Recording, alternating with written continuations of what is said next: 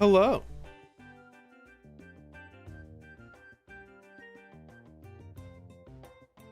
Let me see if things are still working as intended.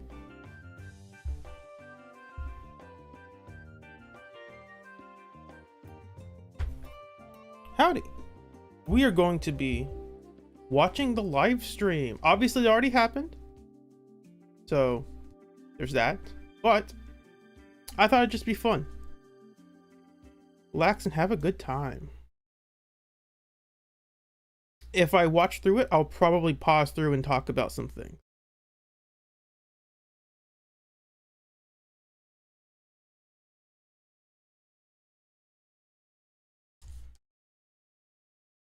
Let me make sure the audio doesn't start to play. There we go. Hopefully, the things I set up start working. Otherwise, it'd be kind of weird.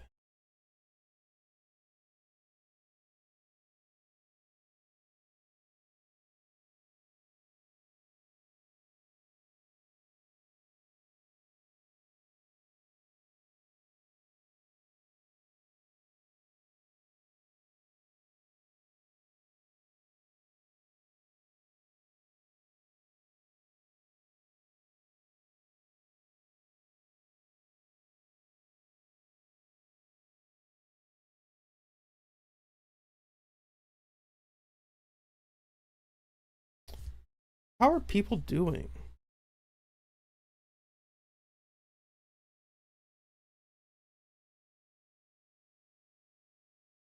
What am I trying to do? I'm trying to do this.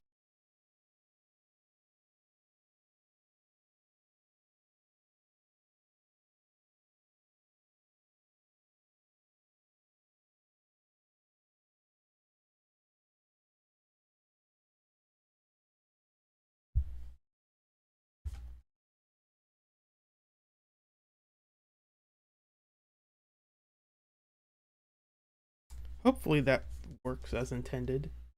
If it doesn't, it's fine. It's not a big deal.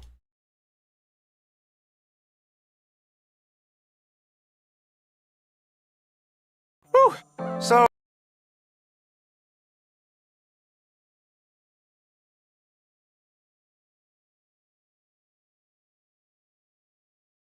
let's turn on the subtitles. Make them a bit bigger. Where are they? Whew. So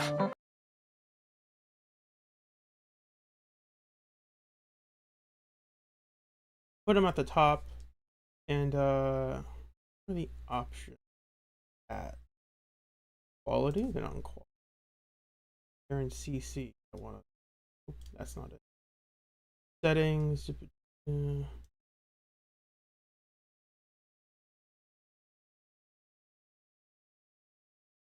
Option. I want to make them bigger. Maybe not that big. Yeah, we'll do that. 班岳师傅 And I'll move them to the top so we can all see them. is different from what the rumors say. Not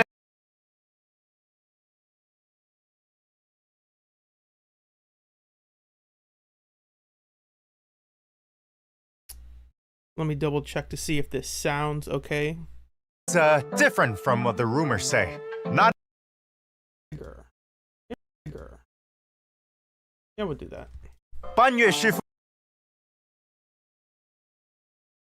Okay, that sounds about right.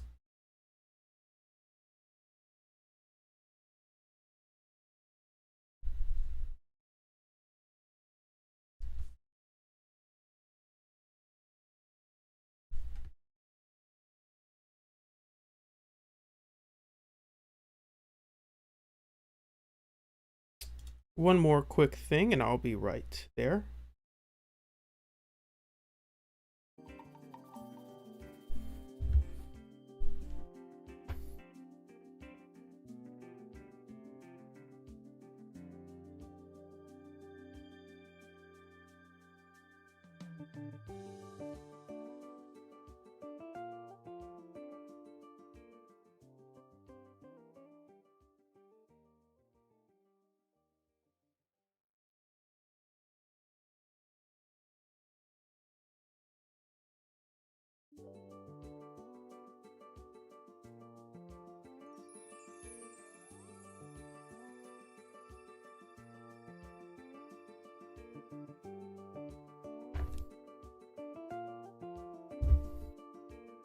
So the idea is I'm not just gonna watch through this. I'm gonna like talk through the things that are happening. So if I pause to talk about it, it's because I want to talk about it, right? So I don't want you to watch this as your first viewing experience. Like if you already know the live stream, you should just watch it. But if I pause to talk about things, it's because I think they might be interesting. Whew. So 班岳师傅 is different from what the rumors say. Not as cold, but the intensity of the training here is certainly something. Against enemies, every bit of training increases your chances of survival. Since you have perceived the required intensity, you are now one step closer to understanding the essence of training. Remember, persistence is key.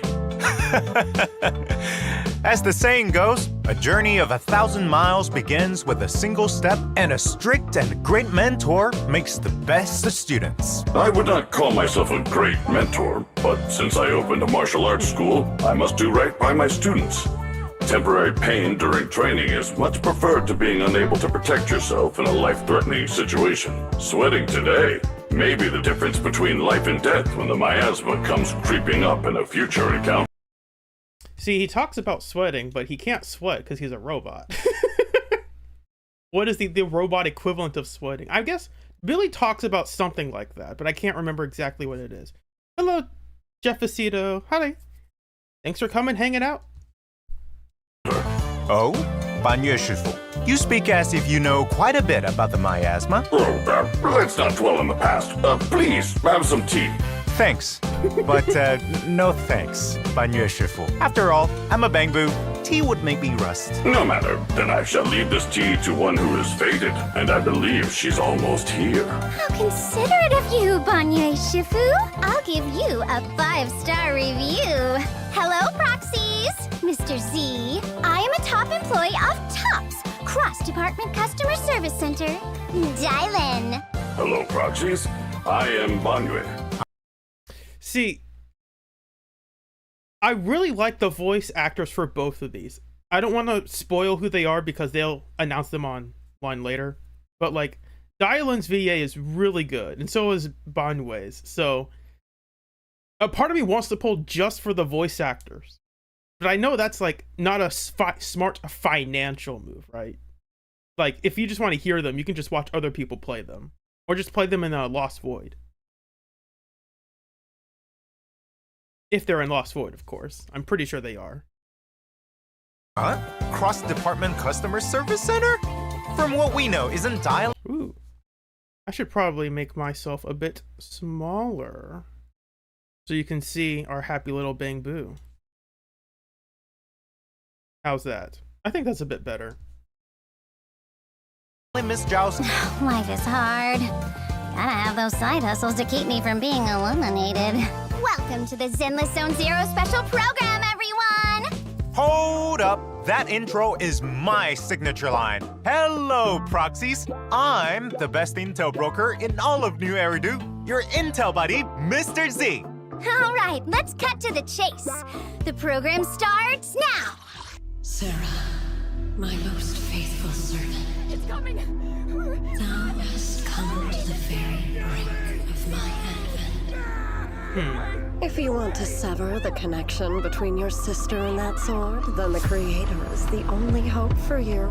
Oh no, is he gonna be evil? This is the Exaltus Creator. Beep, beep, There's a beep. very good You've chance reached he's the Dylan hotline. Beep beep. Work orders are open. Service. 1 second. This is in only 7:20. Let's make that. Review in progress. Can't get through? Try again. A complaint? Too late for that. Hello? This is the end for you. Ooh, that looks fun. I have not seen any of Dylan's I animations. found a way to so I break hope the this is connection between you and the Qingming sword. Interesting. No matter the price I have to pay, Xiao Huang, you will be free. I shall repay this debt with my life. Yes, your life is not a bargaining chip. Go and live. For the 5 summits. 3 mountain shifts. 2 fists can't deal with 4 cats. Mountainous strength. I stand unyielding. End this hatred. Oh, that looks sick. Yeah. What are you waiting for, Ye Huang? Draw your blade and kill me so you can save him! Go on. Hate. The monster who stood by and let death through. Why resist? You are part of this building. I would have preferred if that sword had chosen me from the start. Do what must be done. You I trust you. me. Just as you I trust me. trust you. I am Ye Guang, wielder of the Qingming Sword of Yunque Summit. This sword, with heaven and earth as its guide, shall cleanse all evil! So, I want to quickly go over that again. Her brother, if I can find it, her brother turns evil or something, right? She gets like a makeover from Sarah and the creator. So I'm pretty sure he's going to be a boss enemy, right? Like, that's what that's clearly showing. And he's going to have like, it's a sword that clearly looks like hers, but it's not the same. Like, it's not the exact sword, I'm pretty sure. I can't tell exactly from this shot, but I'm pretty sure they're different swords, because like, obviously his hair isn't glowing white. So does their hair glow white because of the sword? Right? Is that why? I mean, no. Yishuan's hair and her sister, their hair was already white. So is this just like only while they're using the sword? Because you can tell it's still a bit like, you can tell it's still a bit brownish. Like, you could tell this didn't used to be all white. So is this like an after effect from the sword? I guess we'll find out. This sword with I mean, they'll show all the animations for everything later.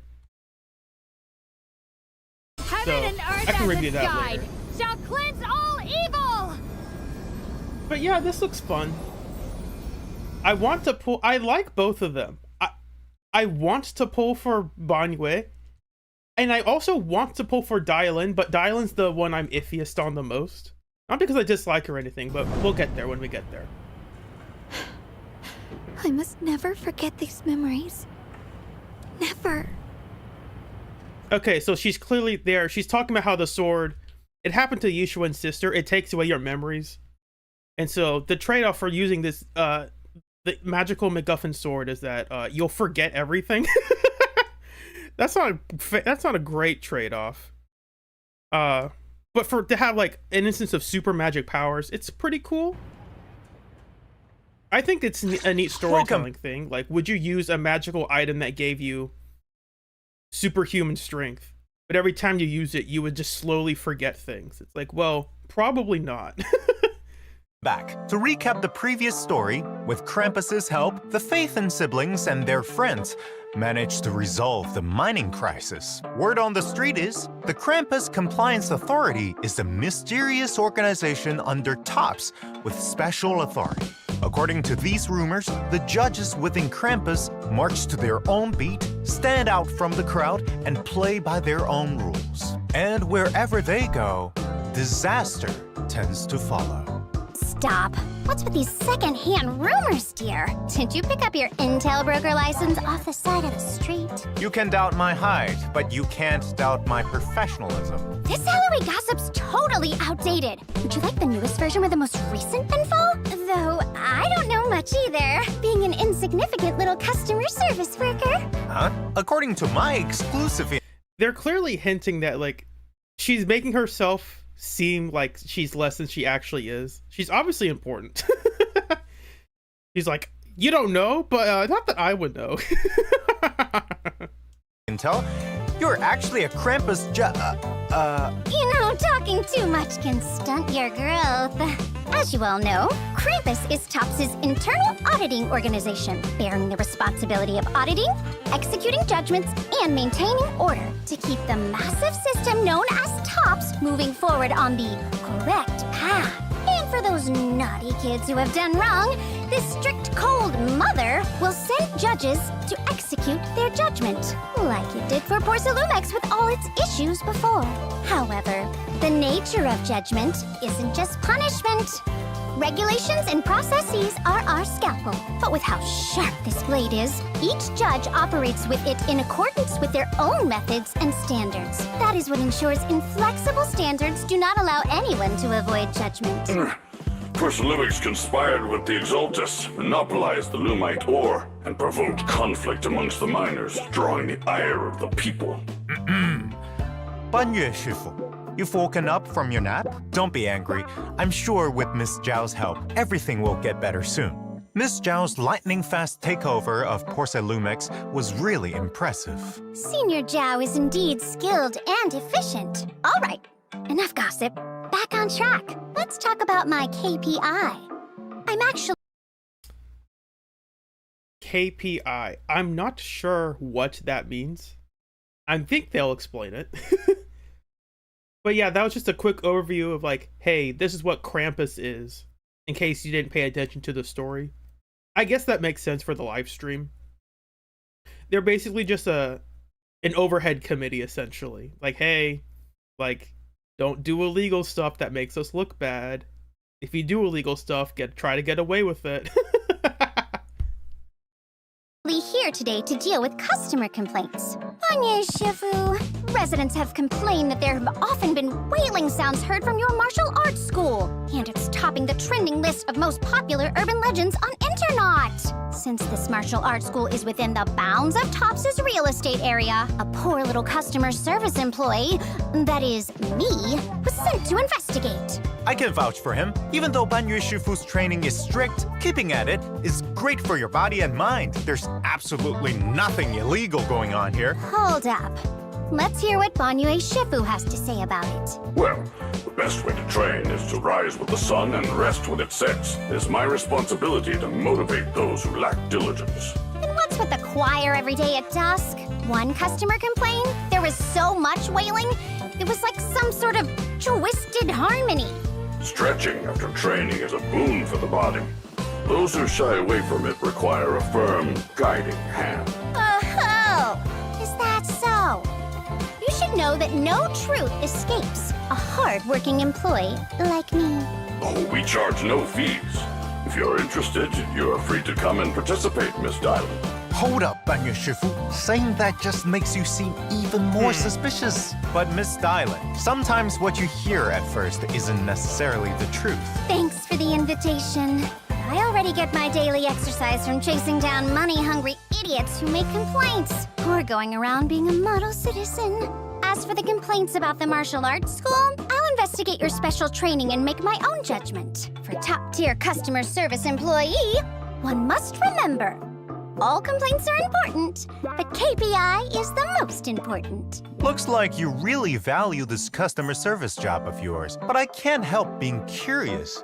I heard about Miss Dylan's actual organization, that each Oh, okay, finally. We're getting to the whole, like, what is Krampus actually up to thing. Hey, X2X2, thanks for sticking out. Sorry if you can't understand me, but thanks for hanging out. It means a lot. member has their own gauge. So, Miss Dylan, what's your gauge? That's info for VIPs only. You'll have to pay extra for it. I'll leave this truth for our VVIP proxies to discover for themselves. It's not like I'm curious or anything. Come to think of it, during the Miasma Town crisis, the Phaethon siblings caught a glimpse of senior Ye Shiyuan and Sarah in Idhari's illusion. Why would Yunquei Summit's most senior disciple be with the Exaltists? Don't tell me. He's a traitor? Ayuan has always been steady and reliable. He must have his reasons. It's best not to make assumptions. Very impartial of you, Banyue Shifu.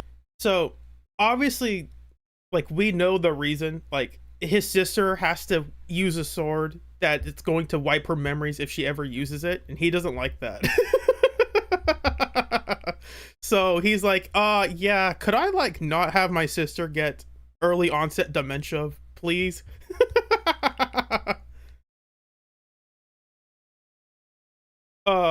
Yeah, I mean, that's rough. If my sibling actually had that kind of thing, be like, yeah, they're going to have to go to war and use a weapon that makes them have dementia. It's like, ooh, could they please not have to do that? I wonder if the others would agree. I hear Ye Shuyun's darling sister, Ye Shunguang, has finished her secluded training and left the mountain to go exploring. I wonder when she'll find out about Ye Shuyun. Xiaoguang has left the mountain? Oh, seems like Banyue Shifu is quite familiar with the two siblings. Xiaoguang and Ayuan's parents perished in the miasma disaster 10 years ago. Back then, Yunquei Summon opened its doors, adopted many orphans, with Xiaoguang and Ayuan among them. Then, not long after, Xiaoguang became the new master of the Qingming Sword. Really? Ye Shunguang must have been very young back then, and Yunquei Summon entrusted her with something that important? That's some crazy talent. Speaking of, it's no secret that the previous masters of the Qingming sword all met terrible ends. According to intel from Internet, overusing the Qingming sword will corrupt the wielder's memories and senses, even their life force. The previous master was Yixuan Shifu's sister, Yijiang Shifu. Such a heavy past. To stop this cycle of misfortune, Yixuan Shifu created a special sword case and placed upon it a seal. So long as she does not... That makes sense. Okay, I was about to ask, like, how, like, why would someone be carrying on the magic sword that makes you have dementia without, like, having a limiter on it? Yixuan did it already. Open the sword case and use the Qingming sword's core power. The repercussions will be negated, and Xiaoguang will remain safe. So it seems, not only did the miasma steal their childhood from them, it also resulted in Ye Xunguang inheriting the Qingming sword. Yes, the Exaltist worship of the creator is closely linked to the Hollow and Miasma, and Sarah is a core member of the Exaltists. I can't think of any logical reason Master Ye Shiyuan would ever work with the likes of her. The most important thing right now is to find Ayuan and figure out what's going on. Recently, the miasma in Lemnian Hollow has been receding, and the old mining site that was swallowed by miasma 10 years ago has been revealed once more to the people. But with citizens letting their guard down against the miasma, they get themselves into danger, rushing in to explore. Recently, I've saved many disciples and residents who've gotten into trouble there. If something's going on, perhaps there are clues in that area. I feel so safe with Banyue Shifu around. The old mining site. There might be some tough customers over there. You mean tough ethereals? Indeed. I've also felt an odd presence there. If we plan to continue, we must do so with caution. It seems we can only wait and see to find out Master Ye Shiyuan's whereabouts and if Ye Shunguang will embark on a journey in search of her brother. As for whether Dailin has ulterior motives for this journey, and what secrets Banyue Shifu might be keeping. Yeah, it sounded like Dailin was saying, like, oh, we'll have some tough customers. And he's like, do you mean ethereals? That's suspicious. I don't think it actually means something specifically, but like, obviously I know Dailin has some like secret plan or motive that might involve Banyue, but I'll let the story reveal itself when it gets there. Let's dive into the new story chapter on the precipice of the abyss. That's a really nice artwork. Hold on a second. That looks really good.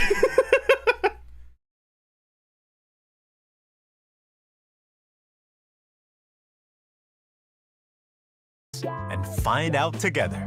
Let me tell you all another secret. At the end of the show, a mystery guest will make an appearance to talk with everyone about the story.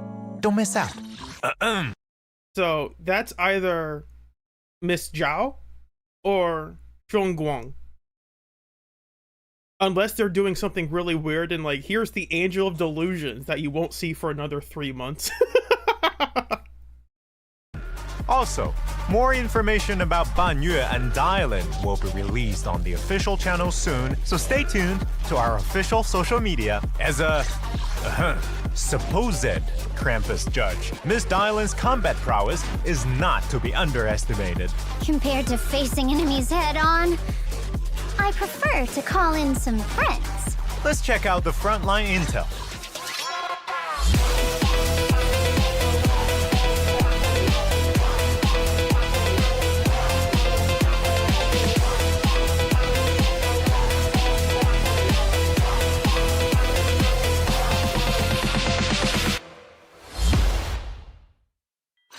As an S-rank physical stun agent, when Dailin is on the battlefield, she has 2 unique resources: customer complaints and positive reviews. While Dailin has a customer complaint point, hold the basic attack button to unleash. Whoops, that went by a bit quickly. Go back to that. Gain 60 when in combat, up to 120. When accumulating 90 positive reviews. You cover, okay. So the positive reviews is like the bar. and the complaint is like the gauge that she will use to spend things. Button to unleash Get So I'm guessing this up here, this is the customer reviews, and this is, sorry, this is the reviews, and this is the complaint. Lost. If Mist Island uses Get Lost to trigger a chain attack or summon squad mates during a chain attack, the next squad mate will enter the battlefield with their ultimate. The cost is a certain number of Mist Island's positive reviews. If Get Lost fails to trigger a chain attack, then it consumes more positive reviews, and your next squad mate still uses their ultimate when they enter the battlefield. So that's an interesting design space for, instead of having a stunner just give, here's a bunch of damage buffs, it's, here's a stunner that lets you have a free, relatively free ultimate. That's interesting. That's going to be awkward for some agents, I think. Like, because you want to use your ultimate during the stun window. And I'm just going to reference Billy real quick. Don't do that. That's the wrong tab. Billy, like, when Billy uses his chain attack, it buffs his additional. But if she's taking away the chain attack to make it an ultimate, that's a chain attack to buff his additional, buff his ultimate. But if she's taking away the chain attack to make it an ultimate, it feels awkward. Because, like, and also, if he's being switched during the chain attack, he's not crouching. And Billy can be crouching for his ultimate. So, I'm not saying that sounds bad, but there might be some teams where, yes, it's technically a damage boost, but it feels a bit awkward to use. I think that should mean you can do 2 ultimates back to back, like, if you want to. That might be good for Monato. Maybe, because the biggest issue with Monato is that he wants to use Yunquei Tails, but he has a really hard time stacking up the 4-piece for it because he doesn't have enough EX. He can't use EXs enough to get this buff active. But if Dylan's there, if Dylan's giving him another ultimate, that would be something to help him have it stacked up. That might be useful. We'll have to tinker with it. Right, I guess the question is, if she's triggering her thing during a chain attack, does it completely replace the chain attack? Or is it just like right before the chain attack, you'll get an ult, and then you'll continue doing the stuff? Oops, that's the wrong tab. If you think it's good value for the money, please leave us a 5-star review. If you team up with This is the Ching Yi pose, right? Like, she's doing the Ching Yi pose. a Rupture or Attack agent, you can also increase the damage of some of Mist Island's skills. After all, having backup is an element of strength. Additionally, Dylan's EX special attack will appear in 3 forms: rock, paper, and scissors in sequence. Upon Let me go back and read that again. Attack or Rupture. Okay. So she's a crit. She's sounding a lot like Xingyi then. If it's increasing her crit damage, then she wants to be like a sub DPS at the very least. So you're going to want to put a lot of attack and crit rate on this character, probably. Which also means you could just make her the DPS if you felt like it, right? Like if you give her, what, like Trigger Nicole or Astra Nicole, you could just make her the DPS. That would be fun to see teams do that. She's Chingy Pro Max. Yeah, that sounds about right. I guess that also makes it weird for people who have Chingy. It's like, I don't think, from what I'm hearing, I don't think she's strictly better than Chingy. She's giving you another ultimate, but Chingy has a buff that is still really powerful. There just hasn't been a use case where we really need it right now. I think the closest is the Defiler, because the Defiler has I think she only has like a 25% damage multiplier on her. And Shingi makes that go up really high. So if there are enemies that have like low base stun damage multipliers, Shingi's really good. Because she does a better job at buffing your damage. But is that better than an ultimate? That's a great question. Three forms: rock, paper, and scissors in sequence. Upon hitting enemies, Dylan will accumulate a certain amount. Oh, you can't see it because it's behind the bar. I will move this over. Of positive reviews and grant the overwhelmingly positive effect to the whole squad, increasing their damage. When enemies are hit by paper skills, they will be inflicted with the malicious complaint effect, extending their stun duration and increasing the stun damage multiplier until the enemy recovers from. Oh, so she is doing what Chingy does. She's taken a bit from Chingy and Lighter. I mean, technically, if you want to count, it's Yishuan's like Mindscape 2 or something, right? That like extends the stun duration for some reason.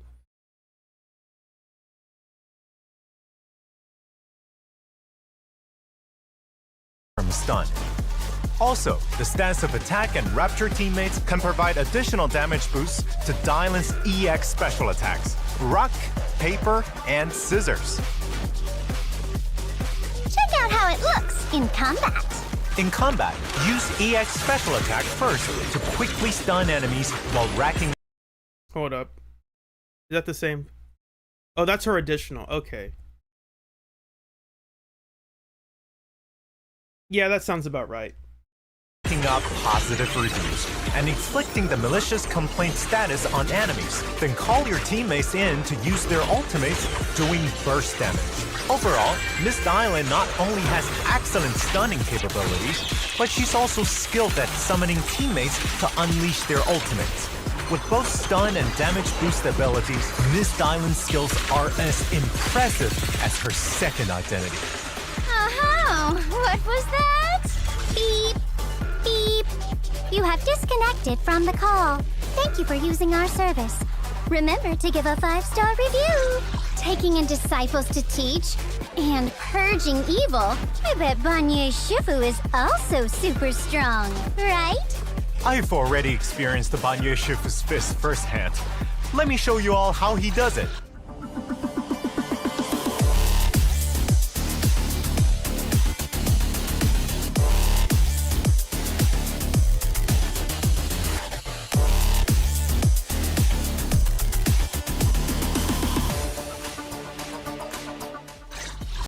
Yeah, he just looks cool. As an S-rank fire rupture agent, Master Banye has mastered various martial arts to create a devastating combo. If you can master it and chain his moves, you can unleash powerful and flashy skills with a high skill ceiling. They did not hide this at all. They were like, yeah, if you're gonna pull this character, you have to be good at the game. Oh, Felix, for his drive discs, I'm assuming it's Yunquei Tails. Like, you should already, not that you should, but if you've been farming for Monato or Yishuan or Yitari, you probably already have that. So I am assuming it's Yunquei Tails.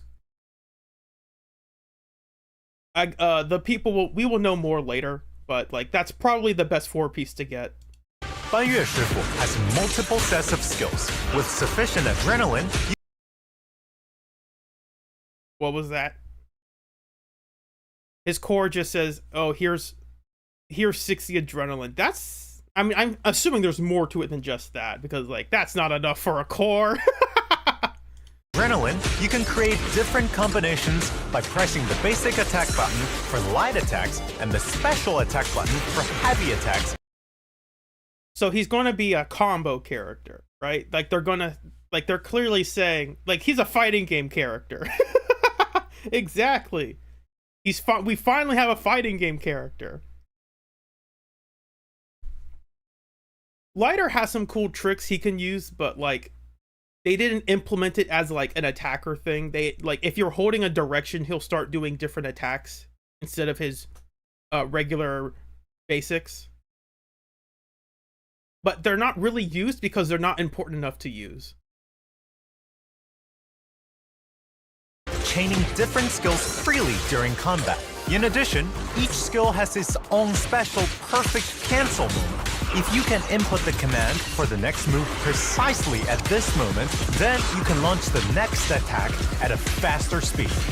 So you're clearly going to be able to tell the good players from the not good players. That's not like a judgment value, but like this allows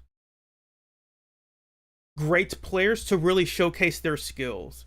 And I think one of my issues with other characters is that because not that I dislike Yixuan, but because she's so safe, like if you're holding EX or you're holding basic, if you're holding basic, you can't really tell like by just looking if what you're doing is right, because it's fully invincible and you're just dealing a bunch of damage.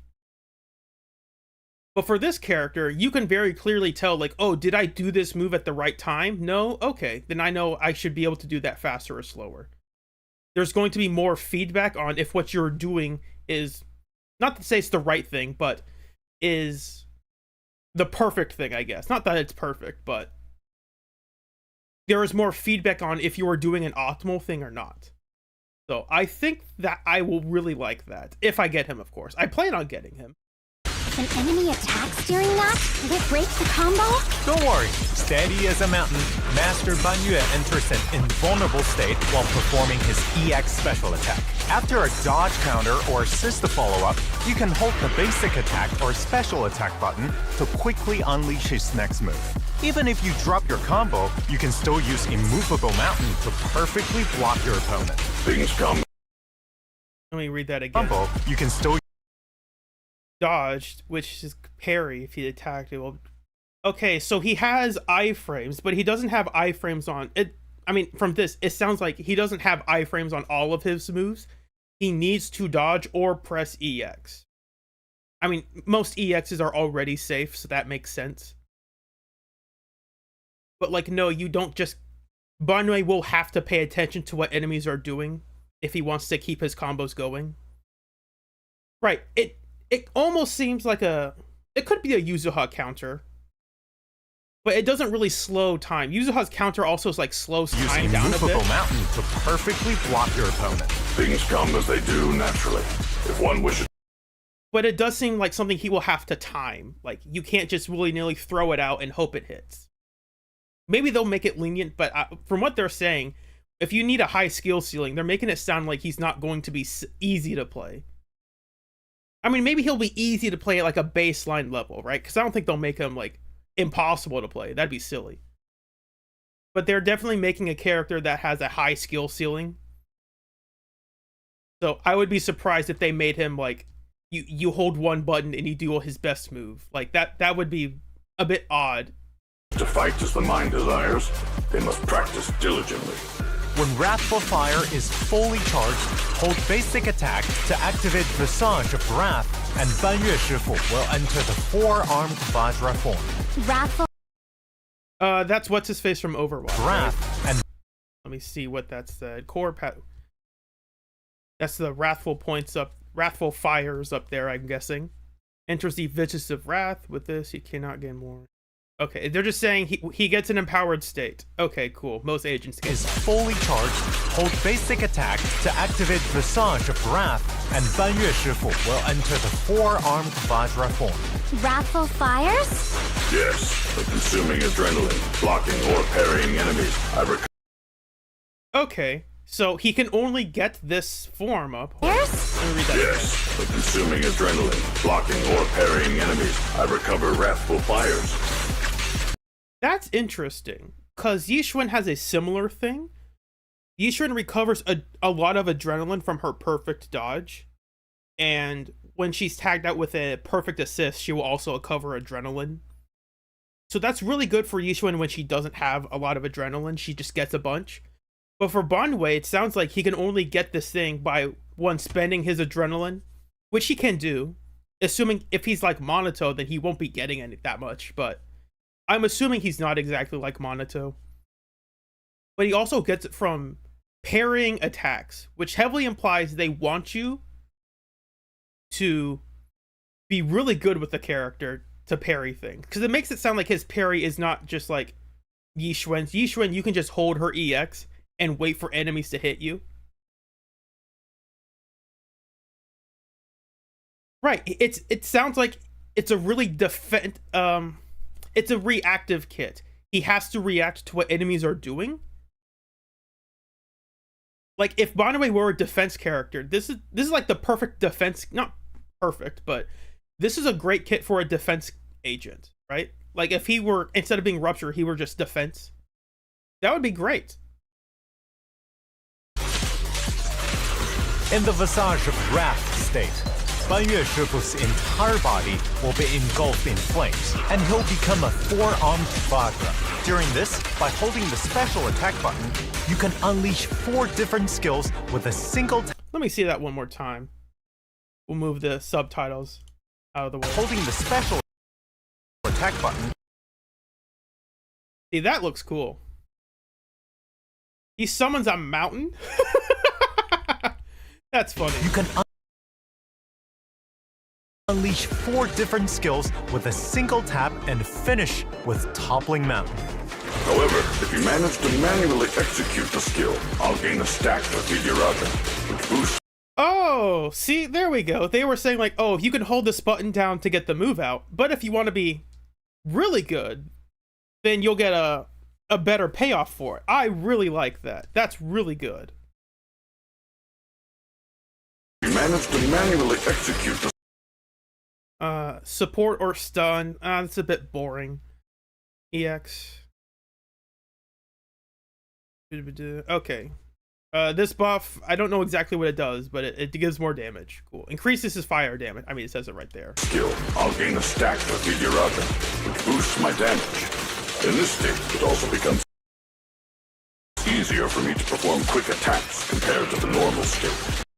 So what I'm liking about this is it's not like Harumasa is skill gated by his combos. If you aren't good at executing his combos, your damage is going to be terrible. Not terrible, but like not very good. With Banwei, it seems like there's a simple way to do his combos, but if you do the manual way, you're going to get a slight damage boost up here, and then it'll be easier to do the manual moves that you were wanting to do anyway. So I really like that. I like that they are trying to keep him like at a baseline level. You can just mash button and do something with him. But if you want to get really good, then it will show. So, what's Toppling Mountain? Upon entering the Visage of Wrath state, hold the basic attack button and Banyue Shifu will unleash Toppling Mountain, crushing enemies between massive boulders. If you can manually execute different EX special attacks before unleashing Toppling Mountain, then he can unleash an additional attack, launching his prayer beads at the enemy. Oh, and that means Banyue Shifu truly has the potential to become an elite hired hand. Is she like a criminal overlord? What is that about? In combat, Banyue Shifu will serve as the main attacker, continuously fighting on the front line. By effectively managing his adrenaline and rage, you can unleash endless chains of attacks, keeping the enemy under constant pressure. Teammates who can provide support from off-field or by switching in quickly will typically become Banyue Shifu's go-to options. As expected of Banyue Shifu, each punch hits its mark with unparalleled power. How strong. So scary. Accidents can easily happen in a fight, so it's important to scale your power for each battle. As a Shifu, I have a duty to my disciples, and therefore must set a good example for them. As a renowned auditing organization, I wonder what a Bangbu from Krampus compliance. This looks creepy. Gotta know. This looks like the Bangbu that the police state warns you about. What is this? I don't want that. Get it out of here. Is that a laser beam or a camera? I mean, that's an eyeball, clearly. Or we'll always watch. Krampus is always watching. I guess the other one they're going to tease is right here. It looks like a Lego set. What is that? Authority is like. I guess you can say that guy's got Yeah, HAL 9000. That's funny. Had something to do with auditing, too. Berkbleek has a massive multi-use Burke Blick? Burke Bleak? component installed on its head that can be used as a laser sensor cannon in battle. When the scanner senses a target, it will use floating turrets to attack enemies. Upon triggering a chain attack, it will fire even stronger lasers. It's a real all-in-one inspection and combat package. If there are at least 2 Krampus members in the squad, Berkbleek will deal even more days. It's a pretty amazing helper. Besides Krampus's Little Bang Boo, Build-In Bullock will also be joining the battle. Build-In Bullock. It is a Lego guy. Legally distinct Lego Bang Boo. That's cute. In this update. In combat, it swings a building block hammer, brutally smashing enemies and unleashing block spikes. When there's a support character in your squad, not only does its active skill damage increase, but it also unleashes more spikes. It's worth noting that proxies can obtain Build-In Bullock for free in a future event. Now, let's go over the signal search info for version 2.4. So, who am I expecting to be rerun here? It would have to be a character that really wants Dial-In as a stunner. My guess is Hugo. But the problem is we just got an ice attacker. Not an ice attacker, an ice DPS. So Hugo might feel odd. Like, if they're announcing Hugo, does that make Yidhari sales weaker? Well, they're already announcing Banwei, which is filling a similar place. Not that it's the same, because they're different elements and different play styles. My guess is it's going to be... This is tough. It could be Harumasa. I don't know if they're rerunning Harumasa, though. Like, because Harumasa is already a hard character to play well. And they're already selling a character that is hard to play. So, like, do you do that to the average player? To be like, the 2 DPSs you could get are both hard to play? I don't think that's a great idea. I'm going to guess Hugo is going to be rerun with Dial-In. And for Banwei, I'm guessing they could make it... A part of me wants to say Qingyi, but that doesn't really make sense. Like, what stunner or support would be really powerful with Banwei that isn't Lucia and Jufufu? Because Jufufu is already rerun. I guess it... And Qingyi's way too similar to Dial-In in terms of her gameplay, from what it seems. So, I'm guessing it will be... I'll just say Qingyi. That's wrong. I think that's wrong, but I'll just say it. The first half of version It could be Caesar, but Caesar reran in 2.0, so I doubt it'll be Caesar.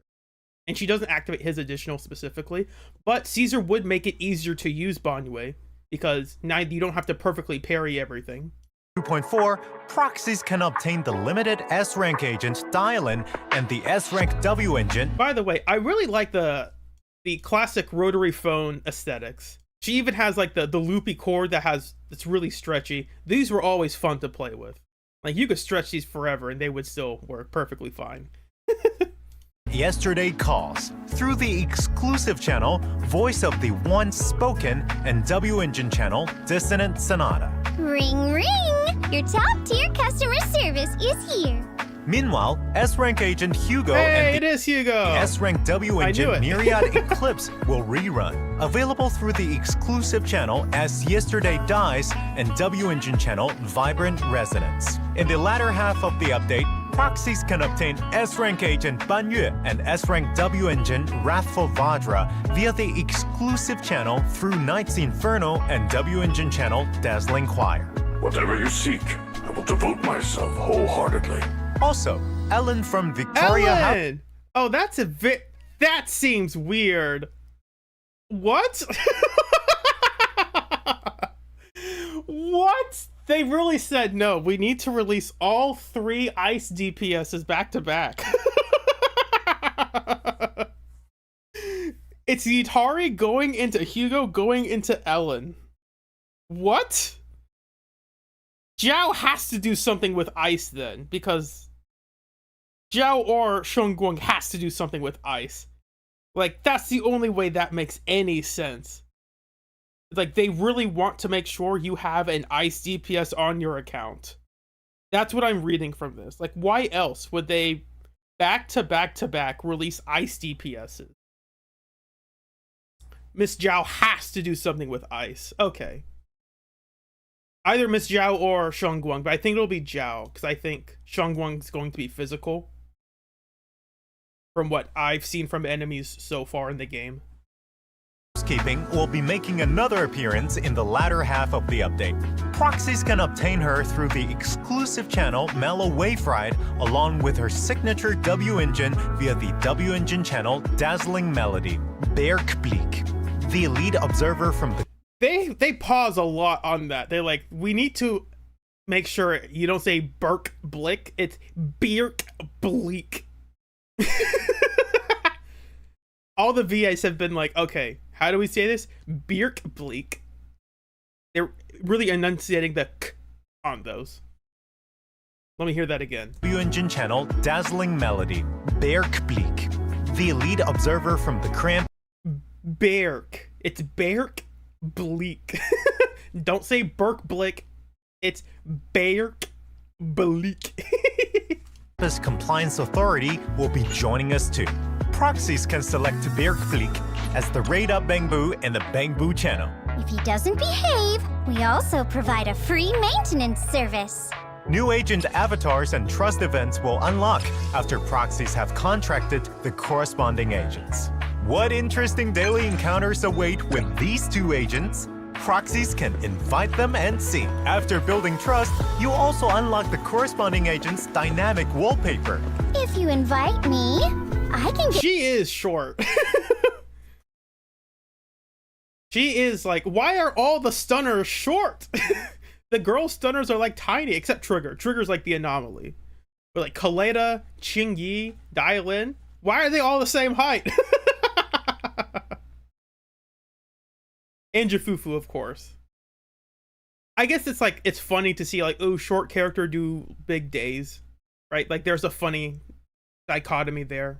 you some special VIP exclusive privileges. Oh, I shall prepare tea and await your arrival. If you ever have a moment, Your Honor, feel free to visit any time.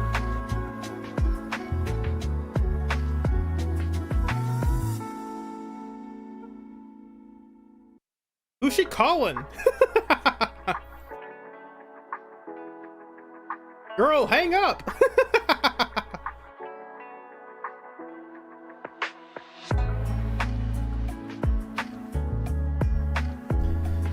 I hate to be that person, but there are going to be so many. I'm going to be sick and tired of seeing all the edits like, oh, look at what he's doing over here. Ha ha ha. Like, yeah, I get it. Please shut up.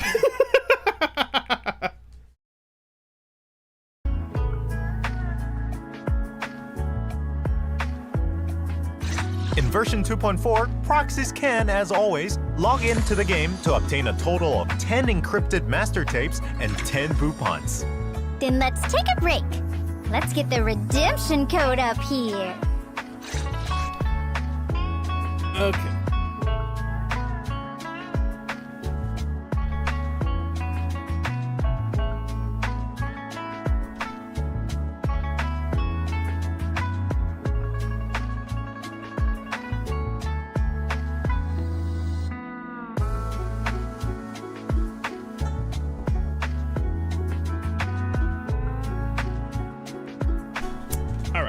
Took a quick water break. I'm back now. Welcome back. Now, let's check out what juicy stories are making waves in New Eridu this time. Word on the street is that a strange overtime boo is lurking around Phylum Heights, constantly muttering the phrase, "Please, just one defeat." According to Bowline, Sir Overtime seems to be troubled by a malicious force. Is this supposed to be Bee Lion?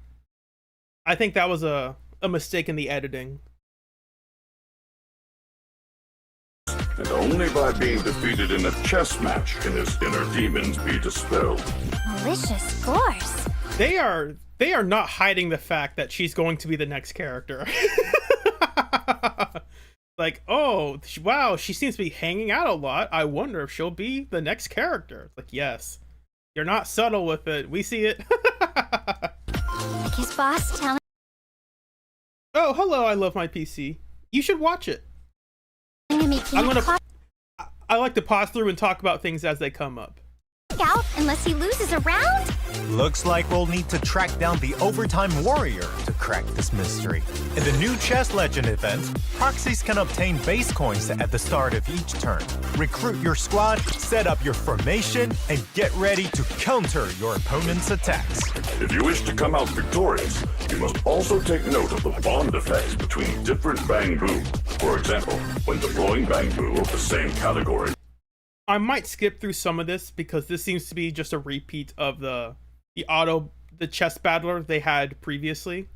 Not a repeat, but maybe a revamped version of it.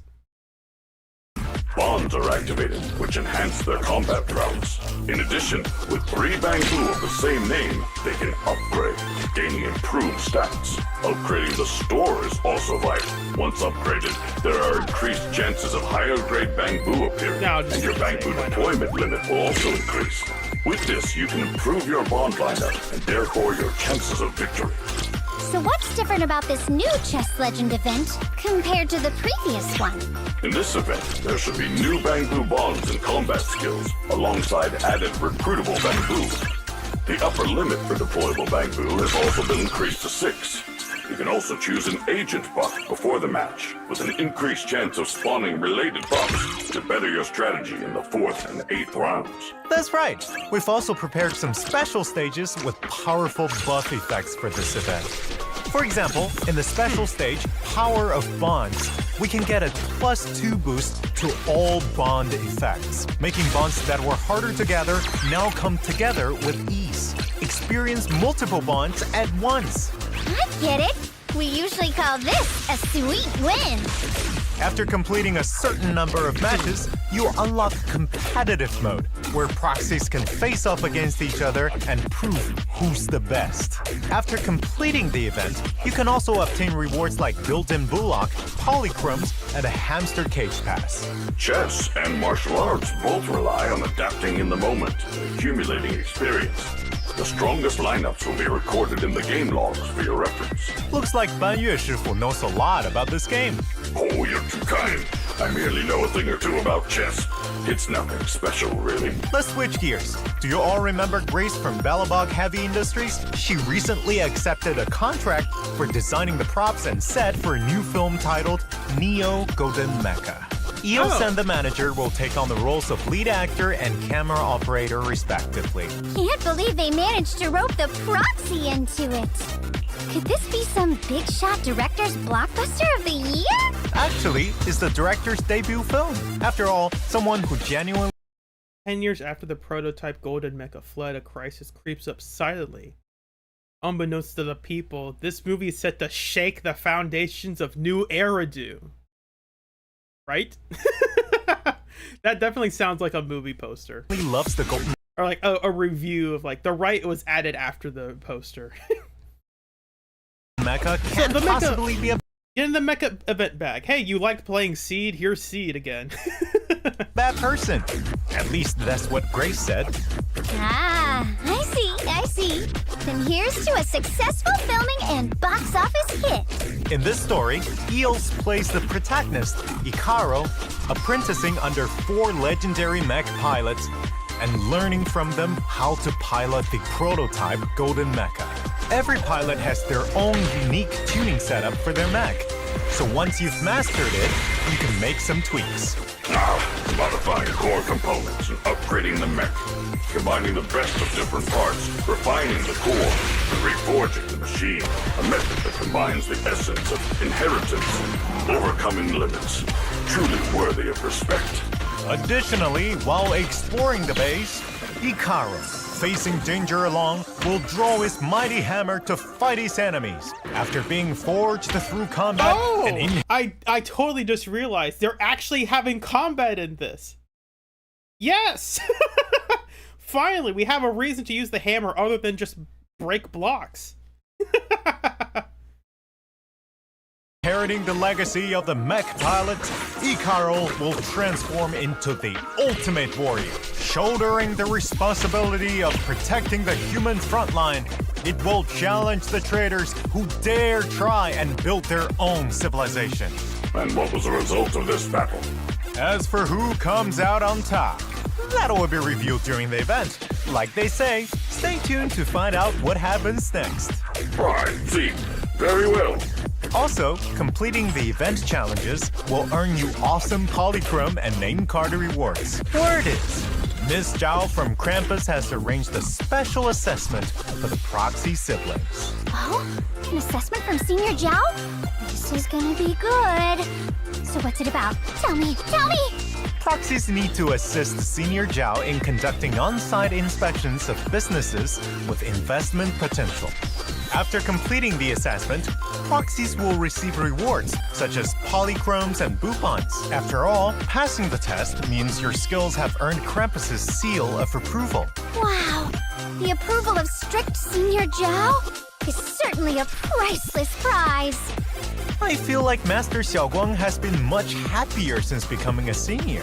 Indeed. With all Lady, get out of my room! What are you doing here?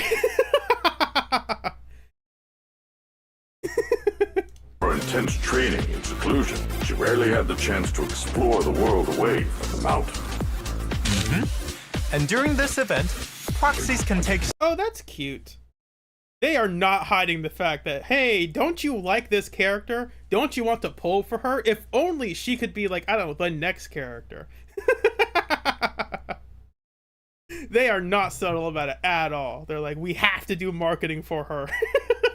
Xiaoguang on a journey through the streets and alleys of New Eridu, feel the fragrance of flowers, the thrill of video games, share movies, capture the vibrant pulse of the city, and create beautiful and unique memories.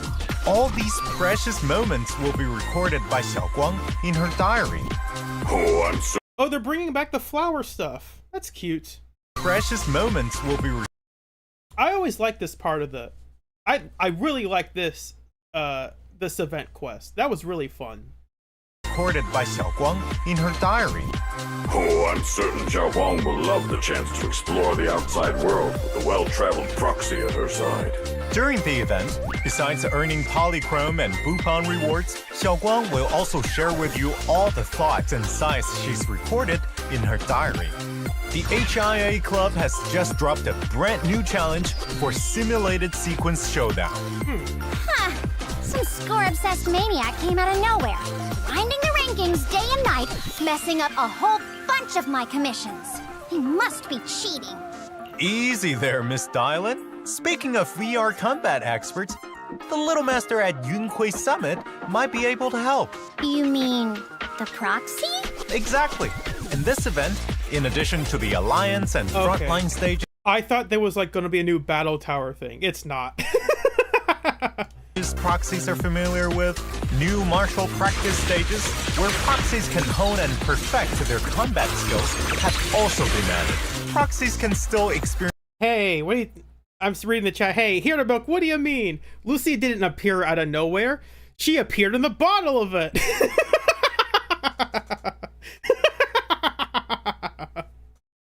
She appeared in the bottle of it. And the reaction was like, what the heck is this? Oh, that's funny. Yeah, Lucia should have been at least seen around earlier. Like if you could run into her randomly across like this, like if you could just find her randomly in some places, it wasn't like a hangout event, be like, oh, this is a new character. Like in 1.0 you could see like Lighter hanging around the city, but he wasn't a playable character yet. It was either 1.0 or like 1.1 or something. But it was like, oh, this is a character we haven't been introduced to yet, but we're going to see him eventually.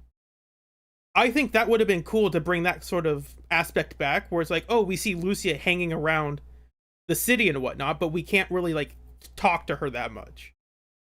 That would have been neat, but we did not get that. Instead, we got, surprise, don't you know this character? It's like, no, who are you? agents' unique combat buffs and their related agents in the Alliance. At least for Yutari, Yutari gets the benefit of being the second character, so you have more time to play the story and then pull for her. But Lucy is like, if you didn't like her, you basically had like just the story and like go pull for her. It's like, but I don't even know you, dude. And frontline state. They are letting you play him with Caesar. I knew it. I knew there was something to this. It's like, it doesn't playing Caesar make Banyue feel a lot easier to play. They're doing it right here. Stages and have fun with different combinations in combat. In martial practice mode, Banyue Shifu will be the protagonist. Many thanks for your trust. It would be my honor to provide you with assistance in your training. This martial practice challenge will include a performance score. Executing certain skills Banyue Shifu has will increase your score, and the smoother your execution, the higher your mechanics score. Of course, after completing the relevant combat challenge. Is this going to be the can you play Banyue well tutorial? That would be funny. You can get rewards like a tuning calibrator and polychromes. Of course, in the new version, Shiyu Defense, Critical Node, and Deadly Assault will continue to rotate updates. Meanwhile, Hollow Zero will also add Misdialing and Banyue Shifu Spear to help them deal with various crises in Hollow Zero. Complete your exploration of Hollow Zero, and you shall also obtain polychromes and other items as rewards. Also, the Signal Search Thank You gift event from the previous version has yet to end. In version 2.4, proxies can continue to participate in the event and consume encrypted master tapes to unlock multiple rewards, including Vivian's outfit. The double drop events for material. It's funny they're saying like, hey, by the way, don't you want to get Vivian's outfit? And like, oh, can I get Vivian? Oh, no. It is odd to do that, right? Anyway. Yeah, they'll be playable in Lost Void, so even if you don't want to pull for them, you can still play them perfectly fine. The game's not restricting that. Which is a shame for Seed and Orphe, because there are times when like, oh man, I wish I could test out this thing with Seed, but I just can't because I didn't pull for her. Are also set to arrive as usual. That's how I was able to record the stuff in my previous video for Ellen. I didn't pull for Ellen, but I could still record what I needed to because I could at least, and if Lost Void wasn't a playable, I could go to the old missions and play them. With Seed and Orphe, it's like, those don't exist. Like, if you liked playing Seed, well, too bad. She's gone. You can't play her again. Training is a long and arduous path, but keep moving forward, and you'll reach your destination. That's right, Banyue Shifu. It's time for action. Now let's check out what's new in this season's Redo Renovation Talk. As the current gameplay systems continue to grow, we will optimize gameplay elements that require continuous or repetitive operations to reduce the burden on proxies and enhance the overall gaming experience. First, in the Suibian Temple gameplay, the periodic rewards from Divan Pawn Shop will be discontinued after version 2.4. These rewards will be available through other means in future versions. The rewards in Divan Treasures will be retained, and new accessories for Delicate Sunlight and Soaring Crane will also become available. Second, to help that seems odd. They're like, oh, hey, the reward for putting up with the Suibian Temple stuff, we're just getting rid of that. Like, oh, okay. I mean, they said they're shifting it somewhere else. I'm guessing they'll just shift it from the middleman of... Because how you get these rewards is you need to spend this currency in order to get it. My guess is instead of trying to build up this currency and then trading that for these, you're just going to get it when you do the commissions. That's my guess. And enhance the overall gaming experience. First, in the Suibian Temples, the rewards in Divan Treasures will be retained, and new accessories for Delicate Sunlight and Soaring Crane will also become available. Second, to help proxies redeem rewards more easily and quickly, an auto-management system will be added to the Suibian Temple gameplay. After reaching Restoration level 35, proxies can enable auto-management from the Management Policy menu. Once activated, this function will run for up to 20 hours, during which the proxy can come and reap the harvest at any time. During auto management, priority will be given to completing orders within the current Yamcha scene cycle, ensuring that proxies can get Omni Coins and Cloud Crests first to Okay. redeem goodies at Devon Pawn Shop. You don't have to make so many choices anymore. Yup, that makes it easier to redeem rewards. When there's still room for improvement in current operational efficiency, proxies can also click Improve Efficiency to get tips. Man, if only customer service had a one-click reply function too. That way, when I don't feel like working, I could slack off a bit. Slacking off will get you a bad review. In future updates, we'll keep monitoring feedback from our proxies and continue to optimize and reduce such burdens in gameplay. Additionally, we've optimized the default sorting rules for the combat Bangbu list. Based on the original order, optimize the default sorting for high star Bangbu and latest Bangbu, making it easier for proxies to find them quickly. Now, choosing Bangbu is way more convenient. Peak efficiency. Hope you all have a fantastic time with the new version. If you ever find yourself in trouble, just call my name. Hey, we're not done yet. Up next is Mr. Z's exclusive interview. We've invited a writer from Zenless Zone Zero and prepared some questions that I'm sure you proxies are dying to know the answers to. Let's hear what he's got to say. Okay, hold on a second. I will be right back. Let me do this real quick. Oh,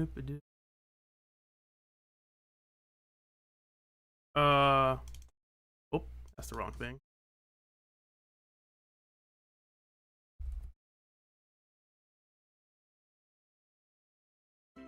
Two minutes.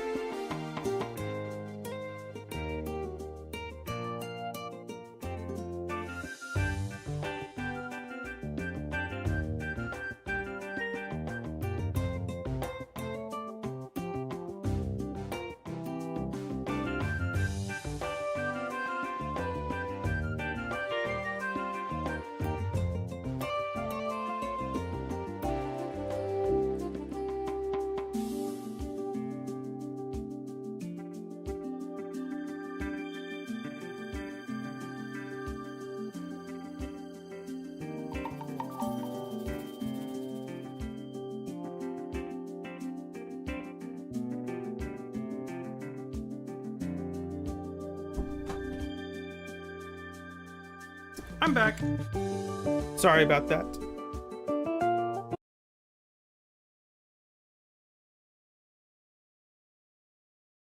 Oh, I didn't put the text on screen. I even made the text custom for this. I said, be right back. Anyway, back to our regularly scheduled program.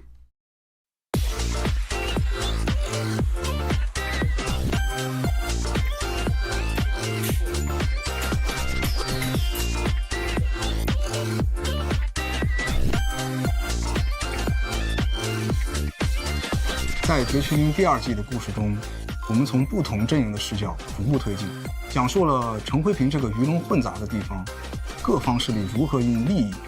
Let me go back to that question again. Who's the mastermind behind Season 2's main story? Are more conspiracies lurking behind Isolde and Sarah? Well, it's the creator, of course. The creator's obviously the mastermind. What kind of question is this? We don't need to know that. 在《绝群英》第二季的故事中，我们从不同阵营的视角。 Someone's gonna do some weird thing and like try to unblur this stuff and see, oh, here's the secret Ambi figure that we never knew about. It's like, no, we already knew about this. 角逐步推进，讲述了陈辉平这个鱼龙混杂的地方，各方势力如何因利益、信仰、伤痛以及荣耀纠葛在一起。随着称颂会残党的覆灭，藏匿在莱姆尼安空洞深处的始祖也有了新的线索，而他呢，也将作为未来故事进展的开端。可以说，第二季故事中种种危机的背后都有始祖的影子。那么，在2.3版本中，称颂会虽然落下帷幕，但莎拉却获得了始祖的眷顾。大家注意到，他手上那枚称颂会私教特有的印记，也让他更加义无反顾地继续前进在觐见始祖的路上，直到叶诗渊的出现。Is this going to be new? Because this was not animated in 2.3 or 2.2, whenever that happened. 让他更加义无反顾地继续前进在觐见始祖的路上，直到叶诗渊的出现，让莎拉首次得到了他的授意，将那份力量带给始祖。自此开始，下半场的故事正式拉开帷幕。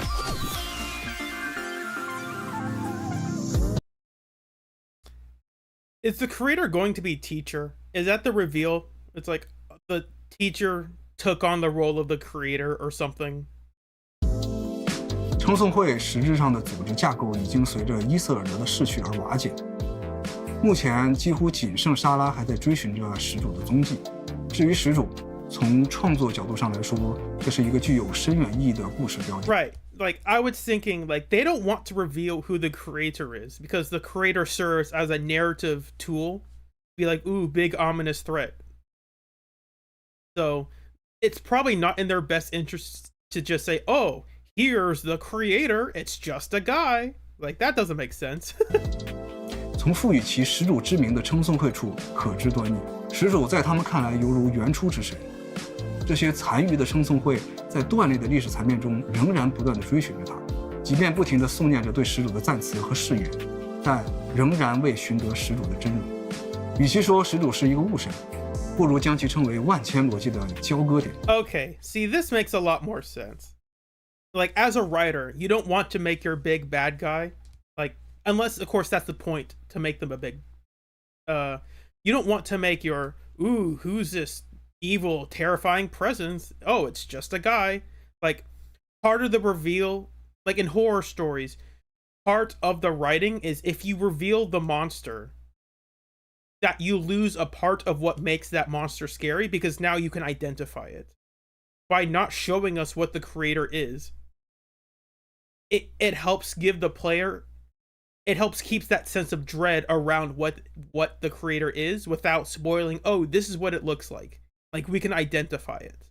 No, what's partly creepy about the creator is that we don't know what it looks like. You leave it to your imagination, so. 那么随着故事的进展呢，那个遥远而又毗邻的他，将再次获得窥视艾丽都的机缘。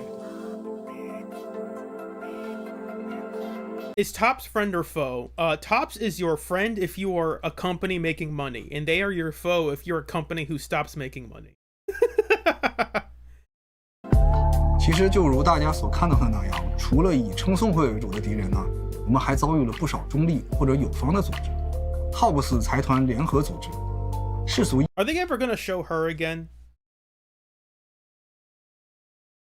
I'm guessing they will, because they're showing her right now, but. 意义上是新爱丽都顶尖掌控者，他们是顶级财阀，掌握了新爱丽都绝大部分的商企行业，拥有可与市政府掰手腕的实力。但因为政治协议红线，他们无权拥有暴力机关和执法权力，一直以来被军方、市政府甚至是 Hand 所压制。所以追求利益最大化的 Topps 一直以来也在暗处寻找自己的应对手段。那么后续我们会用一个新的 PV 来让大家看到这条线索的进展。反观组织内部，想要维持 Topps 这种庞大而财富权力相对集中的机构，自然会催生出黑支这把快刀。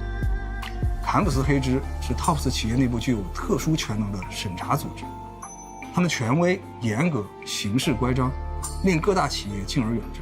组织成员需具有审查和裁决的共性，他们的能力既是他们聚集在黑支的主要原因，也是他们与生俱来的特长。每位成员行使审查的方式以及裁决标准各有不同。Oh, I mean, we know this answer. They're just an online forum, right? Like, they're a bunch of 4chan users. It's like, hey, we all meet on this 4chan. Let's make our own group. 怪诞屋是一个神王子论坛，其中充斥着都市内各类奇闻怪谈，会不定期不定员地组织探秘活动。而神王本身的匿名特性也导致怪诞屋的成员鱼龙混杂。陈辉平在第2季中发生各种怪事件，也被 What I like about Spook Shack is that it reminds me of the Cunning Hares, in that the Cunning Hares all have a bunch of clashing identities because they're like a mercenary group that all came from different backgrounds. And Spook Shack is similar in that they're just a bunch of online users that, oh hey, we follow the same online forum. Like that's the only connecting tissue. So they have similar interests, but they're all very different because they're not like they're not like identical fact. They're not working at the same place. Like, it's not the same as Bellabog, where, oh, you're all construction workers, so you all look like construction workers to some extent. 陈辉平在第2季中发生各种怪事件，也被群的一些成员敏锐地察觉到。于是呢，我们也看到，除了阴差阳错的巧合，也有兴趣使然的主动参与。对了，神将们也可以有时间多逛逛神网，说不定会有意想不到的发现。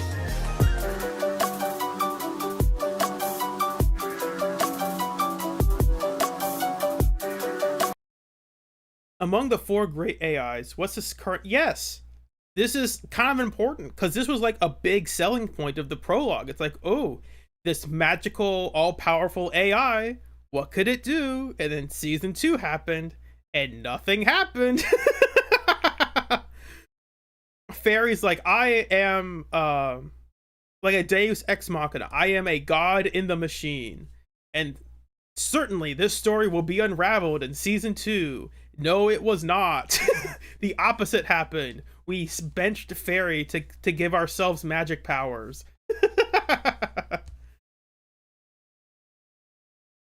4大 AI 是基于新爱丽都这个现代都市的土壤。I went by that too fast.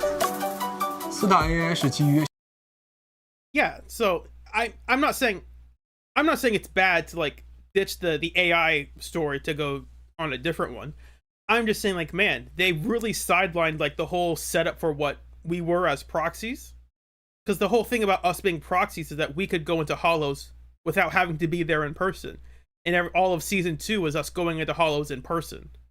Which is like, no, we made EOS for that reason. Like, we specifically made EOS so we wouldn't have to go in Hollows. That was the point. 新爱丽都这个现代都 Genie, Ghost, Yokai, and Fairy. Okay. 市的土壤而嫁接出来的概念，在被投放之前的形态呢，没有人知道。而 Fairy 也并不知道的是，它是新爱丽都第一个达成协议的智能体。可以肯定的是 ，Fairy 并不是现今唯一苏醒的智能体。那我们可以期待后续版本中会有哪一位智能体会率先登场？在2.2。I think the lore nerds are not the nerds, but the lore nuts already know about the Helios Academy, and they'd be like, "We've deduced it's like an institution to develop individuals with unique capabilities to do blah blah blah." It's like, yeah, I get that, but like, what are they? Like, you can tell me they're Xavier School for Gifted Mutants, but like, what do they do? Like, what was the end goal with them?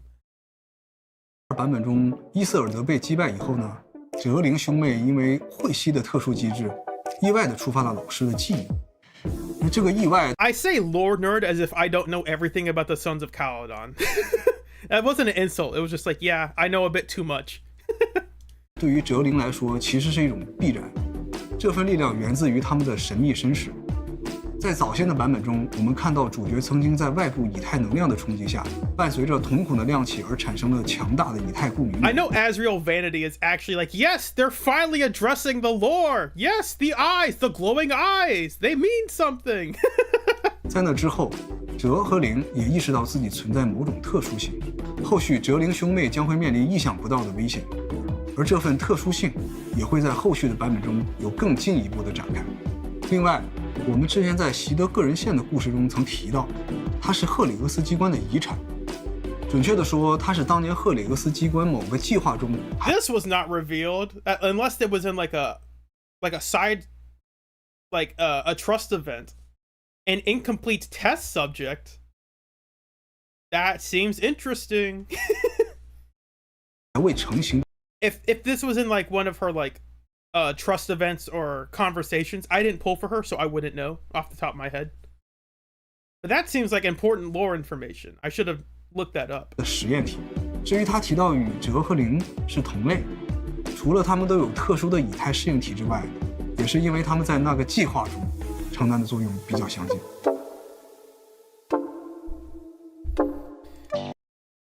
So this is a weird question. Are the Void Hunters, original Void Hunters, still alive? I'm going to guess that the answer is no. Miyabi's grandma was a part of it, right? Or something like that? Like, no, they're not alive. Or maybe what they might be like, quote, air quote, alive, because I know one of them was like a did the stuff for the hollows and how he investigated hollows, and that's what the battle tower was based off of or whatnot. So there might be this weird limbo thing of like, oh, hollow time travel or whatnot. I'm still technically alive even though I'm not, sort of thing. 我们曾经有过对初代虚手的描述，直白一些的说法是，他们当中有许多人已经不知所踪，但仍有一些人还存在。后续的版本中，我们会有机会和他们见面。随着新爱丽都内空洞大范围波动的减少 ，Which ones remain? That's a fair question. I'm going to guess the robots are still around because they're robots. 初代虚手之后的新人，受封机会也会变得极少。我们此刻目击所见的也只有新建雅，还有极少量有潜力的人选仍在观察期。同时呢，由于新爱丽都近几年较为平稳的快速发展，居民的观念也多少有所转变。一部分有能力的人对虚手这个头衔并不感冒，还有一部分 One of those people being Yishuan, obviously. That was very clear in the marketing. Like, hey, do you want to be a Void Hunter? And she goes, no. And they're going to ask Shongguan instead. And she's probably going to say, yes. So that way we can sell more characters. 则加入了与虚手对立的组织，这些都将给新爱丽都的未来埋下更多的变数。See, this is a good question. From what I've read in the story, this is never answered. It's just kind of just said, like, yeah, here's a magic sword that gives you dementia. It's like, what? 其实严格意义上来说呢，青灵剑不是云魁山的产物。传闻中，它被发现于莱姆尼安空洞附近，是一枚专门吸食人类体内以太的奇异之物。接触过的普通人都因无法承受而遭受了反噬，直到有一名高人凭借极强的以太控制力抑制了此物的肆虐，才平息了这场风波。而后，这名高人游历四方，均未能寻得杀阵之法，无奈，只能在一座偏远的山上将其打造成一柄利剑，起名为青灵剑。云魁山也自此成立。而另一方面来看呢，那位高人道统也得到了传承。他主张的济世渡人的理念，留下了一些修炼之法，诸如移形换位、操控兵器、化解疾病和通灵鸟兽等，也让云魁山成为盘踞一方的势力。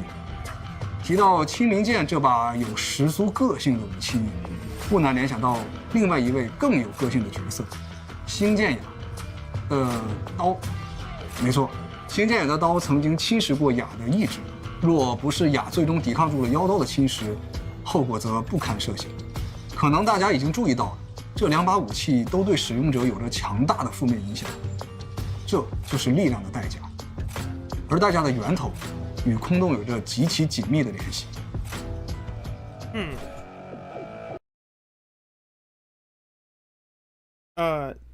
Let's see. I hope the pink-haired girl is still around. She's cute. I'm sorry to tell you, she's probably not around. Like, they could do some weird thing where, oh, she is still around, but I doubt it. There's also the working theory that like, oh, this girl has pink hair and it looks exactly like Nicole's hair but reversed. Is this Nicole's like great grandmother or something? There is that theory.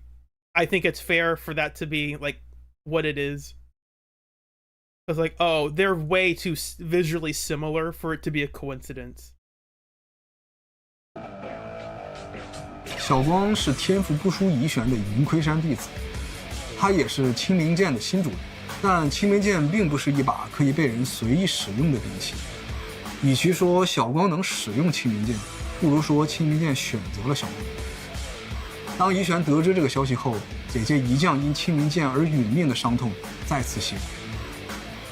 为了避免悲剧重演，便将早年用来压制青冥剑反噬的剑匣赠予了小光。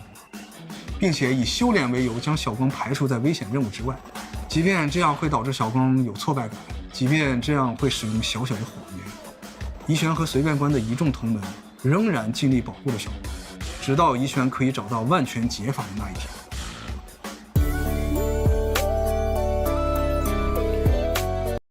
See, this is one. Obviously, it's Angels of Delusion, right? Like, obviously, what's coming after 2.5 is Angels of Delusions. But what's after that? Like, what is season 3 going to be about? I think this is what will be the interesting part, because we're going to cap off season like 2.6 and 2.7. We'll have Angels of Delusion and then maybe someone else. Maybe.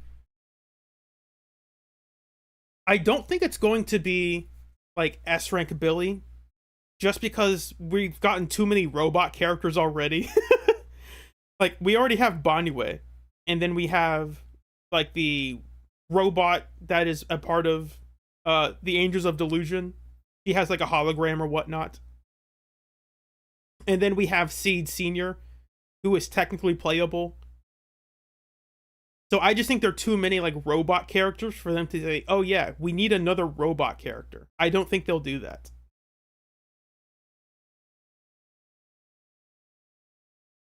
So we could get S rank. I'm guessing if I had to bet money on it, I would bet money on an S rank Nicole before an S rank Billy. 在第二季后期的版本中，我们会回到熟悉的雅努斯区，并结识来自治安局的新面孔。同时，故事中也会有新。Oh, hold up. Say that again. 在第二季后期的版本中，我们会回到熟悉的雅努斯区，并结识来。Okay, so is this going to be Seth's brother? Because we already heard a lot about, oh, Seth, your brother's like famous or something, right? Is this going to be a playable character, or is this going to be the villain?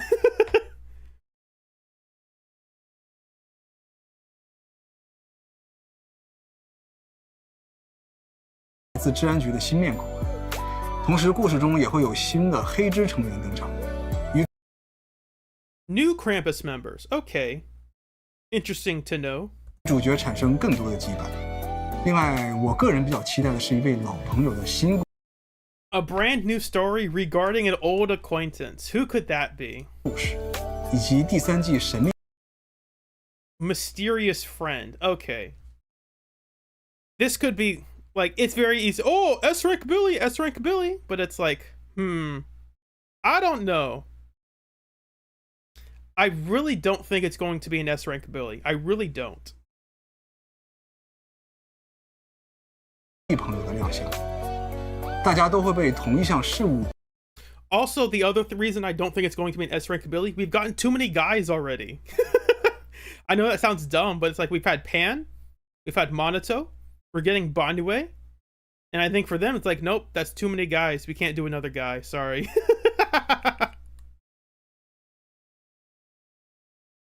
所牵引，与更多的新老面孔纠葛在一起。 They could do some weird thing where it's like, oh, it's Caesar's dad. He's back. It's like, what? Wasn't he like a jerk to everyone? Not everyone, but like he ran off. Like he left his kid. He left. He was a crazy dude. So, whatever. That would be the only thing connecting, like, to bring back S rank Billy is be like, where's Caesar's dad? It's like, that's a good question. 其实我想说， Yeah, exactly. We have Big Daddy, but like Big Daddy's not like a mysterious friend. We know who he is. So, and that's the other thing. If we're getting S rank Billy, it kind of makes sense to have Big Daddy along with that. And I don't think they're going to make like 2 male characters playable back to back. I just don't see them doing that. So, 说在未来的版本中，我们会强化各个版本主线故事串联的节奏，让大家可以在各版本间有更连贯的剧情体验。那么最后也希望神将们能在新版本中玩得更开心。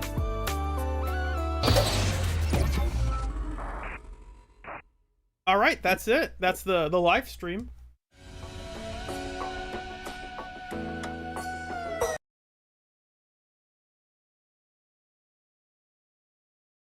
So what did you guys think of it?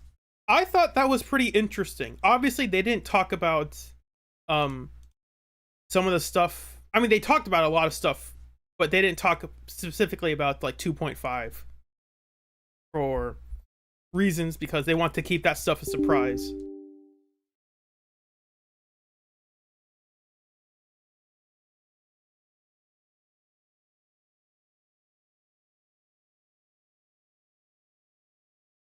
Get some music on.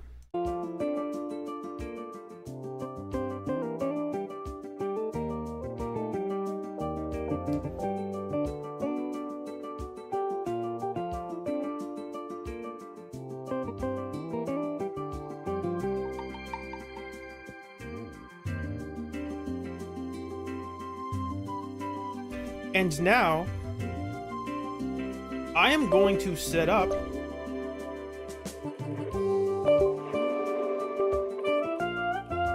the deadly assault stuff.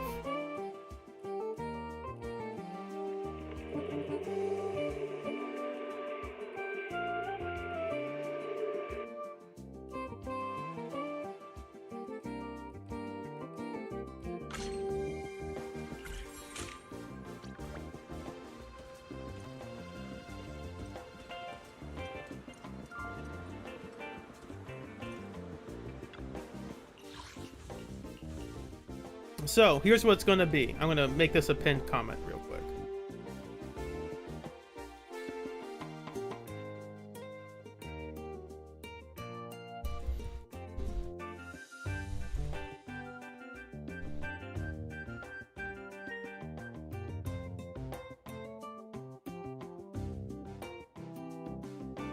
Give me any team, and I will try to play them in Deadly Assault. Now, it has to be a team with agents that I have, right? If you tell me to play Hugo, I can't play Hugo because I don't have him.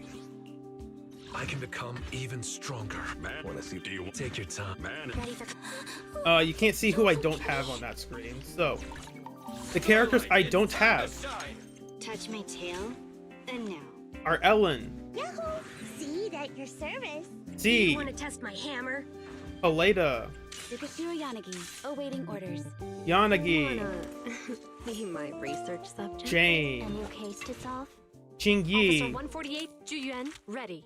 Juyen, wish you a fabulous Hugo, Vivian, Evelyn, Yufufu, Alice, and Gitari. I do not have these characters. Bear witness to the noble. I love my principles of PC. the time No, and I'm family. sorry. I don't have Juyen. Is something the matter?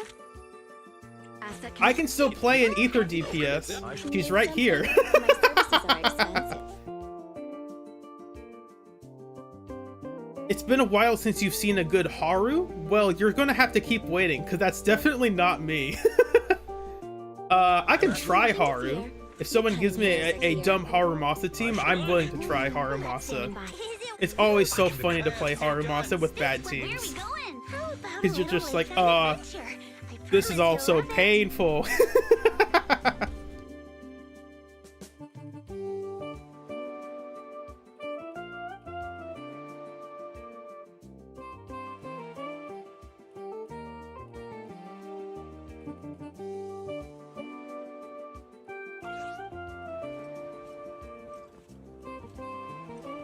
So someone, anyone, give me a team. against any boss. Just type it in the chat. If you want me to play a team, just type it out and I'll try it out. I have 2 guns, so... This weather's got a new Do you want me to fight? I can help you ward off. Take your time. Ooh, we really harmonize. Ben, Pan, Seth. Wow, you hate me. Let's try it. Time for some hard labor. Oh gosh. A mission? I don't want to have to level up Seth. If you need help, call me anytime. My Seth is still Mindscape 5, by the way. I don't have his really good Mindscape 6. So, we are going to do DPS Ben A mission? with Seth and Do you want me to fight? and I think. Look, what's the budget for this operation? Man, this is bad. I love it. I love it. We are not using yours. We are going to go with the best W engine for Ben. Miyabi, I require your house.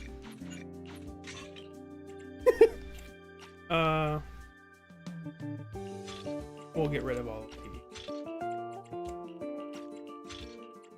And then we will steal the actual good W engine, drive discs, I mean, from other characters. Do we care about your attack or your crit? We'll increase your crit damage, why not? Okay.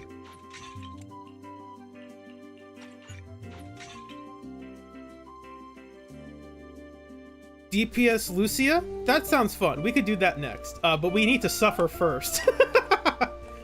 I don't think their equipment matters, because they're not going to be dealing any damage. Like, Pan's damage is non-existent, and Seth's damage is not that good either. We'll give some random Astro Voice set to, I don't know, Pan. And then we'll put Proto-Punk on Seth.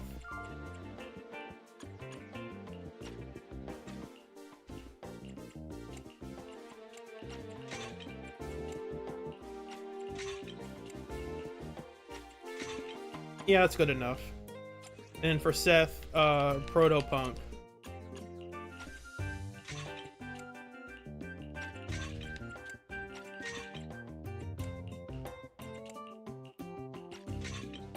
That's good enough.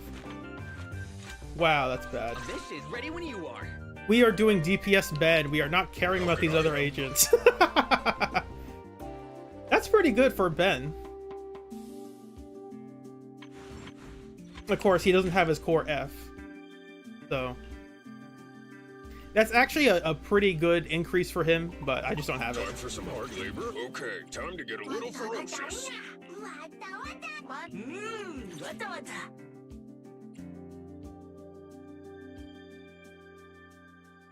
Oh, this one's actually good. What? This is a good one.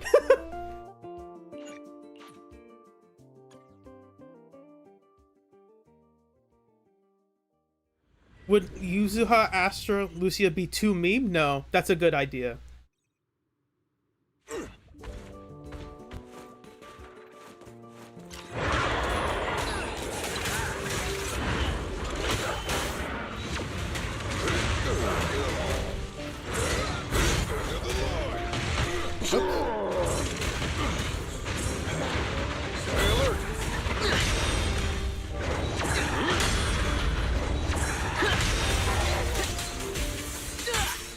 I'll take care of it. Like this. Found your weakness.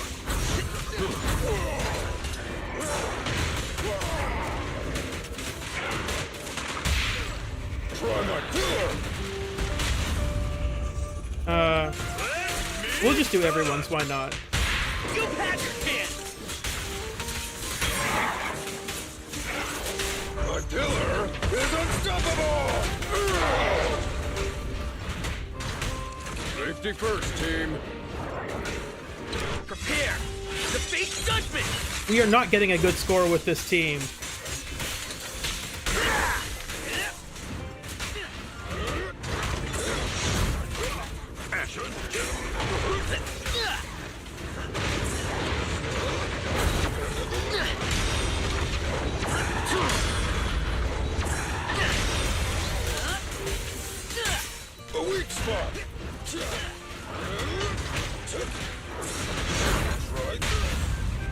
Attention. Okay. Surrender now. I wasn't trying to do that then, but it's fine. Will prevail. You won't get it by me. The time is right. Crank up the heat! Keep it up. Do it now. One more time. Try me. End of the line. End of the line.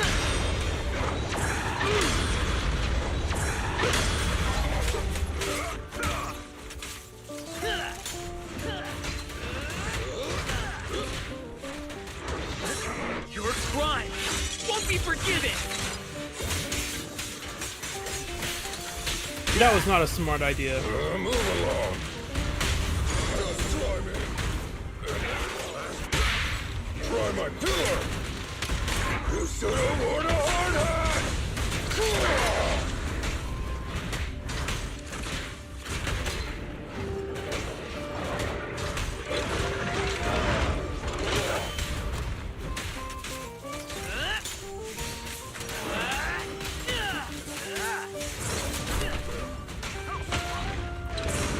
Like this. Not bad.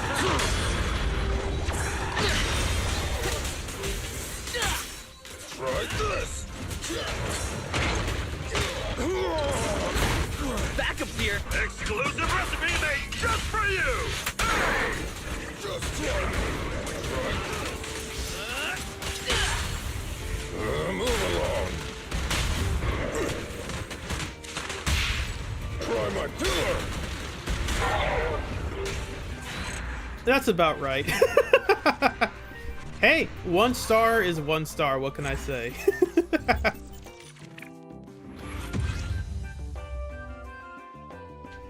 If that were against a different boss, we probably would have gotten a lower score, but what the team is. Thank you for the suggestion. Now we will try DPS Lucia.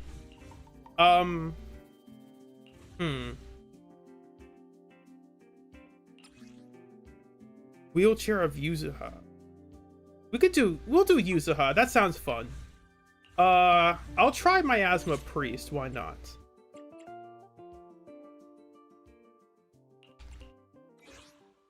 Starlight. I can help eradicate. And then This weather's who do I put as your stunner? I've got your. Wanna see? Let's. I could just give you Caesar. Make it simple. I'm here. I need. I'll make it Where are we simple. going? There's no class today. This is too good for you, so we'll put you on this.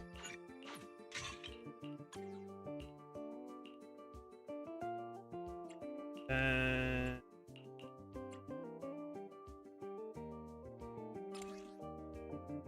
put her on Shadow Harmony.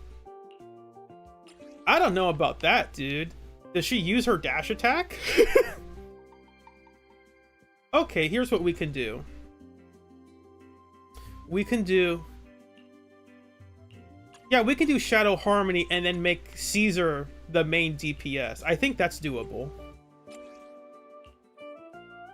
Not the main DPS, but like the character we'll use on field to do stuff.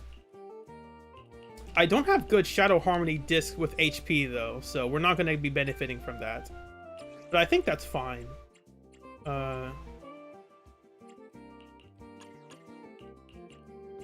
She can keep these because these are pretty good. And then Shadow Harmony.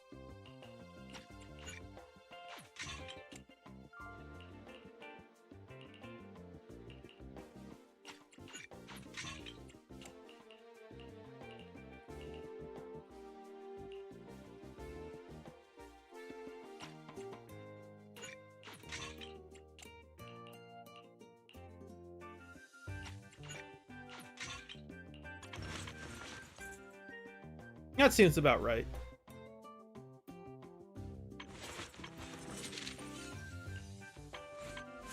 And for Caesar, we're going to give her what was on Ben. which was on Billy.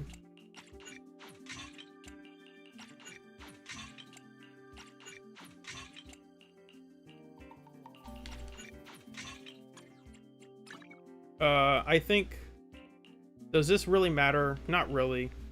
I mean, her impact kind of does matter. Only the brave will win. That's me.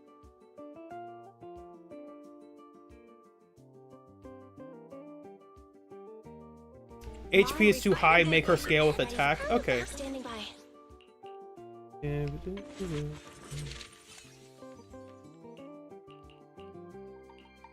We can give her this.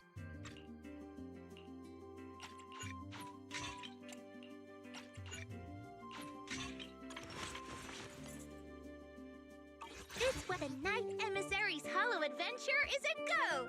She doesn't even have her additional! Oh, I forgot to unlock him. Oh well, I don't think it matters.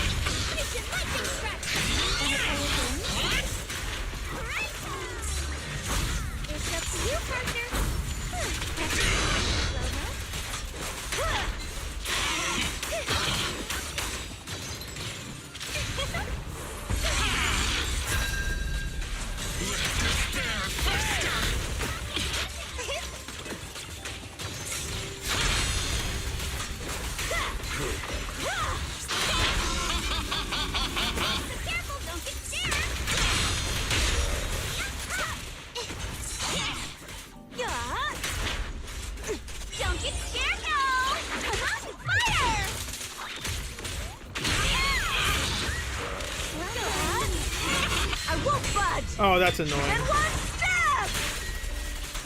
You're supposed to be stunned.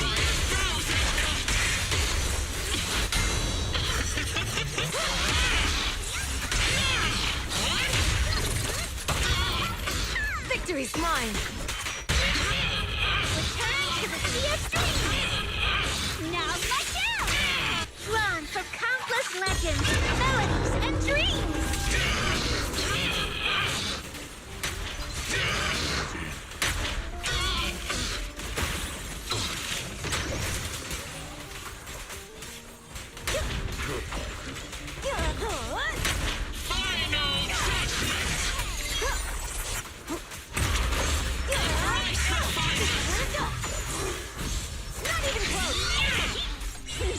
Come on! Don't be nervous!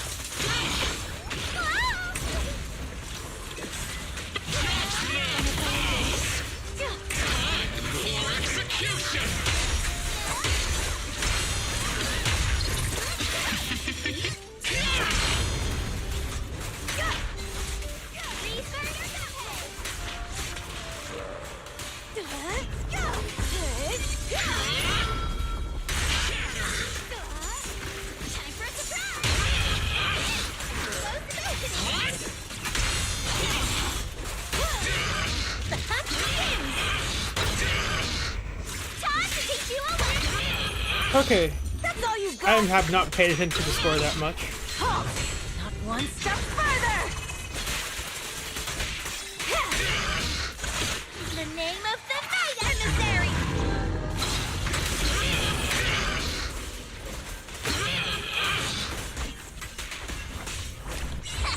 Your luck's run out! Go, Mama!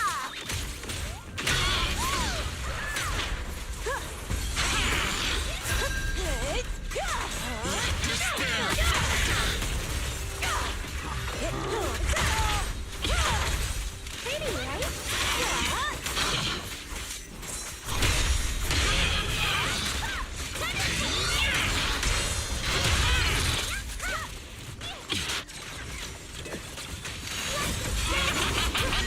We can get one more stun. It's happening.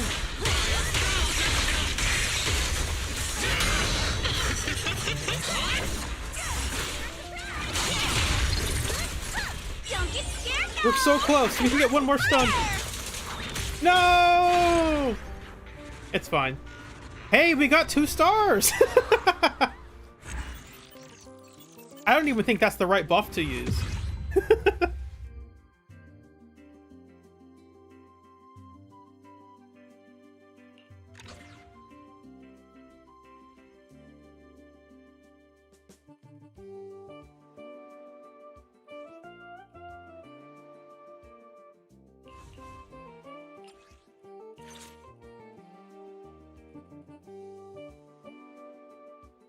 That was fun.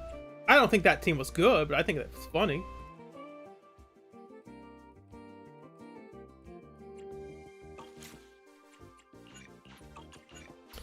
So, the next one was Dante and Virgil, and the third character is choose a random character yourself. Okay, so what I'm reading from that is...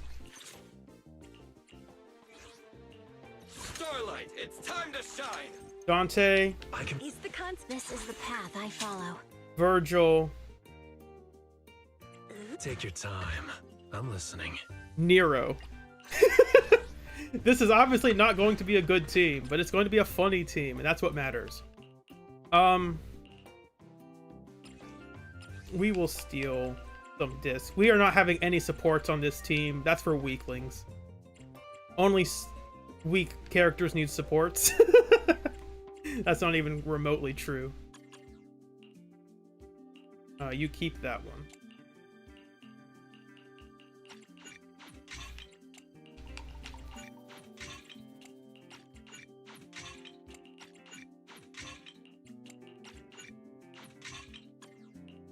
Miyabi, you take your house back. You deserve it. Oh, it's at the top. I forget. You're an actual character who can use your W engine. Billy, you will take things back from your big sister.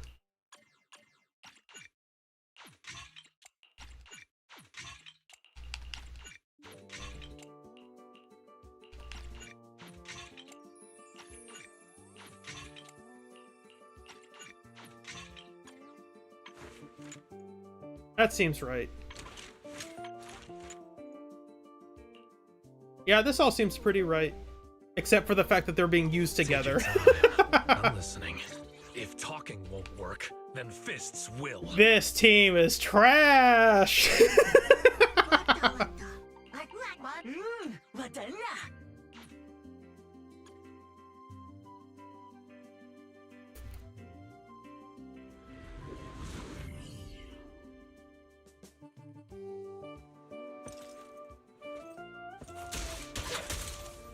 And unlike some players who actually play, I actually know how to play Billy, so...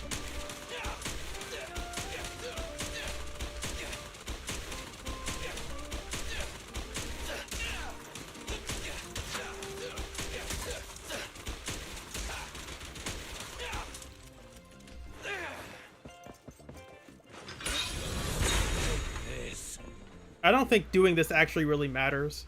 Because we're just going to defensive assist with him anyway. Here I come.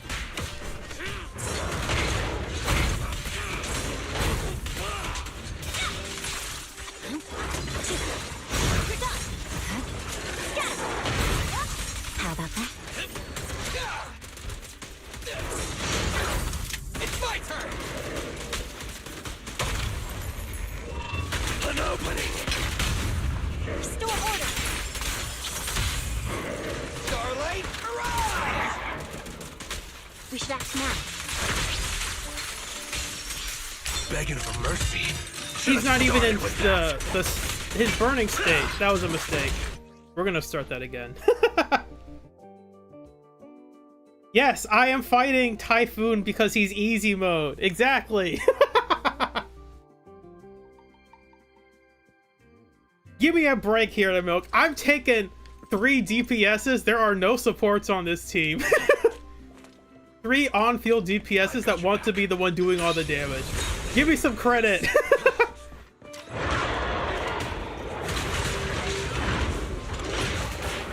What? How did that miss?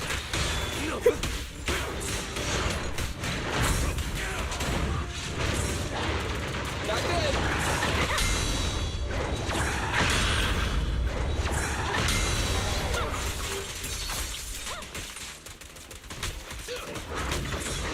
It's my turn.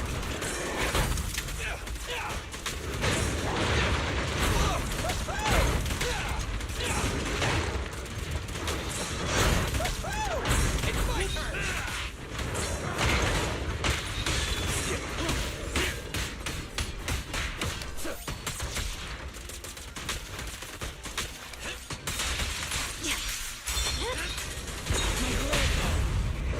Feel the ultimate starlight. Blazing sky. No forgiveness. Stay focused. I swear on my blade. Yeah.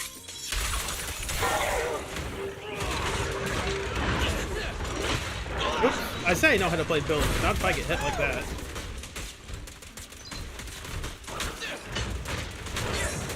It's my turn.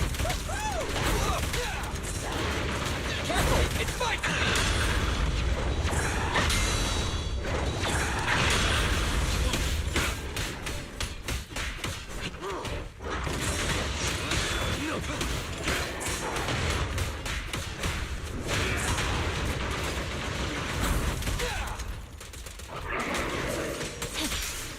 Running away? Too late.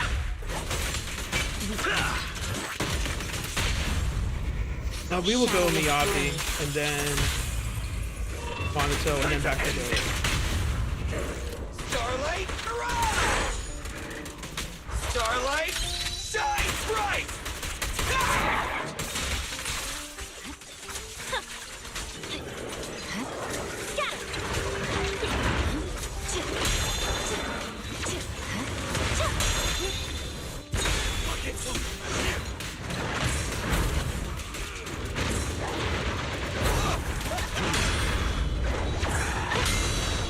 Wasn't too bad.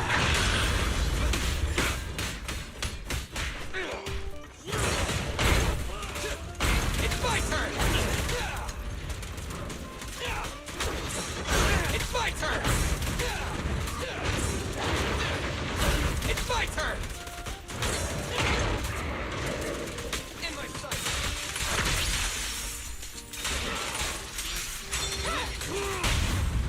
My blade. Let's clear him out!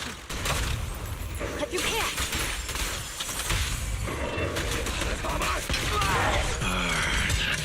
I'm going all in! Purging slash.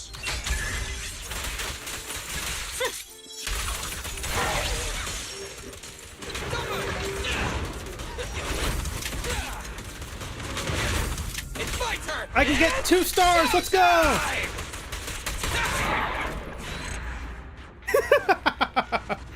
Oh, that is not a good team.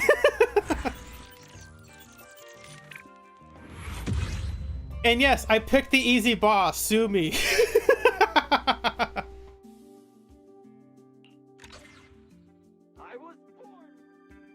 Yunkoi Tails is not good on Monato, especially not in this team. We're not doing enough chain attacks or EXs with him. Oh, that's dumb.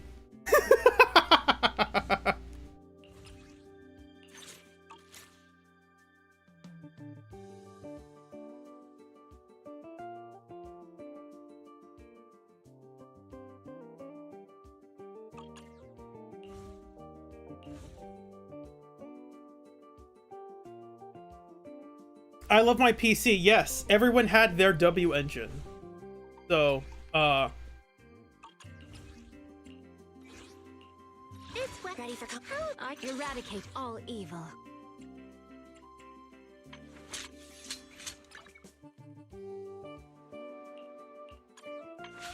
This is Astra the path I Billy follow. Pulchra on Miasma Priest. A try-hard Billy? Ew. I don't like doing try-hard Billy, but I might show it off here. Wait, you're telling me to use an all-evasive assist team on my Asthma Priest? That's a funny one. You're a funny guy. Let's do it. Where are you, Astra? I have to sort through this like 5 times. Do you You're right here. We really harmonize. I could be funny and give you unfettered game ball, but that'd be too good, so we're not gonna do that.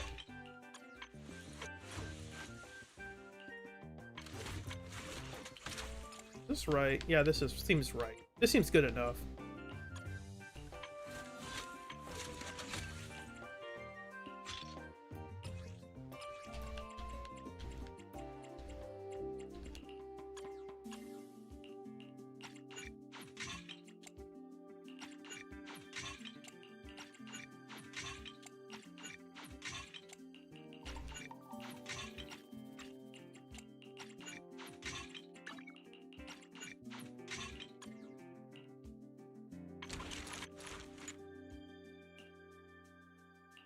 This seems about right. The stage will be mine. I don't think it really matters who we use. I will use Denny Boo.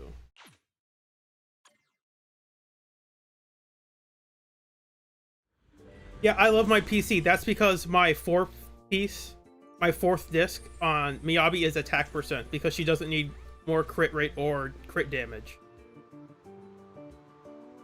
But she's getting more crit damage from 4-piece Branch and Blade, and then her W engine gives another 50. And then most fights give you a bunch of crit damage. Like this buff here, perfect dodge or perfect assist increase our attack and crit damage. So it's like, no, you don't need to stack up a ton of crit damage. You just don't. The game gives you plenty.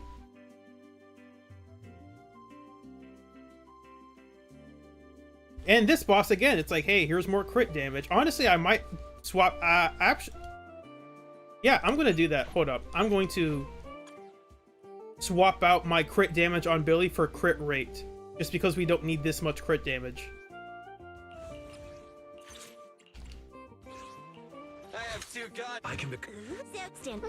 Good. I need some... This is the concert starting?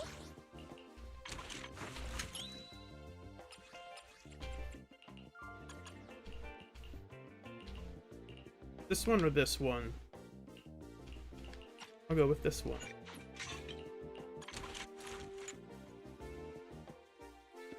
Start. I'm ready to roll.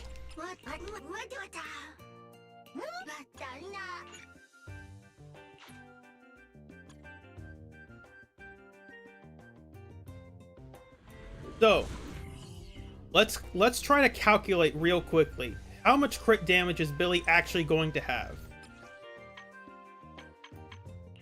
Right now, he has 126.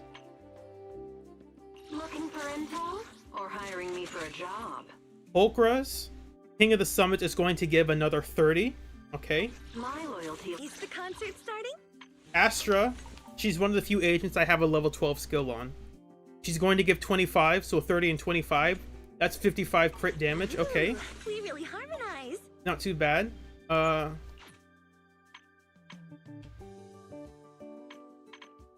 Mission stats. If this... With Billy, we're always going to be doing perfect dodges anyway, so that's another 30 crit damage. So that's 85. And then when she switches phases, this can stack up to 2 times. That's 60 crit damage, or crit damage taken increases. It's a way to say you buff your crit damage.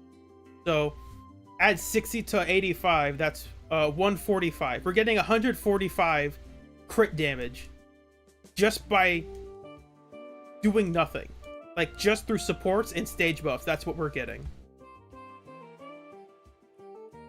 Granted, this might not be stacked up all the time, so it's not a given, but... Let my song move everyone.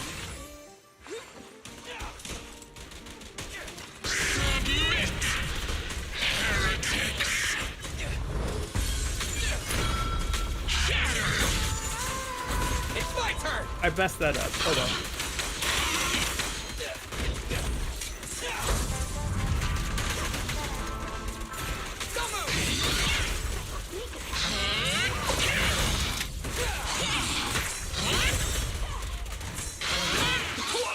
I could turn off damage numbers, but I think it's funnier if we don't see what she's doing. I got hit a couple more times than I wanted to.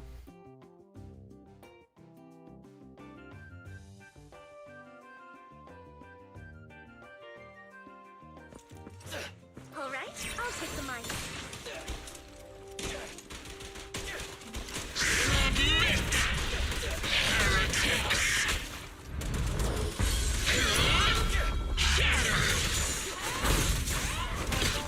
It's not trying to do a cool trick, but it's not coming out like I want to.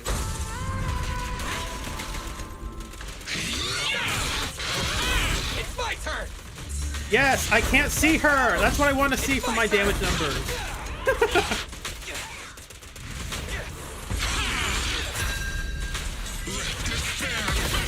It's my turn.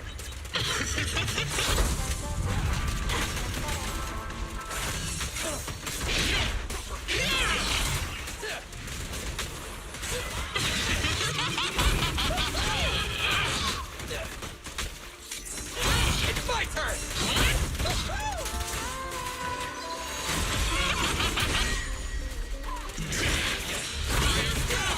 It's my turn.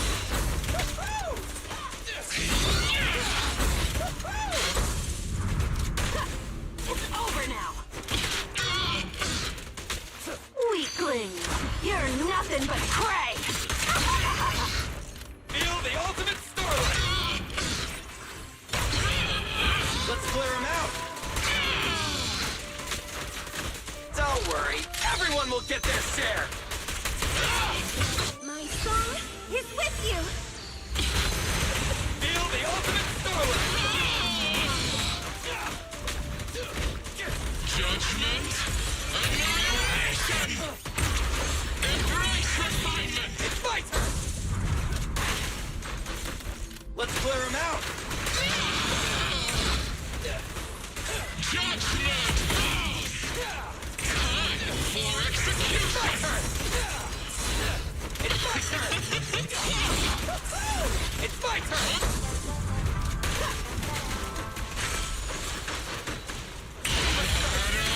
Everything.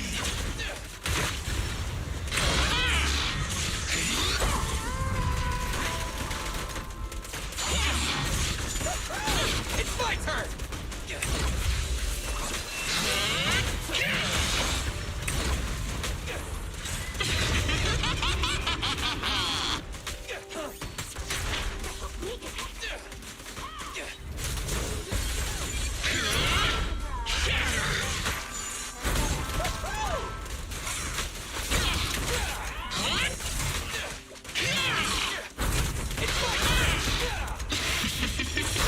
It's my turn. Feel the ultimate starlight. Perfect shot. Make it fun for me. Let's clear him out. Starlight, shine bright.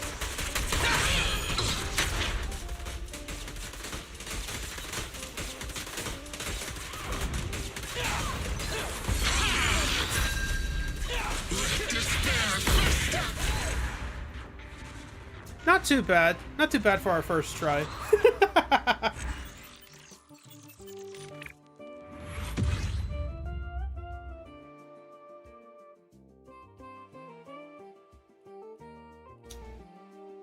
Honestly, that's surprisingly close to 15,000, right? Like if I played that a little bit better, we would have easily gotten 15,000. So if you just add like performance points on this boss is pretty easy. So if you just add the performance points to that, like if there was one defensive assist on this team, that's an easy S rank. Thanks for the recommendation. That's funny. That's always funny to play. There were a couple times where I knew the buff from Astra ran out on Billy, and I didn't want to switch because I knew if I switched, then Polkar's getting the buff, and Billy isn't. So Obviously, if I hyper optimized that with Astra, that would have been better, but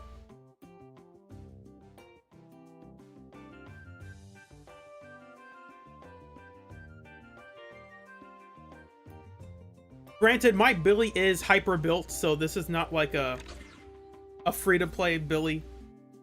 I mean, it is a relatively free-to-play, but like my discs are not. I farmed a lot of drive discs.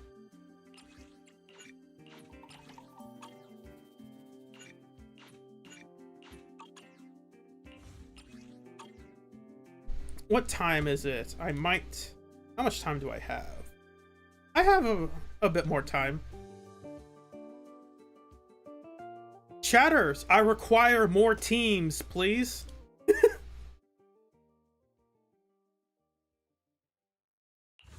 Give me a team, any team Starlight, that I have. time to shine. Need some ready for. If you need Did you call me? Has made Rena. Time for some hard labor. Come on, let's get to work. Good day, Prox. Let's start the experiment. My loyalty lies with the win. We fighting? Let's fire it. Standing by. Awaiting further Want to see the red scarf? I am the eye of old Soldier Orphe. Is it work time? Is the concert starting? Eradicate all. Is it time to clock out? Ooh. Leave it. Take your time. I can help you ward off. Do you want me to fight? Where are we going? How about a little? Starlight, it's time to shine.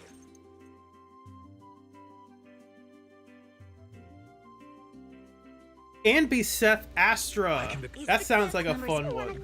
It's our turn, bro. I think we are fighting Typhoon. Yes. Typhon. Yes. Thank you.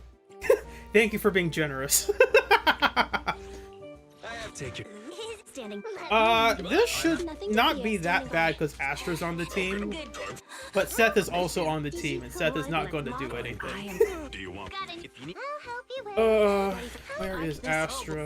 Is the concert stage will be mine.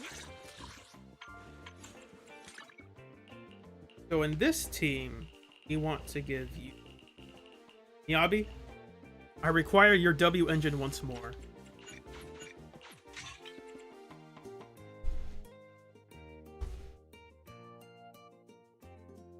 And then we are going to do the old special of stealing our Billy build.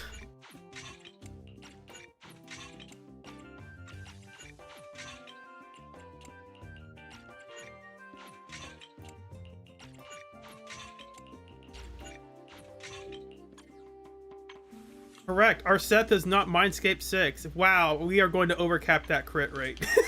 We normally I say we don't need crit rate. I think we need attack.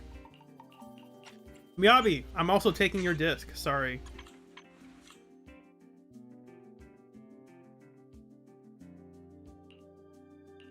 That looks better.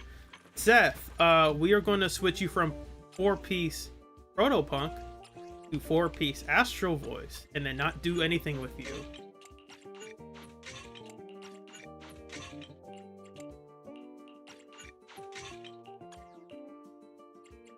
And then we need to give you 4-piece Moonlight Lullaby. We don't need to. It's just I'd rather do it now than later.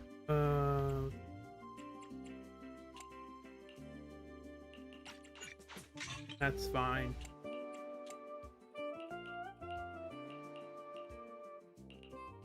And this is fine. Yeah, that's good. Ooh, let's make a grand entrance. By the way, I'm making a video talking about this later. But, Astra's additional does not matter. Because she'll do 1 more tremolo and 3 tone clusters. And, I don't know if it shows in here. I don't know where it shows, like, tremolo damage and tone cluster damage. But, like, her damage is not good. Like, she is a really bad DPS. So, like, ooh, her additional lets her deal more damage. Oh, here's tone clusters. Ooh, 3 more tone clusters? Woo, that's a great additional. It's not good enough. Not that it's bad, but, like, Her additional does not matter. It just doesn't. Is the concert? The stage will be mine. We can use Snafu. Why not? We need to buff Ambi. I heard Ambi got buffed, so I think this is the Ambi that we're talking about.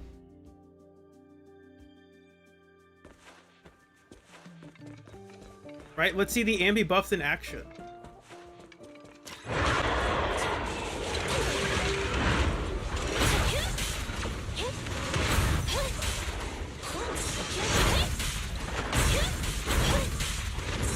I don't even have Astra activated.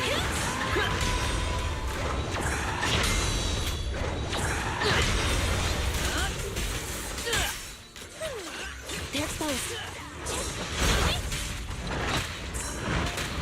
I'm gonna restart that because I totally forgot that Astra exists in this team. I played this team, was like, this seems right. Wait a second. I have Astra. Yes, my discs are really good because I've farmed for them. Instead of farming for characters, I farmed for discs. Let my song move everyone. Copy that.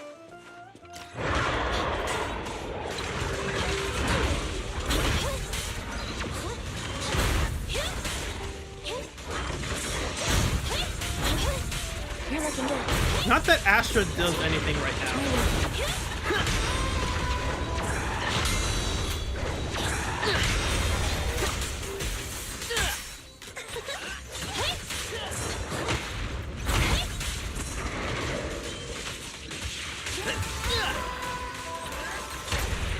Confirmed.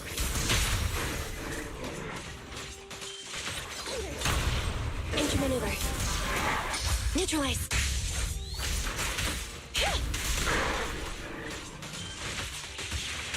All good. Found your weakness.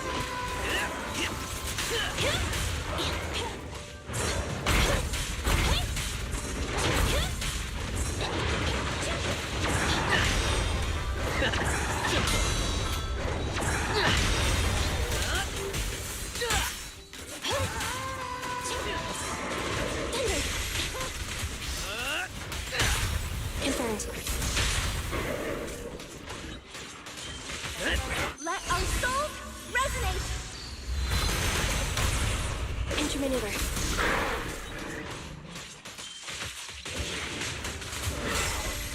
Taking this game. Confirmed. Put your hands up. You asked for it. That's a bit janky.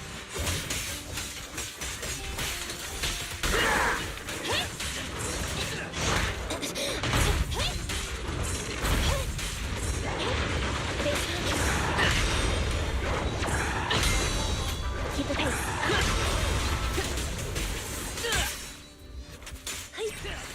They're exposed. Eliminating target. Lose yourself in the music. Locked on target.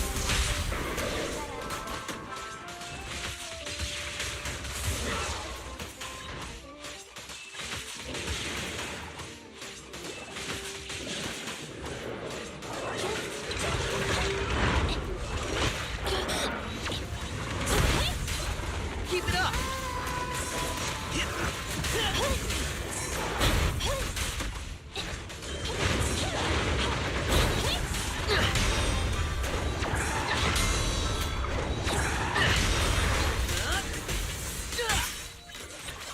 And opening.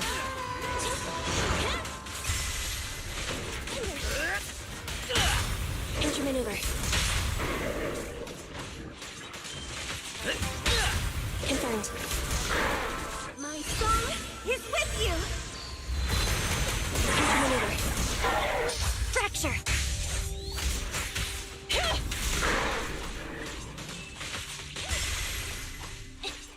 Never count out pub set.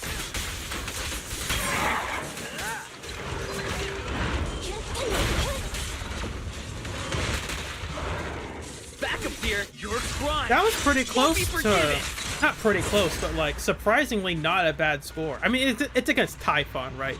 Typhon's the easiest boss to get a high score against. But like, hey, that wasn't terrible. Obviously, Astra's doing most of the work in this team.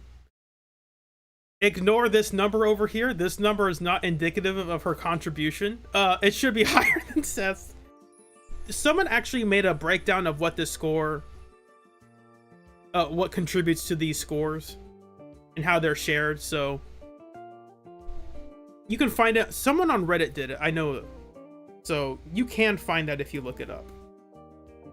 But part of the score involves defensive assists. And because Seth is defensive assisting a lot in this fight, he's getting a higher percentage of that score, while Astra's not really doing that. Now, obviously, this score is high because I have good drive discs as well. Like, if your drive discs are lower than this, you'll obviously perform worse. Also, Seth is level 55 and has... all he has is 4-piece Astral Voice, so he's like... A mission? Take me along. He's barely a character in this fight. Like, he's a body that exists to give Astral Voice and a slight shield.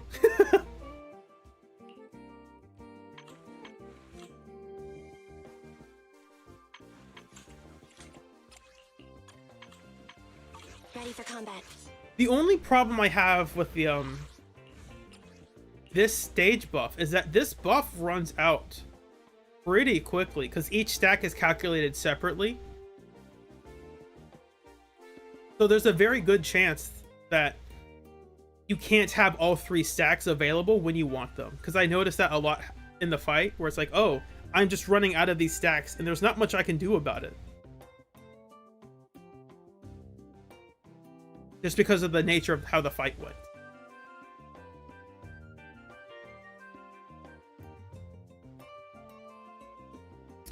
Abel, that sounds like a fun suggestion. Unfortunately, I do not have Jane. I'm sorry. I don't have Jane. I have 2 guns, so double the accuracy. I would use that team, Starlight, it's but I don't have Jane. I apologize. My research subject?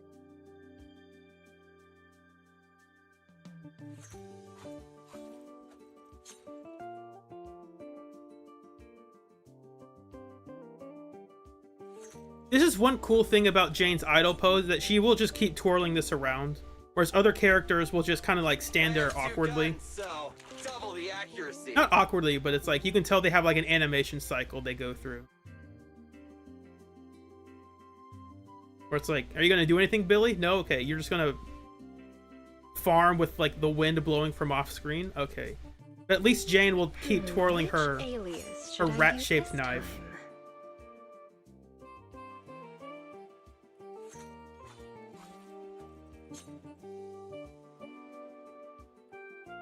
Abel, do you have a slightly different team to suggest? One with agents that I do have. I apologize. I don't have Jane. If this were Lost Void, I could easily play Jane, but this is not Lost Void. This is Deadly Assault.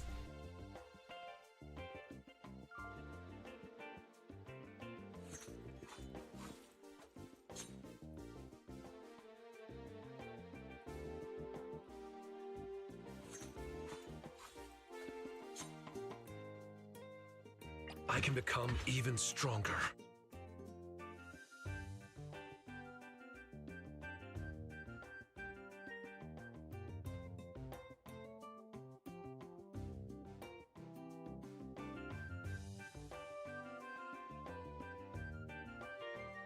Is it work time? Is food included? I'm surprised no one suggested Sokaku yet.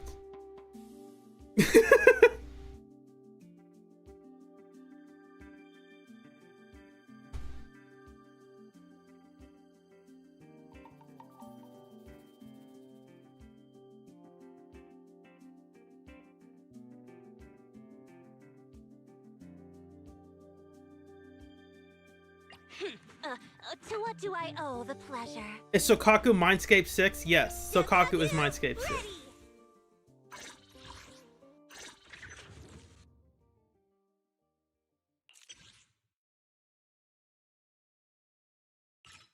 Fun fact, I got Sokaku's Mindscape 6 on Miyabi's banner. And I got Miyabi before I got a Mindscape 6 Sokaku. So what happened is I kept pulling on Miyabi's banner until I got it. And I got pity broken by Lycon. So that was funny. I already had a Lycon, but it was like, oh, thank you. I didn't actually want a Mindscape 1 Miyabi. I just wanted a Mindscape 6 Sokaku.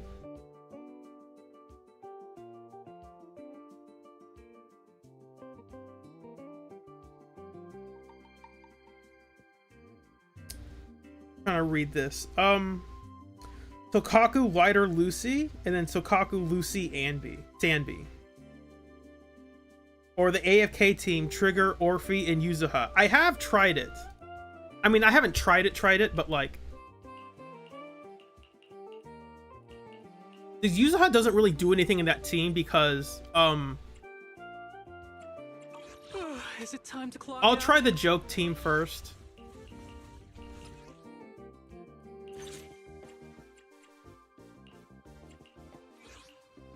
I can. He's the instant. It's it. I'm at. Needs. Take your. Man. Got a new ghost. Come on. Let's show him what we've got. I've got you covered. Let's move. Soldier Orphe. We're not late, boy. Where are we going? There's no class today. This doesn't really matter because Got a new ghost story to share. Let's go. Kama won't You attack won't be if bored with me around. Yuzuha's the main character. She just won't. So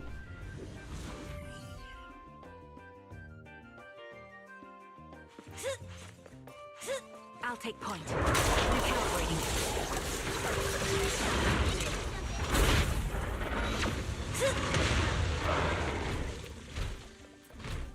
I forgot exactly how this works. So I have to do this first. Here we go. Well done. Watch out! The enemy's not happy.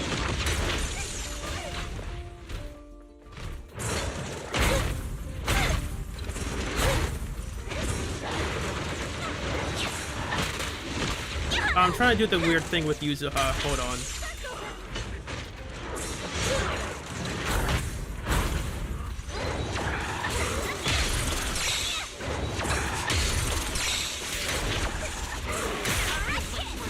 Oh, I missed that one. Darn it.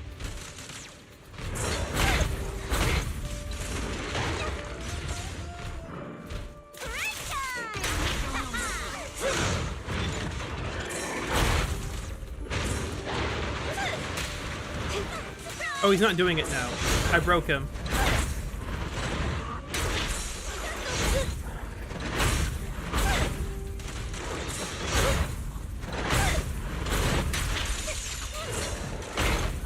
You're pretty good.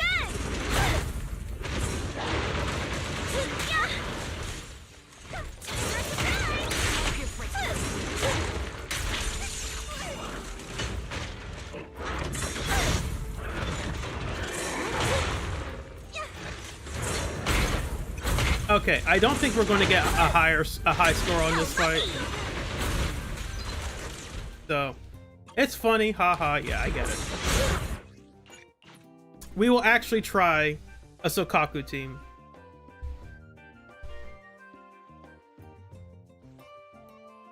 I like Sokaku, Lighter, Lucy.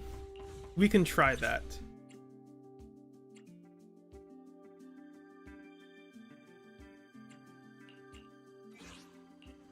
Starlight. Take your. Is it standing by? Let's. Come on. I'm at. Needs. I can be. Is the Sokaku ready? Is I'll your work them out later. I shall. Come on. Where is Good day, Proxy. later? Time. Ready? Good day. How can I help? You're not later.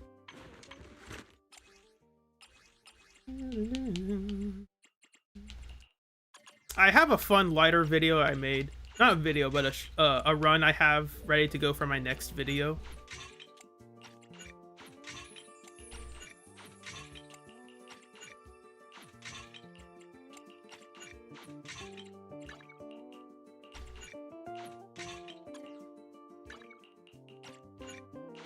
We could be funny and give you unfettered game ball, but that's too good, so we're not gonna do that. We could also run Astral Voice on lighter instead of King of the Summit. And that'd be funny, but I don't think I'll do that. I will steal most of Astra's build and then decide if my attack can actually be better, because I think I have a much better... Yeah, this one's a much better disc for Lucy.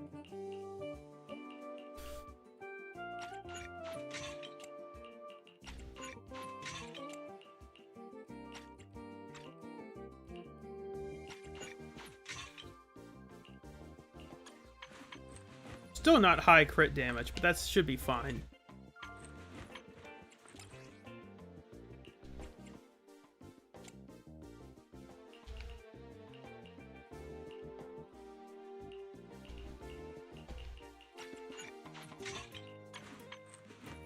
That's better. Can this be better? Yes, it can.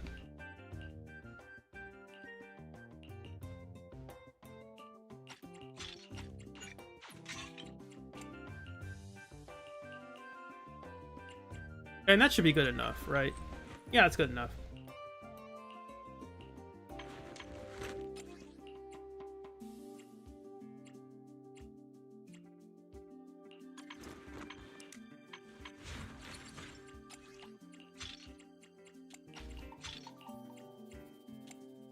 And so Kaku, you will do what everyone else has gone before you and take all the good builds from Ambi.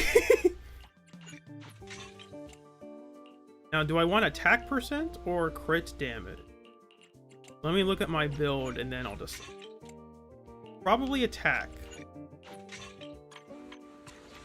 That's attack. I'm guessing. We give ourselves our own attack, though. Ooh, that might be crit rate then. I think we need more crit rates. Unless I have a weird piece I wasn't paying attention to. No, I think we need crit rate. Now, which one's the right crit rate? That's the question. That looks better. We're giving ourselves 1000 attack. I don't have core F because it's not really good. I guess it's not worth getting. Good day. I'll beat everyone.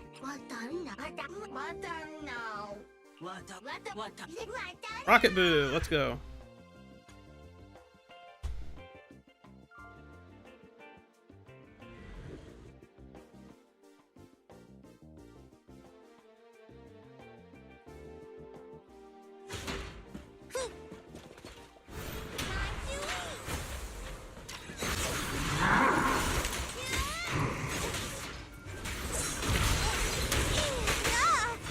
I have not tried Sokaku against this guy.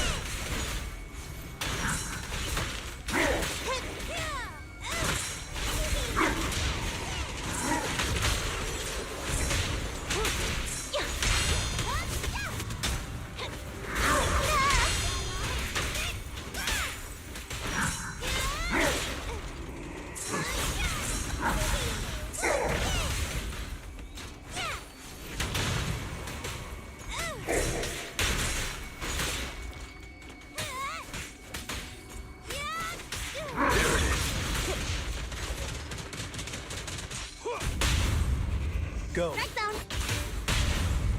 Feeling fired up? I can also become an Asura!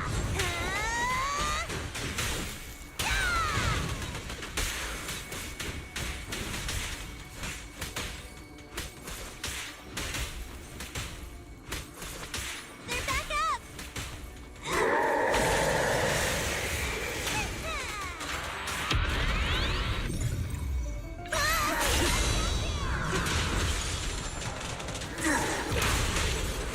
Make way for the undefeated champion! And the winner is me!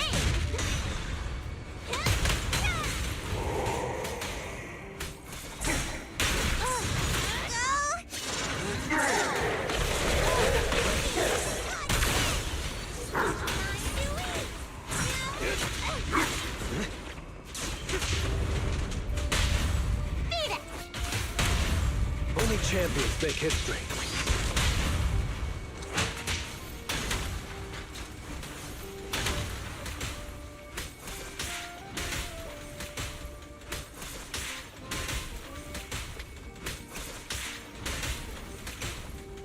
Cut it out already!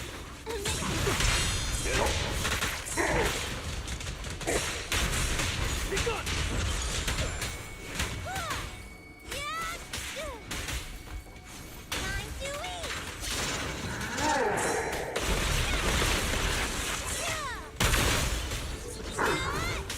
So Kaku's gonna die if I'm not careful.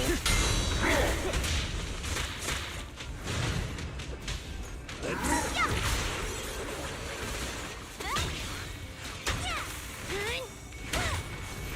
at me! Gotcha now. Press down! Feeling fired up? I pledge my honor! That was I pressed switch. Oh well. Here we go!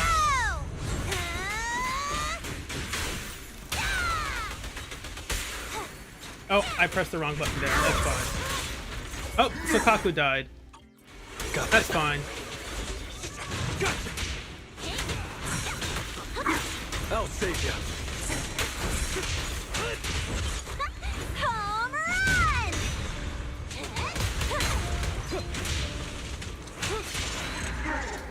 Here to milk. That's a great point. So Kaku already takes so much damage, so we can get a bunch of ice, more ice resist tread, whatever that buff is. I can't remember.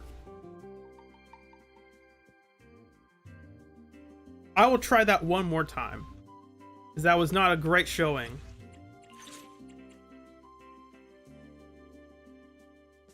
Now we aren't getting the Ether Veil buff. Does that really matter? That's a great question.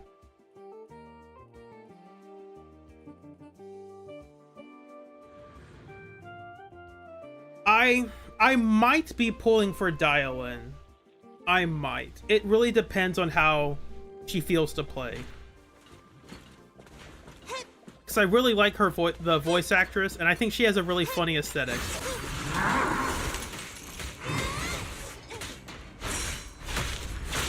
Come on!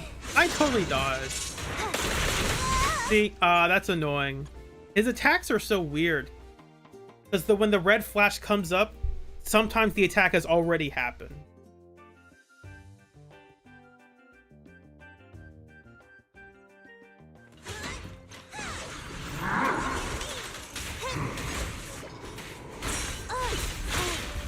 Ah, see, I dodged, and then it didn't count the other one.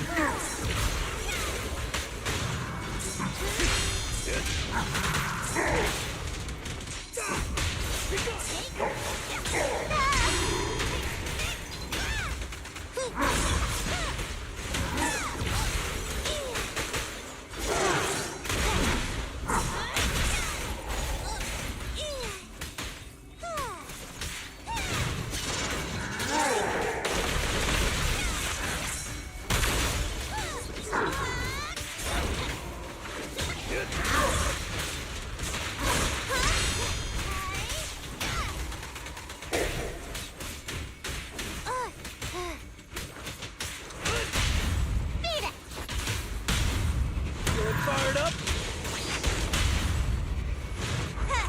Here we go!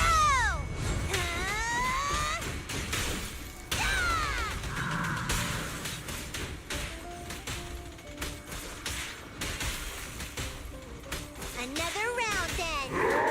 I need to get a hit with Sokaku. I'm not doing it right. There it is.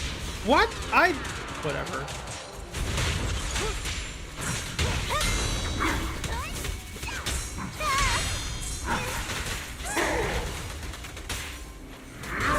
Hit me. Thank you.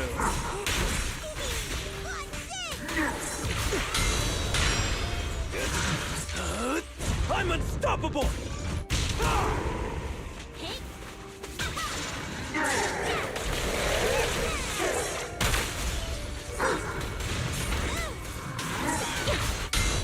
A beautiful shooting star!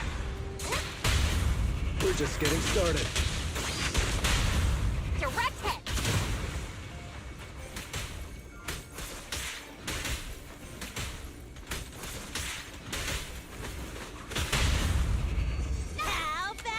That was weird. I thought that was a weird interaction. Still not done.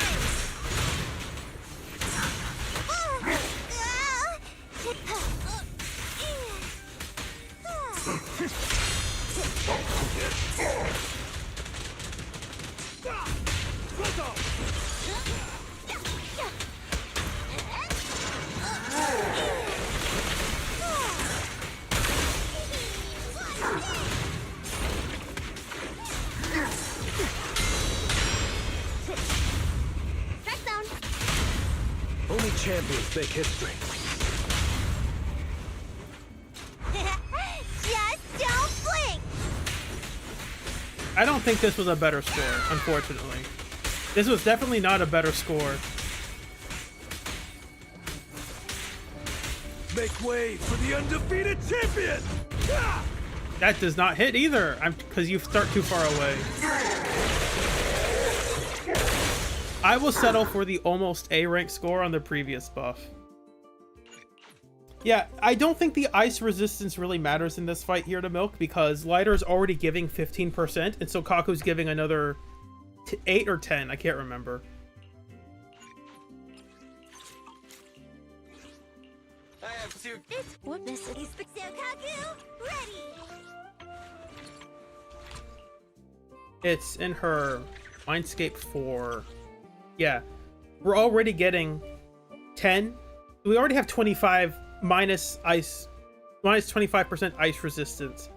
Having the buff that gives us more of that, I don't think is as helpful as just the generic attack and crit damage buff and basic attack damage buff.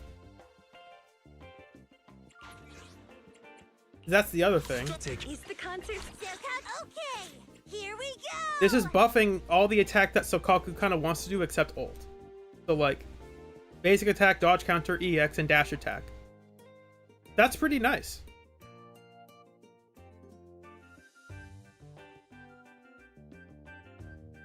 So I would not trade that for this buff. I just don't think this buff will do enough if you're not activating the last half. Now, if we put Lucy on the team, that might change something, but...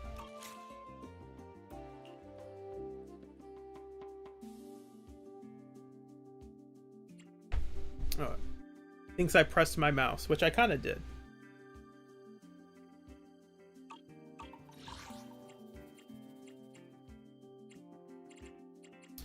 We could try Lycon Astra instead of Lighter. I can. Come Come on. I shall. Need nothing. I'm at you. Need. I have to take your. Ooh, we really harmonize. I took your build. That's why.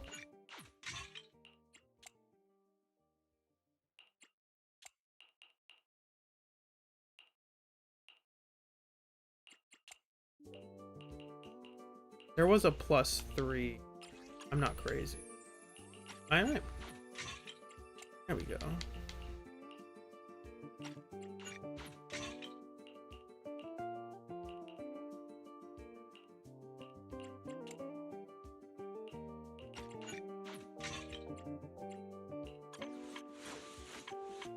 That attack seems higher than it normally is, and that's probably because you have the wrong W engine. This attack is sometimes higher too, and that's because you had this.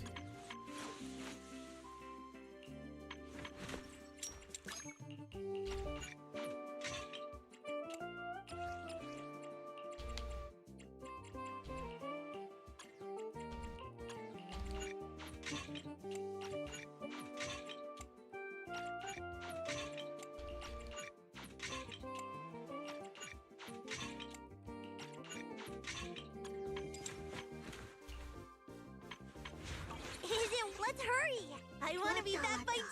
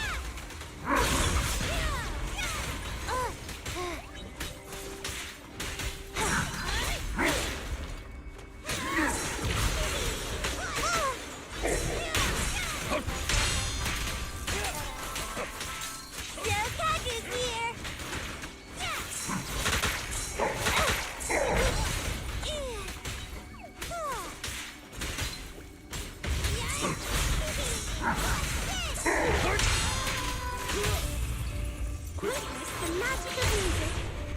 By your will. I can also become an Asura!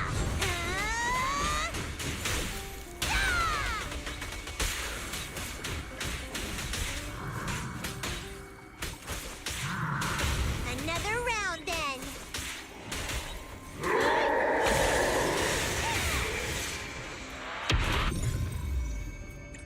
Where are you? There you are. For you, I'll eliminate any obstacle.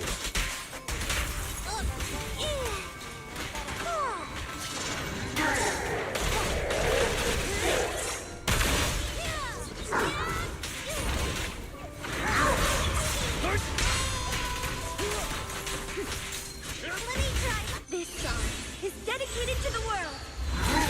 Around and around and stop!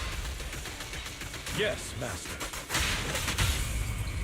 Please. How about I'll do this. Why not? You're not supposed to do this with Sokaku, but it doesn't matter. Time to clean this up. I mean, it does matter, but like, not really.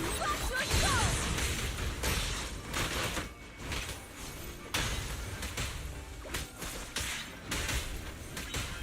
Ha! Here we go!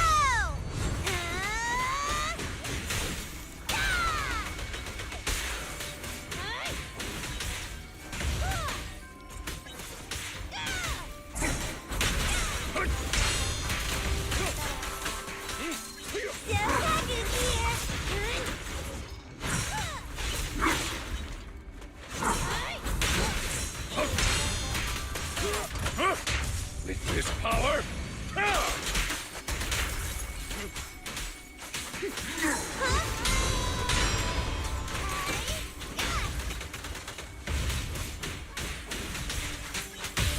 Lose yourself in the music. by your will.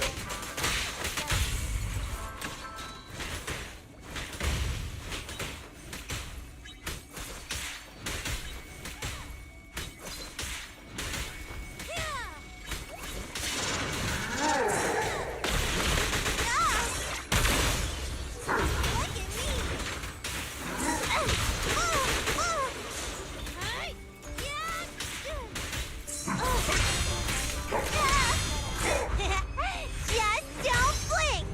We have just enough time to do that. I think that was a better score, but also I played slightly better with Sokaku, that's why. So yeah, that's an A rank. I mean, we are using Astra, so if you're that person, oh, Astra's cheating, like, I don't know what to tell you, dude. She's an S rank. She's an S rank that's probably not that good against Wandering Hunter.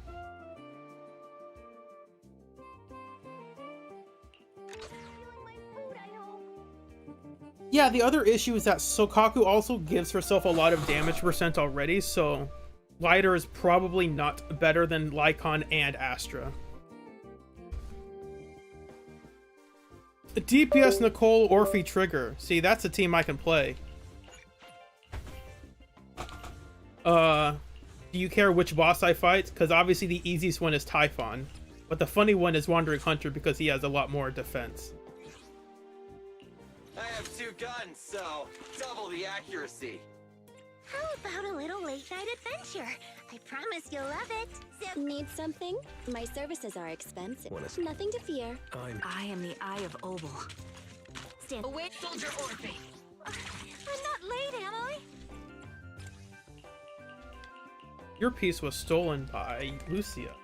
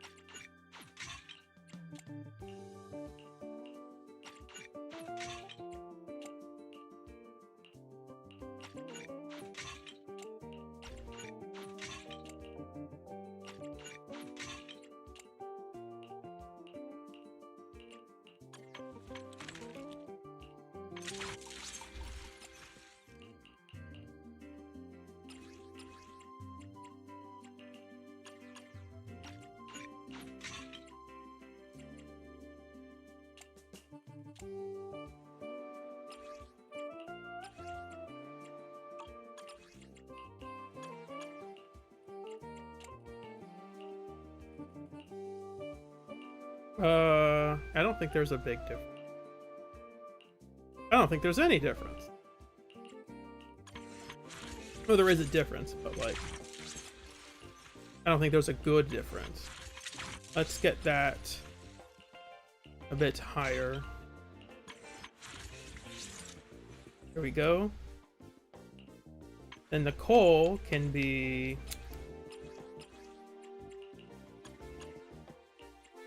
whatever we had equipped onto Lucy. If I can find it.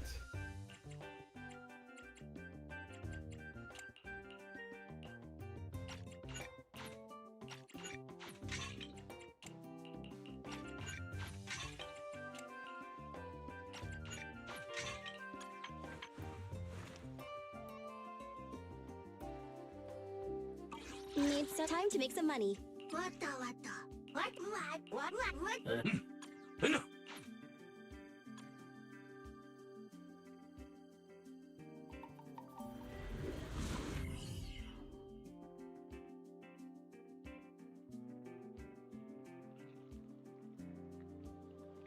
What do I think about co-op? I will wait until they talk more about it. That is my official stance. I don't like to talk about details of leaks. I will talk about characters that are coming up in like Shiyu Defense right before a patch comes out, but I don't like to talk about leaks. Just because there's some people that don't want to be spoiled by that stuff. Now's our chance.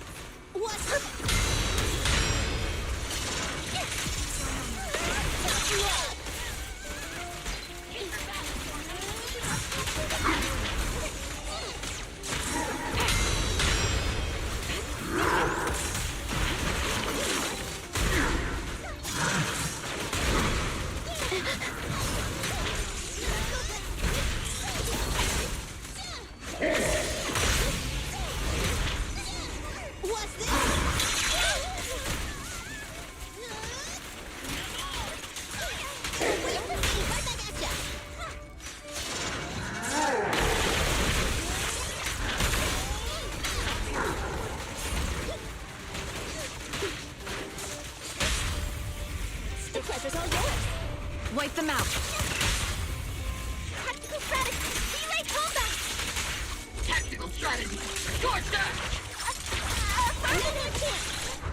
Bye-bye, suckers. Boom!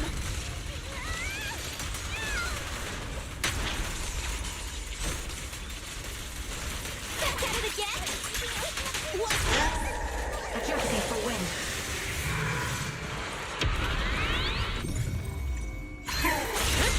Sniper's Creed. One shot, one kill. Right back at ya.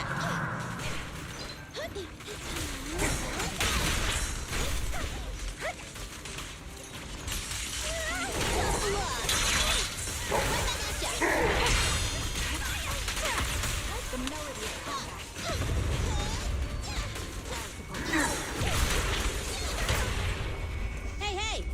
Press the advantage. No point running! Tactical strategy! Delay combat!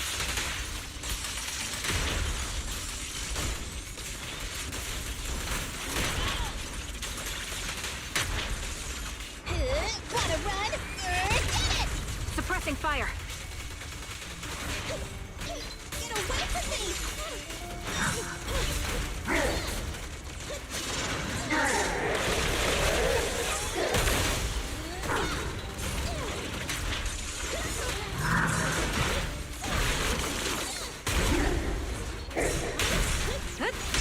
This bullet will reach its mark. Now's our chance! Tough luck! Right back at ya! You asked for it! Time to end this. Oops, messed that up a bit.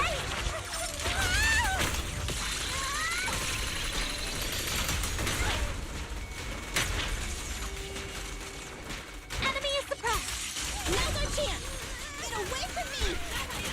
Let me give you a little treat! I have not looked at the score. Oh, that's a good score.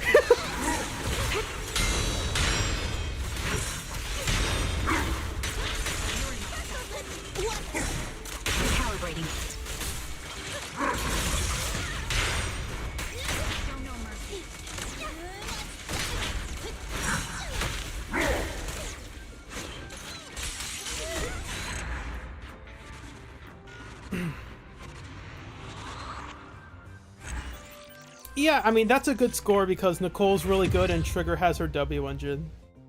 That's a big part of it.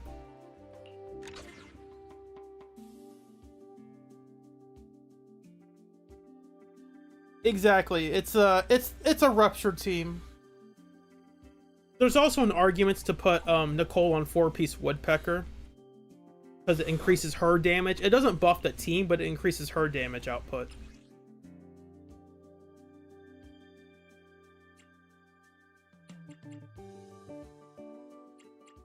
And I did some funny stuff. I used Mercury because it was fun as a chain attack, just because.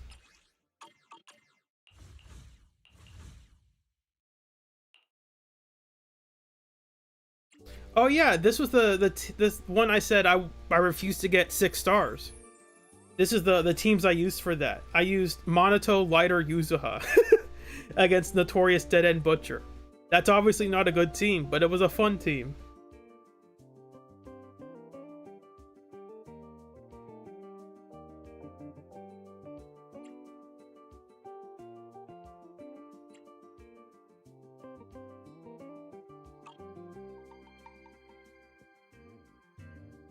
Yeah, Abel, turns out when you put a competent team together with Nicole just being on field, that's a win thing. People think, oh, Nicole's a support, so you shouldn't be using her on field. No, you need to use Nicole on field because that's how you get her defense shred.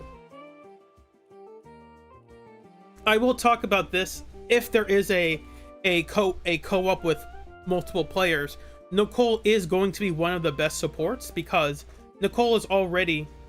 I'll pull up her stuff right now. Why not? Take it. He's number 1. Nothing to fear. The cunning hairs are here. Nicole's core is applied when she uses her special, just a regular special, an EX, a chain attack, or an ultimate. Oh no, sorry. Using those moves will buff her basics. And when her enhanced bullets or energy field hits enemies, that's when she gives the defense shred. But because you can do this really easily, I can show this in the training room. Something? My services are expensive. You pretty much have 100% uptime on this buff if she's on field. You're radical. Oh, wait, only.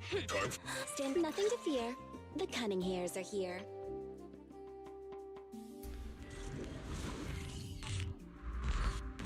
Yes, I did know Nicole's basic 3 is cracked. That's why, I'll turn off, disable, enable. Let's see. What's this?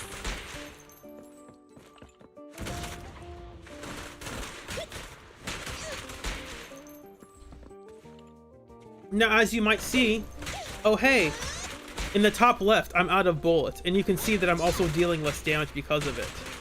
How do I solve that?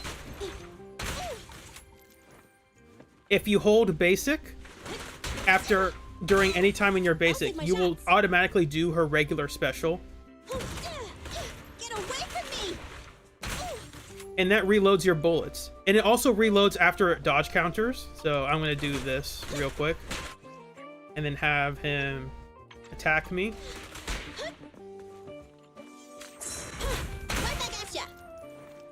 Just by doing a dodge counter, you get all your bullets back. And all these bullets are applying a 40% defense shred for 3.5 seconds. Now, by that self, 3.5 seconds is not very good. But the context is, Nicole is going to be doing this the entire fight.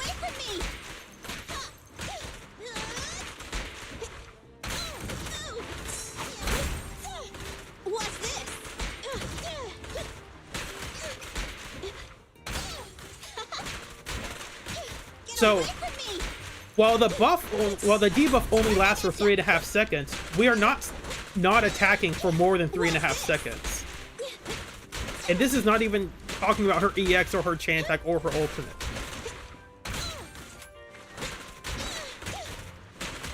I think she gets them from a defensive assist as well. I can't remember.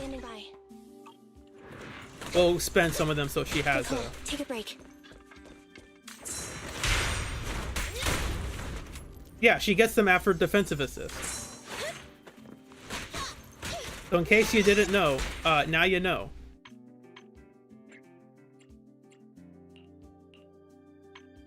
Stats. I only have mine at level 13, so it could be higher, but I haven't made it higher because... just because. So right now, her basic 3, once it's enhanced with Do As I Please, the bullets do buff. They basically double this value over here. It's not exact, but I think it's about right. It's... so double this, so that's 68, and then multiply that by 10. That's 6,800 plus 2,600. Not 2,600. 680 plus 260. That's about what? I can't do math in my head. 680, 260. What? 960? Or 9? That's about 940, right? 840 or 940. It's one of those two. And then Nicole also has one of the benefits of... I'm going to give myself energy right now. And then disable that real quick. Standing by. Most characters have an issue where... not an issue, but if I want to gain and decibels on Ambi, I can do her basics. And I can use her EX. But I can't do both at the same time, right? I'm here. Nicole circumvents this because she can charge up her EX and then go into her basics. So she can really... so she can get a ton of decibels really quickly. I'll save my... Get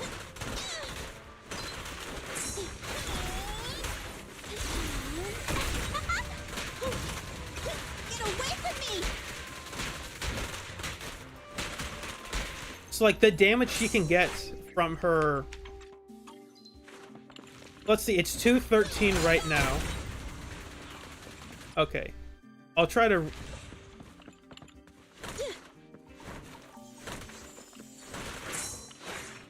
I'll change the enemy because I don't want this to get a bunch of anomalies. So right now it's 260. By just pressing EX, it gives 200. So... bye-bye, suckers! Boom! you can see how just doing something like this... let's try to get to 100, okay. And pop the corruption so it doesn't affect our scores. So, pressing EX, doing our basics. What's this?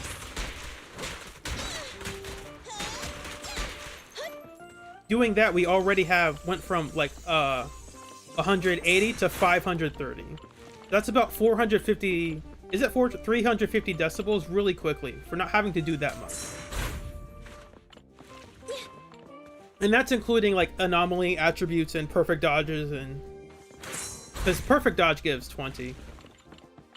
So yeah, Nicole is just really good at generating decibels.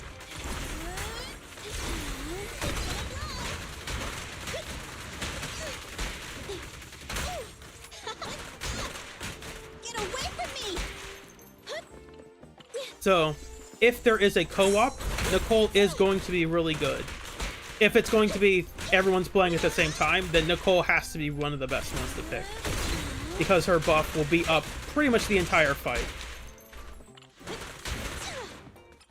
The other cool thing about Nicole is that because of how Game Ball works, as long as you deal damage that the enemy... as long as the attribute of the damage you are dealing is what the enemy is weak to, then you will give the team the Game Ball buff. Because Nicole can deal ether and physical damage, that allows her to give the Game Ball buff against enemies that are weak to ether or physical. And she can do it pretty easily.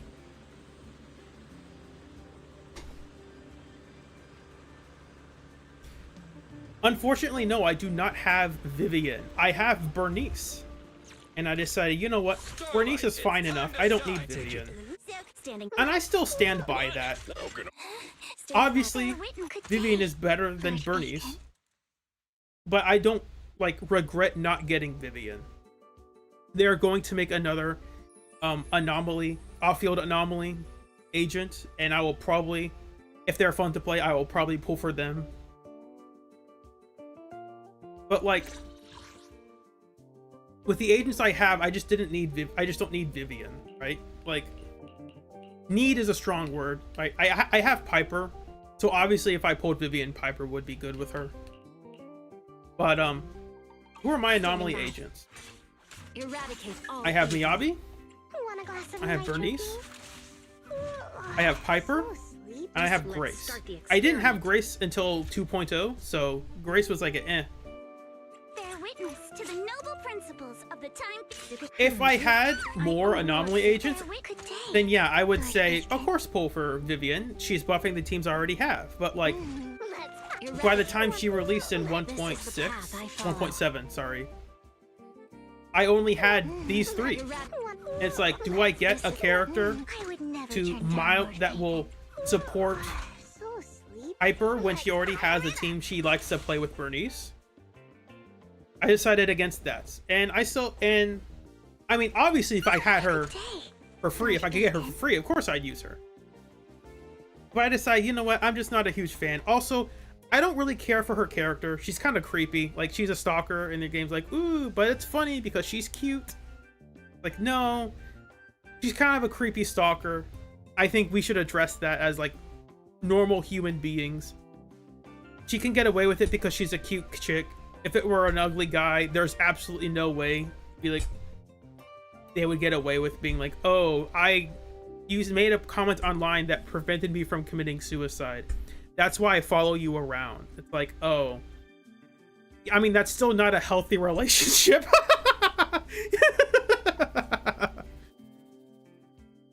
Like, I'm glad you didn't kill yourself, but like, maybe you should seek therapy.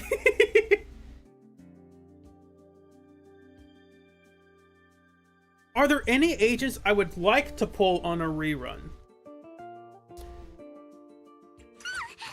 Don't frighten me like that. This leads into, I think I'll do this. I will end off on this tier list. This is the path I follow. Starlight, it's time to shine. I can just pause right here.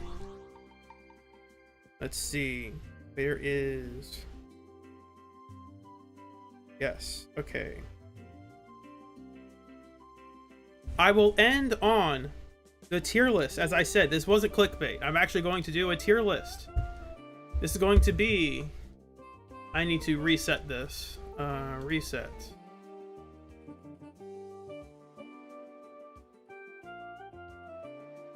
Add a row above. Make this... I don't know, Ray.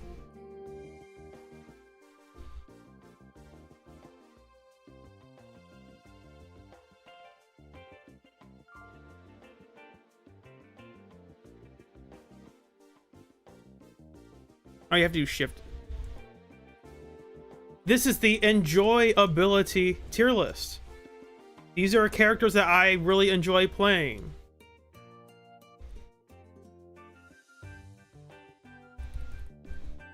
Love.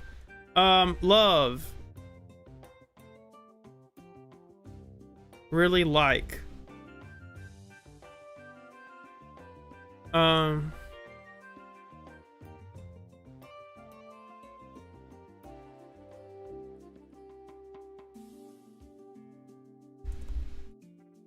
If actually this should be the one lower, and I'm going to change this color because it's too close to. This color can be, move this up, make this color blue. Love, really like. We'll shift this down to D. I forget it shifts the color down for some reason. I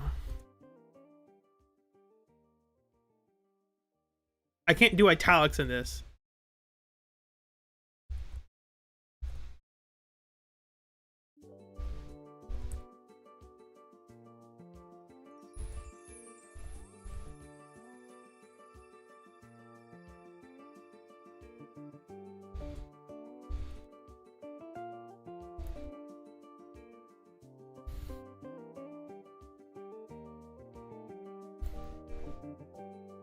So this is going to be the tier list. This is going to be a very subjective tier list. Yes, I love my PC. I think you were the one who suggested an enjoyability tier list. That might have been you, I can't remember. In the comments of my previous video. So here we go. This is going to be based off of gameplay and like the visual design of that gameplay, right? So if you're like, I like their agent story, totally fair. That is not what this tier list is evaluating. Obviously, Billy's in this. I guess they're fine is a bit like dismissive. I might make a tier above that. Add a row, and I have to make this. I'll adjust this to green, this to blue, and this to purple. Really like.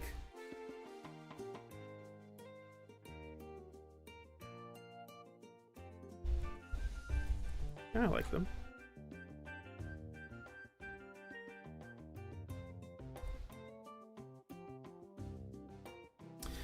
This will be the list. We will do this one by one. And I'm assuming you are playing them as a character, like you are, I'm evaluating their entire kit, right? Like I'm not just, I'm gonna pick on, I'll pick on Caesar, maybe not Caesar. She's not a great example. I'm going to pick on Astra, right? Like I am not going to evaluate Astra based on I press EX and then I swap off and never use her again, right? Like, yes, that is a way to play Astra, but that is not like an interesting way of like evaluating the character. I am going to assume like, hey, maybe you want to use her dodge counter or her attacks. Maybe even her, if you're crazy, her perfect assist. So we are going to be evaluating how fun all of that it feels to play.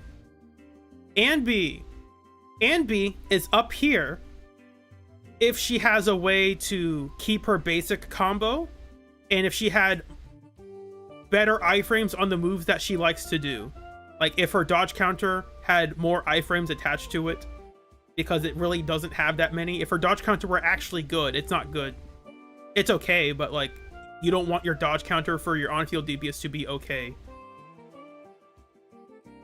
She's at the top of this. Like, I really want to put her up here if they fix her issues, but like, she's not there. Like, at least for me. Again, I really want to put her here, but I can't justify it. I don't think. Maybe I'll come back to that. Nicole. I think I'm putting her here. That sounds about right. But man, I really enjoy like all the cool things you can do with her. There's just a lot you can do with this character. And it's really fun to do some of the cool stuff. You don't have to do a lot of their stuff, but they're just really fun. Billy's up here because he is like skill expression. Like you can very easily tell a good Billy player from a weak Billy player based on how they're able to pilot the character. Corrin. I put Corrin up here.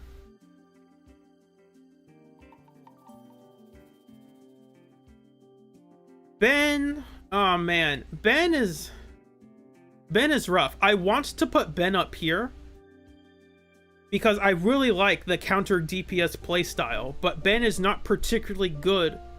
Like Ben doesn't have the energy he wants to be using that playstyle enough. Because it's really tied to his EX parry. His special parry is physical damage and not fire damage. So that's just really weird. I want to put Ben up here, but I don't think I can. If they made his special fire damage and they gave him a bit more energy that he wants to do his parries, I could easily put him up here. But for now, until they fix that, I think I'm putting him down here. Anton. Theoretically, Anton is one of those characters that if Anton were always in burst mode, he's really fun to use.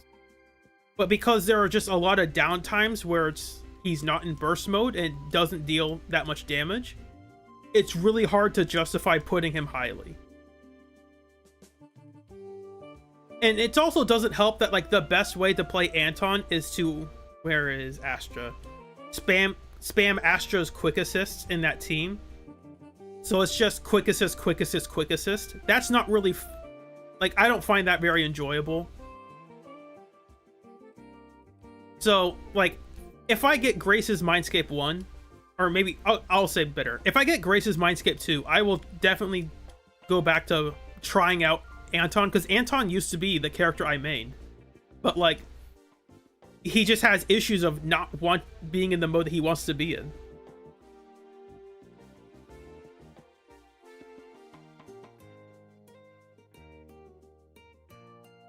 Enjoy. I'll use him if I have to. I'll use. Yeah, I think this is fair. It's like, I mean, I'll use them if they're good, but I don't love using them. I'll change this. I'll use them.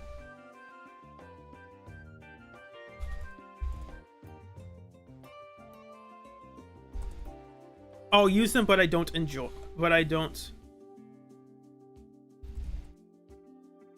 I'll use them, but I don't really want to. This is like the, if I have to.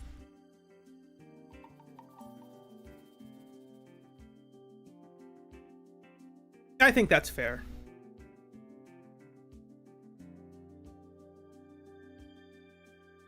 Sokaku. This bottom section is probably not going to have a lot of agents in it, so I do like playing Sokaku. I do like the skill expression you get from this character. I don't think I really like her. She's a bit too unsafe on her moves. Like, she has a lot of good anti-interrupt, but anti-interrupt doesn't matter if every time you get hit, you're just going to die. I wish her, like, instead of 40% anti-interrupt, it was like 60%, just so she would have a bit more survivability. Lucy! I think I'm putting Lucy here. Because, like, on-field Lucy actually has some pretty cool stuff.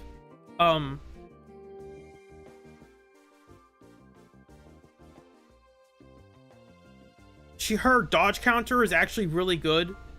No one uses it, but it's really good. It's the fourth, as of version 2.3, or sorry, 2.2, it was the fourth strongest dodge counter in the game in terms of damage multipliers.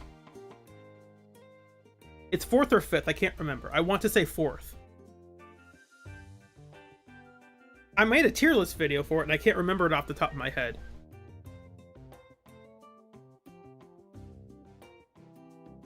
And she has a basic attack that links into, it starts off physical and then it goes into fire, and then it goes into a different string that is just fire attack. So I like that.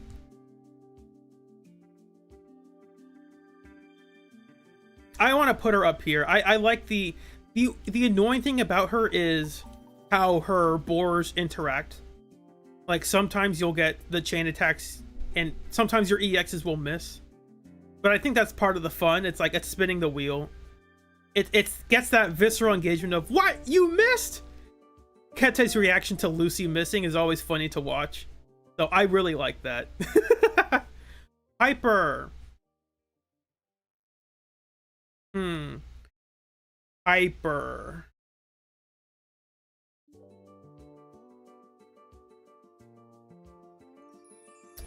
I'm not sure where to exactly place her. I use her. I really like playing her. I just don't know exactly where on this list I would place her. You spin, that's fun, you know. I like her gameplay loop. Great. No, I'll go in order. Neko. I think Neko's fine. I don't use Nekomata that often, but I don't have anything against her. I just don't particularly care for her gameplay. I don't love it, and it's not something I gravitate towards. So they're fine. Like, I don't despise using her.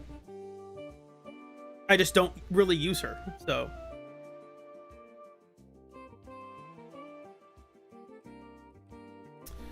Kaleda. I really like Kaleda's dodge counters. Like when you are playing her on field, she deal days fast. Big hammer, go boom. And because of that, I think that gets promoted up. Now, if you're evaluating her based on her damage, it's like, well, yeah, lower her down.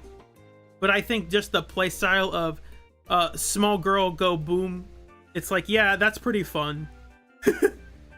I like that. I don't care if it's not good, it's fun.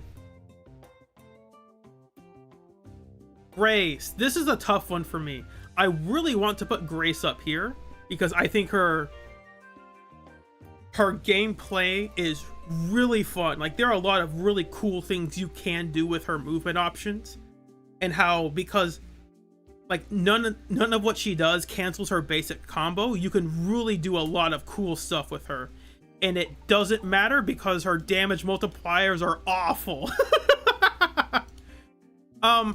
Let's just compare. Well, I don't want to give away spoilers, so we will use a different site. Settings, peace. Hopefully this doesn't have spoilers for the people who don't want to be spoiled on stuff. Let's find Grace and then Piper. Let's look at Piper's damage, because, you know, Piper's a DPS. We'll say her skills are 16 because Mindscape 6 or Mindscape 5, a lot of people have that. No, she wants to use her EX a lot, right? What does her EX look like? Hey, that's pretty good. That's a pretty big number. And then there's sometimes she wants to use her like assists. So like, hey, is that any good? Oh, hey, that's a pretty good number. I like seeing that. Maybe she wants a dodge counter. Is her dodge counter any good? It's pretty good. That's a pretty good number. Let's see her basic attack. Surely her basic attacks have to be bad, right? Nope. They're pretty good. Like, for a character that's not a crit DPS, these are pretty high numbers. And what you care about them is they give you energy, right? Like, this is the number you care about more, but like, hey, if you have to do basics with Piper, it's not that bad. Let's compare that to Grace.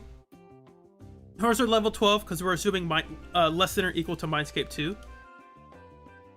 Oh, that's a lot lower. Huh. Well, okay, maybe that's a fluke, right? Like, maybe that's a fluke. Maybe her dodge counter, ooh, that's so low. Why is it low?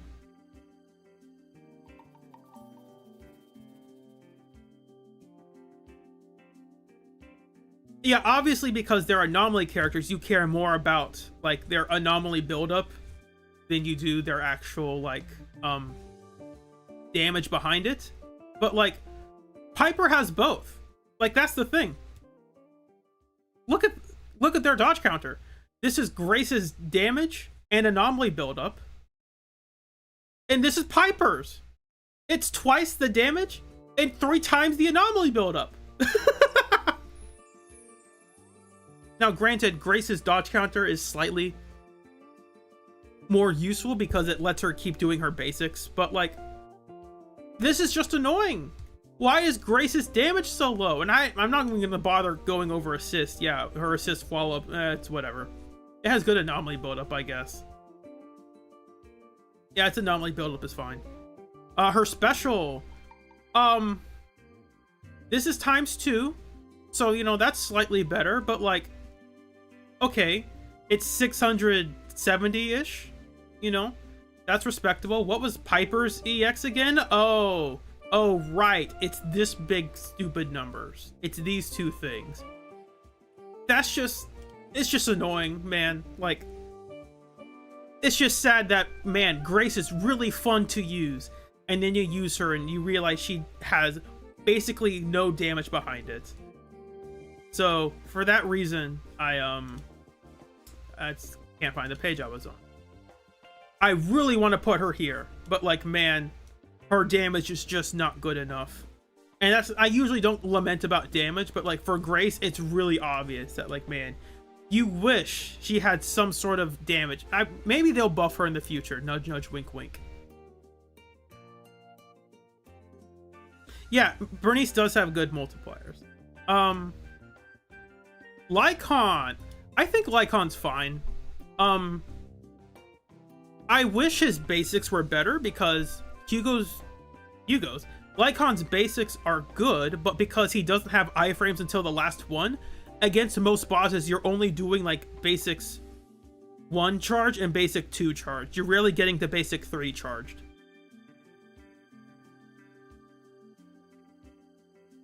And because of that, like, I want to put him up here, but it's like, I don't think I can justify it.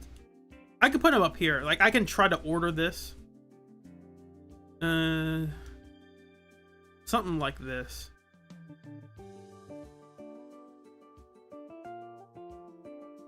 Like, I really like Hugo's animations. Like, I think they're really good. Like, I just wish, like, the one thing, it's like, man, I wish I could use his charged basics more if I'm playing him on field, and you just don't really get to do that. But like, that's like, really, that's the only thing separating from here. If you give him that, yeah, he's going up here because he's fun to play. Yeah, that sounds about right. Rena, I think Rena's here. I don't love playing Rena. I don't hate playing Rena, but Rena is like kind of a chore to play. And I don't, she has like a puppet play style of like, she's commanding her Drusilla and Anastella. And that's fine, but I don't, like, again, I don't love that.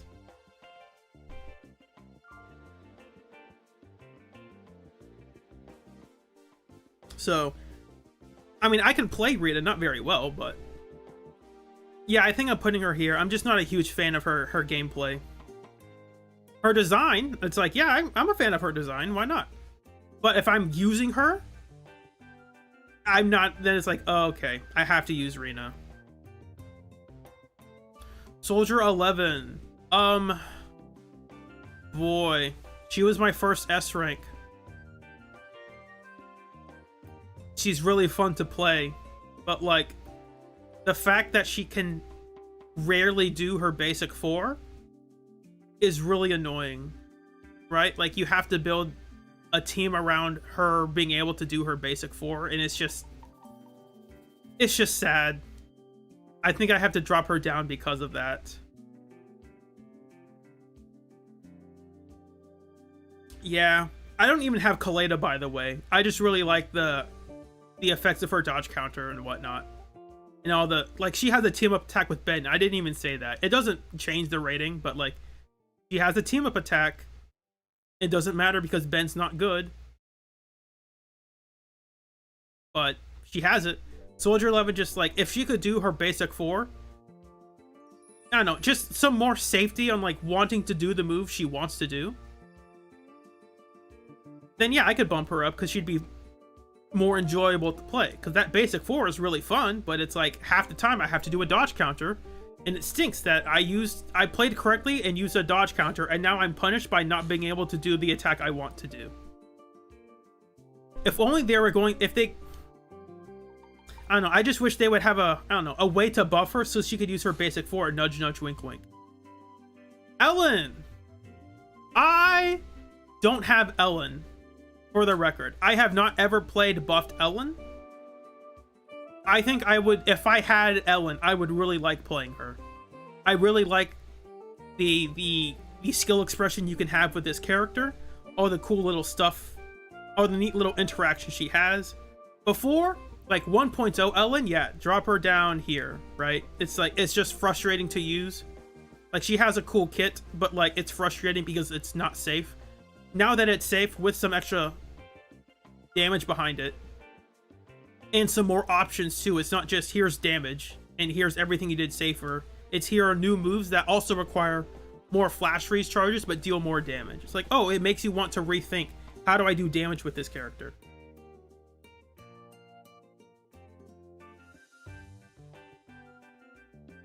So I don't even have Ellen, and I want to put her up this high. I have not played buff Ellen, and I want to put her up this high.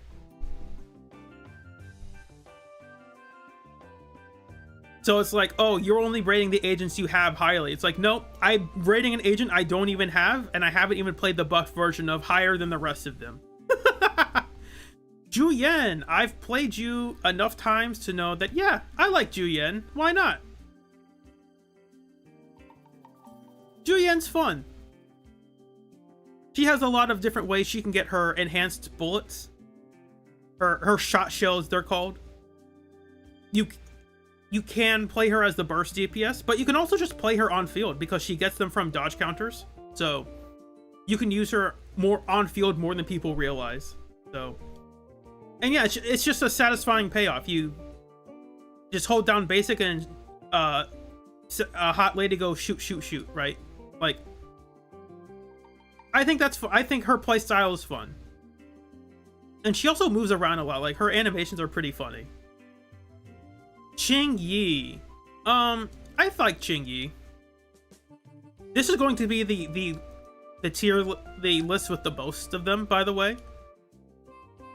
In case anyone was wondering. Ching Yi, yeah, I guess I like her. She's fun to use.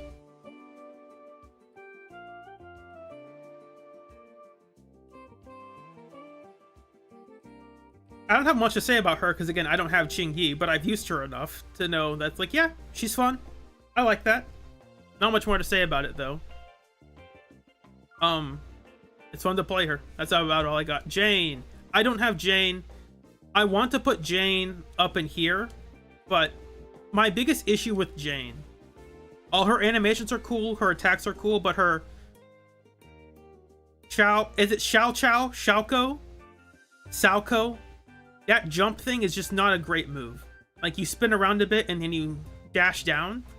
Like, that's fine, but it's not a particularly good move. And her kit reads like it's the payoff for what you're doing, when it's really not a good payoff. So she she's fun to play, and she's up here, but she's at the lower end. Like, she's not very high up there. I'm nothing against Corrin. I just, like, I don't play Corrin that frequently, but when I do, I have fun. And I have fun playing Jane, just not as much as these other characters. Seth. Oh boy. I think Seth goes in here. See, it's hard for me to rate Seth, honestly, because I want to put him, like, here. But I don't have his Mindscape 6, so, like, I'm sure there's some bias of, like, oh man, Seth is fun to play, but he does no damage. So...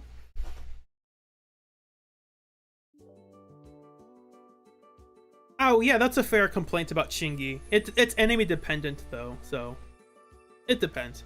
You can just use her as the DPS, by the way. Like, just give her 4-piece woodpecker and she can be a DPS. Nothing's stopping her from doing that. I really like Seth's animations. Like, I think they're really fun. But then I play him and I remind myself, man, Seth is just a bit too slow on the moves I want to do. Like, and there's not a lot of nuance. There is nuance to Seth, don't get me wrong, but, like, it's very telegraphed nuance, where it's like, oh, after a certain number of moves, I can hold my basic, and then I can hold my EX if I want to. There's not a lot of creative freedoms with Seth. This is tough. I think I'm putting him... Oh, boy. I think I'm putting him here. Yeah, that's my honest opinion. I wish he were up here, but, like, I think he's a bit too telegraphed in what he does. Like, I don't... Man, it sounds so unfair when I say that like that. I'll just put him here. I'm not a coward. I'll do it. Caesar. This is a tough one. If this is, like, based on the story of Caesar, like the character and the story behind them, easily up here. But this isn't about the character. This is about, like, how fun it is to use the character. So, because of that, I think I don't know if she belongs up here. Because I appreciate all of the buffs that Caesar gives and how that helps new players. But I don't know if, like, me saying it's good for other players, therefore I like that, is a fair assessment. I think I'm gonna put her up here-ish. Let me swap this over. I think this is better. I'm just dropping Lucy down on this list because I realized she was a bit too high for me.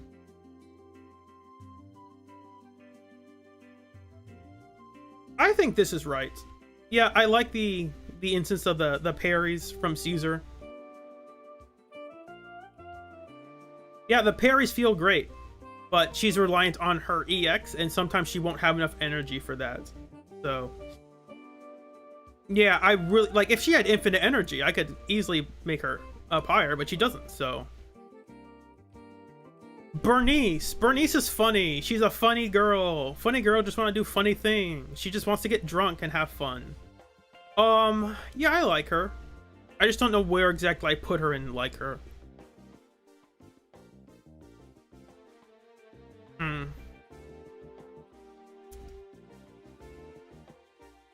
Whoops, I right click.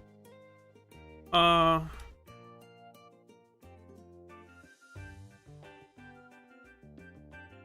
think that's about right. Yeah, Bernice is fun.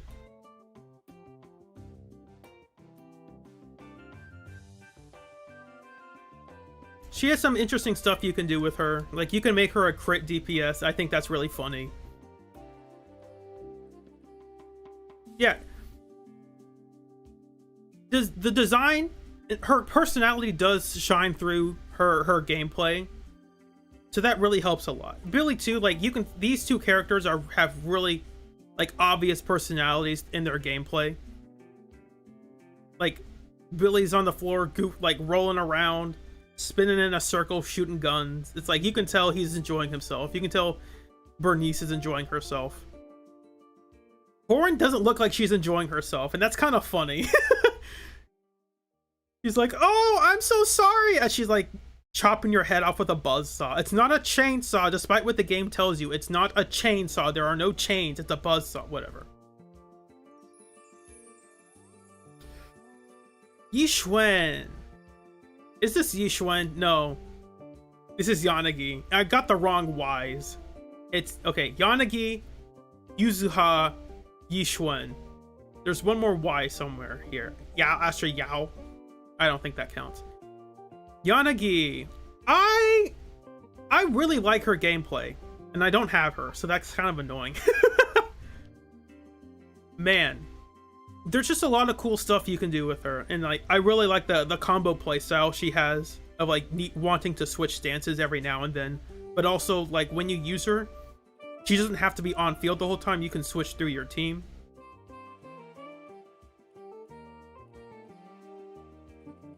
So yeah, yeah, Sihari, thank you. So yeah, I think I really like her. I don't have her, but when I play her, I really like it. It tickles my brain the right way. Lots of fun skill expression with this character, but not too punishing, right? Like, there's some cool tricks you can do with her special to like parry attacks or something, but you don't have to do that. And I think I like that. Lighter. If you are playing Lighter at like a basic level, Lighters might be down here, because it's like you swap them on field, you hold basic, then you press EX and swap them off, right? Like, Lighter's gameplay does not inspire a lot of joy if you are playing him at a simple level. But with all the cool stuff he has in his kit, the fact that he can like dodge around enemies without canceling his basics, like if you are using him on field frequently, there's a lot of weird, cool stuff in his kit that I really like. So I think I'm going to put him up here because of that.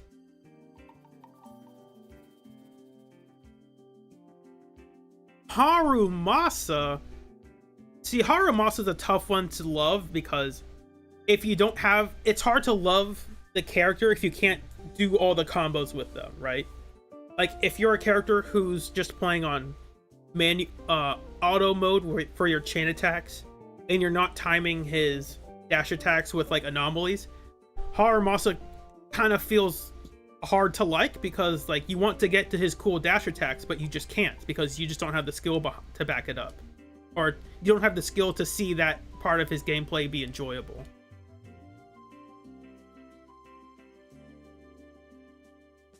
But for me, I can play it that well. I really like his dash attacks. I really like them. It's just, I wish he weren't so punishing to play, especially in anomaly teams. Because when he has his electro quivers on the field, you can't generate more from anomalies. And that's just like, why? Why'd you do that to him?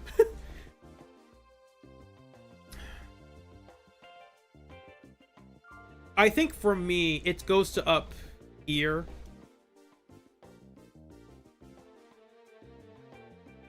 Yeah, I think that's about right. If he were slightly less punishing to play, I'm not saying like easier, but like let Haramasa actually get quivers from, like let his dodge counter go into his basic 4 or something, right? Like make him slightly less punishing to play. And I could probably put him higher, but as it stands, I don't think I can put him very high. Miyabi! Normally, I would, like, I know people are expecting me to put her down here. I think I put her up here. There's a lot of cool stuff you can do with Miyabi. If you were just looking at, oh, Miyabi do big, boring damage, put her down here. That's, I mean, I'm not arguing against that. Yes, Miyabi can do that, but there are also some fights where you can do some real cool team combos with Miyabi just because of how her hold basic works. And against the bosses that she can't, like, curb stomp, you actually have to think with this character. So I really enjoy that aspect of her. I wish she weren't as overpowered as she was. I wish she were slightly weaker for the sake of the ice DPSs. There's a reason enemies can't be frozen anymore. It's because Miyabi and Sokaku were too good. Astra! See? Oh boy. If I had to play Astra as a DPS, she's going down here. However, if you're like a Lost Void enjoyer, she might be up here. But for how Astra is usually played, I would probably put her like here. But if I'm like averaging out how she feels to play on field, like, yeah, I think this is fair.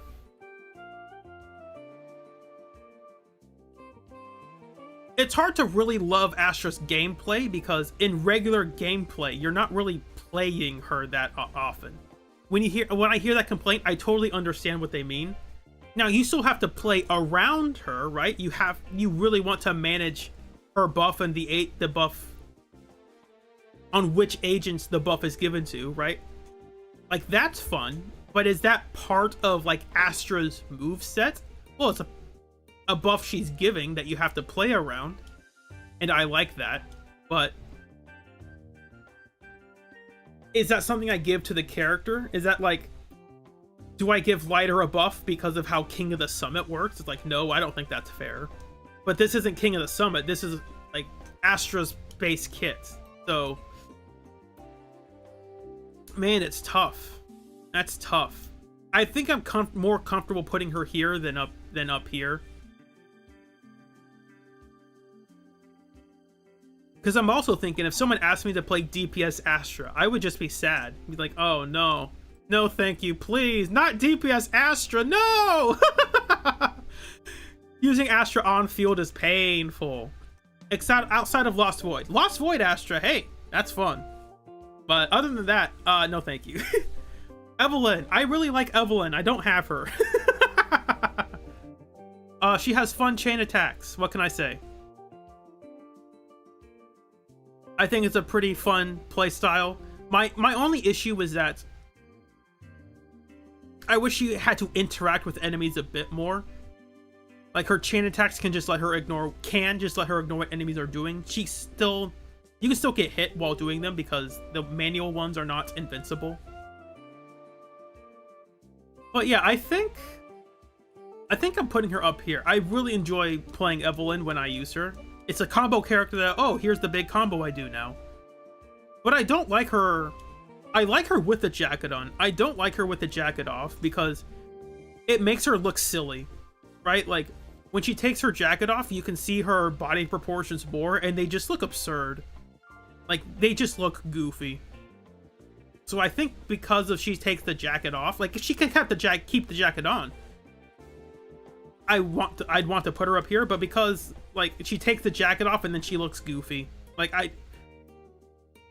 what do you want me to say? I think she looks kind of bizarre when she takes her jacket off. Like, it highlights how small and tiny her arms are, paired with, like, here's my giant butt half the time. It's like, this is weird. You have a giant butt and a giant chest, but your arms are tiny. Like, I don't get it.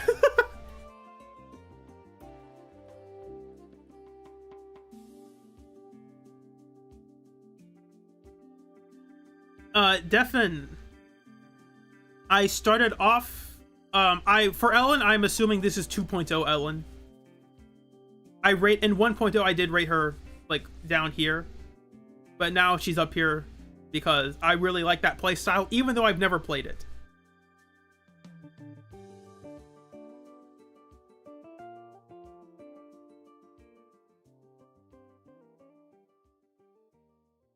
I don't know. It's a toss-up. Because, again, it's not like I'm arguing she's down here. It's like, I think she looks a bit goofy sometimes, but not in a funny way. Not in, like, a Bernice goofy funny way. I think she looks goofy in a not funny way. Because, like, her character is not meant to be funny. Like, Bernice is meant to be funny. Billy is meant to be funny. Evelyn is not meant to be funny. So when she looks goofy, it doesn't feel right.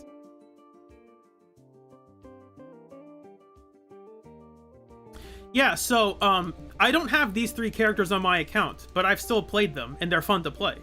So this is the enjoyability tier list. So I enjoy playing them, even if I don't have them. I haven't even played Buffed Ellen, but if I could play Buffed Ellen, this is where I would put her.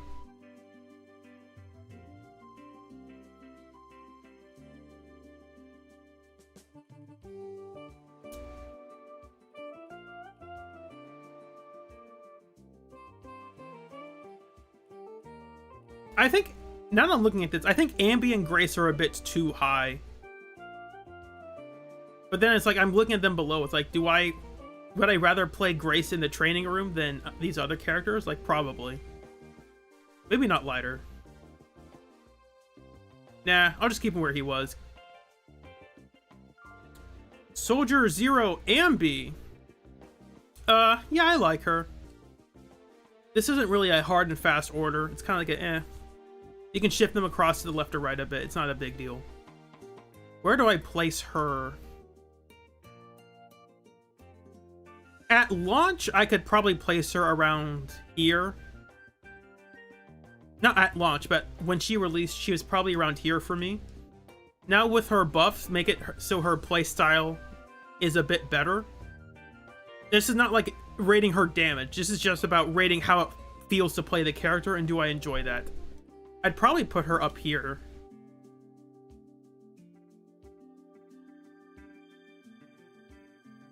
Yeah, well, I'll shift you over, Ambi. It's not a big deal. It's just, it doesn't feel right to place you above Grace.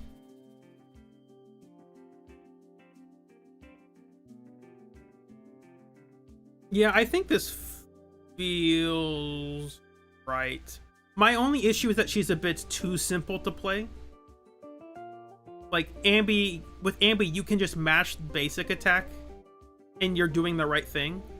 I like it to engage with enemies and game mechanics, and with Soldier Zero Ambi, sometimes it can feel like I'm mashing basic and then I'm mashing special. Nothing wrong with that. I just wish it were a bit more engaging than that. Pulchra! Pulchra's a funny one. I think Pulchra's fine, but, like, I don't have a complaint about her. I just wish she could do, like, some more stuff. Like, I like her animations. I like her aftershocks are pretty cool. They're quick and fine. It's just that like you don't really play her that much. Like normally it's you press EX or defense evasive assist and then you switch off. She has other moves, but you don't really use them. And if you do use them, you realize that, oh, like they're not that good, right? Like she doesn't have a lot of, she's not like Lighter, where Lighter has some cool, neat tricks he has, but people don't use. Poker really doesn't have the cool, neat tricks. Like she has a hold basic you can use, and that's about it.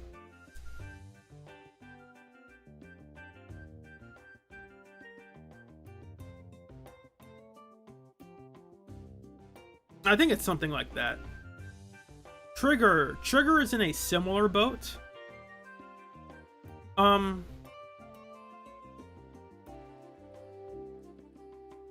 I really like how her aftershocks look. Her aftershocks look really cool. They allow for some really cool photos.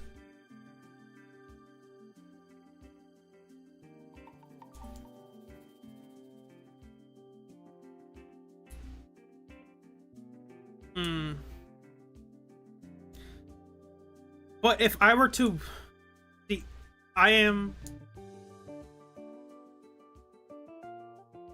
I say this? I'll move her Evelyn up. Why not? If I were going to lower Trigger, it's because I think I'm not a big fan of her design. Right? Like, I'm going to pull up her portraits. I don't like these pants. I think they look dumb. I think they look really dumb.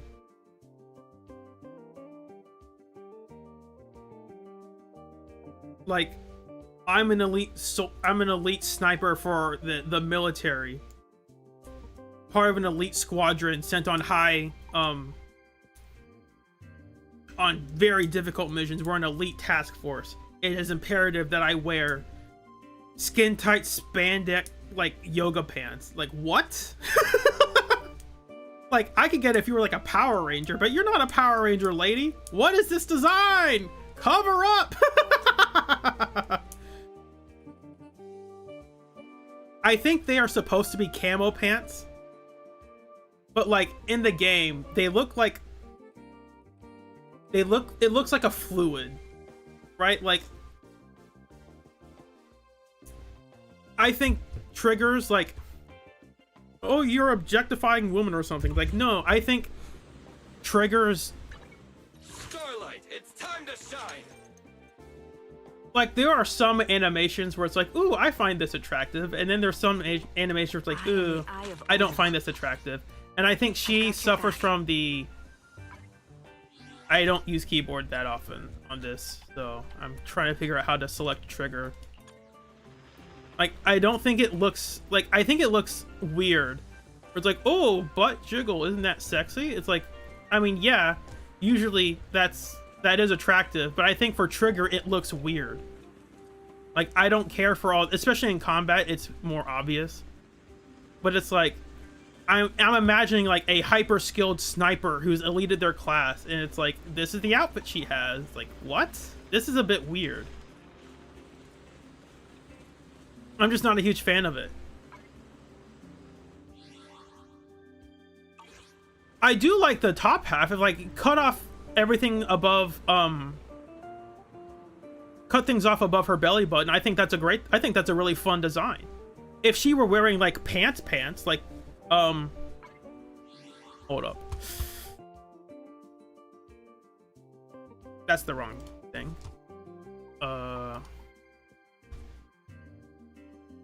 Oh, I wasn't showing that at all. Sorry. I forgot to turn on the game capture. My bad, my bad.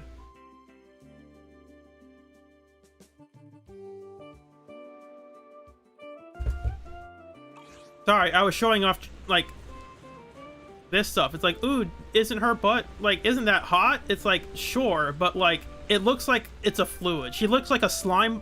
Like, the top half of her body looks normal, and then the bottom half is, like, she's a slime creature. Like, she's like 100% water. It's just like she's wearing scuba diving gear. Like, why? I'm just not a huge fan of it, that's all. And to compare, if I go to window capture,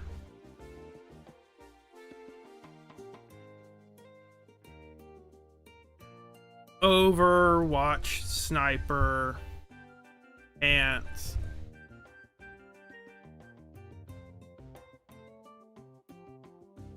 I think the problem is, I think she looks a bit too much like Widowmaker, and why? These are not the results I want. I have to go to Google for this. Is it Anna with an 1A? I wish she looked more like Anna and less like Widowmaker. It's like, yeah, Widowmaker's hot and sexy, but she's also like gives into that femme fatale sort of thing where it's like she's attractive to lure you in, to control you and manipulate you like Jane, but Trigger's not that person. I wish she looked a bit more like Anna instead of like Widowmaker. That's it. And I think that fits more with her character anyway, but what do I know? Anyway, nothing wrong with being sexy. It's just like, because again, I like Jane. Like, she plays into that she uses her attractiveness to control people, right? Like, I think that's cool, to manipulate and control people. But Trigger doesn't do that. So like, why do we give her like the scuba gear pants? I don't get it. Where was I? Oh yes, I was here. So if I were going to lower Trigger, it'd be for that reason, but I don't think I will. Vivian, despite you being a stalker, I think you are fun to play. I think you are kind of fun. You make big numbers go bloom. There's not much more to say to that. I think she has a fun playstyle that requires you to check her resources and continue to use her. So I like that. But I don't know if I like it more than Piper, personally. Hugo is fun, but he really wants a specific team.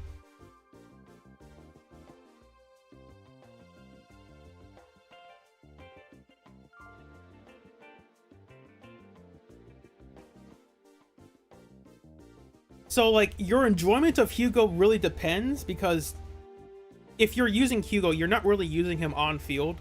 You're using him as a burst DPS, and he's really reliant on the stunners you have. So because of that, if you have a team, like, your enjoyment with Hugo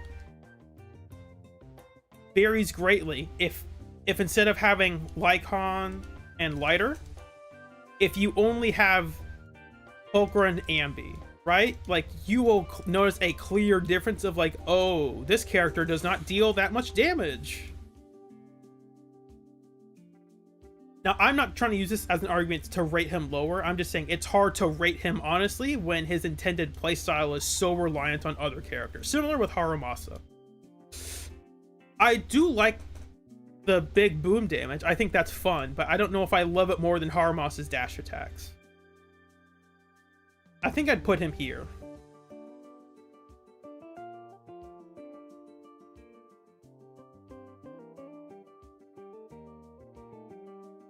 Right, exactly. If you really love that burst kind of playstyle, you'll really love Hugo. I don't think I mean, I like it, but I don't love it. That's why he's in, like, yeah, I like him. Yixuan. This is a tough one. I think this might sound controversial, or maybe not. I like Yixuan, but I wish there were more game states where Yixuan was punished for making mistakes. Because with Yixuan, I can make a mistake and I'll never get punished for it, because her best moves are fully invincible and can be canceled pretty much at any time. Like, if you time her EX at the wrong time, that's perfectly fine. All you have to do is hold the button down and wait until you get hit. Oh, you missed. Oh, the enemy moved while you did your hold basic? Well, just stop holding it and, well, just let go of it and start holding it again. She'll reposition herself and target where the enemy now is. She's really fun. Like, again, she's really fun. But there's not a lot of back and forth with enemies that I find engaging. Like, if I make a mistake with Billy, I am punished for that. If I make a mistake with Ambi, I'm punished for that. If I make a mistake with Soldier 11, I'm punished for that. If I make mistakes with Taramasa, I'm punished for that. If I make mistakes with Yi Xuan, they don't matter. There's also the fact that for some reason, in case you were really bad at playing the game, nothing wrong with being bad at playing the game, I'm just saying, for some reason, Yi Xuan's ultimate, where is this? Evenly distributes the squad's HP. Why? How are you getting that much damage on this character? It's not a complaint. I just, like, if she were not, like, this reads like something really cool for a character like Yidhari or like Monato, where they will take a lot of damage and they want to, like, play with how much HP they have. Yi Xuan doesn't. Like, Yi Xuan, there's no reason Yi Xuan wants to have low HP. And there's almost never a situation where it will be low unless you're in the tower where things kill you in a couple hits. So, like, man, if she actually manipulated her HP in a fun way, this would be really good. Like, this would be really engaging. It's like, oh, lower my HP and then raise it up by equalizing it with everyone. That's interesting. That's not what she does, though. So, like, if they changed her gameplay to be slightly less safe and a bit more rewarding for doing her ideal combos, I could easily put her higher. But I think I just have to put her here. Pan! I think Pan goes in here. Pan is funny, but, like, he's not fun to use. As an on-field DPS, he goes down here. But he's not an on-field DPS, so... By the way, I don't think anyone's going to be in here. So if anyone's like, oh, he hates this character. No, I don't have any of that. If I hated them, they'd be down here. Pan just doesn't do enough interesting things in his kit. His basic 4 can't be canceled and it has no iframes. So, like, if you do your basic 4 and he's on field and the enemy attacks, you better hope it's a perfect assist or else you will just get hit. And I think that's really lame. I'm going to actually put him below Rina. And again, it's not like I dislike his gameplay. I just wish there was gameplay to be had, right? So it's like, yeah, pressing EX and him doing his specials, I think that's neat. But, like, that's not enough.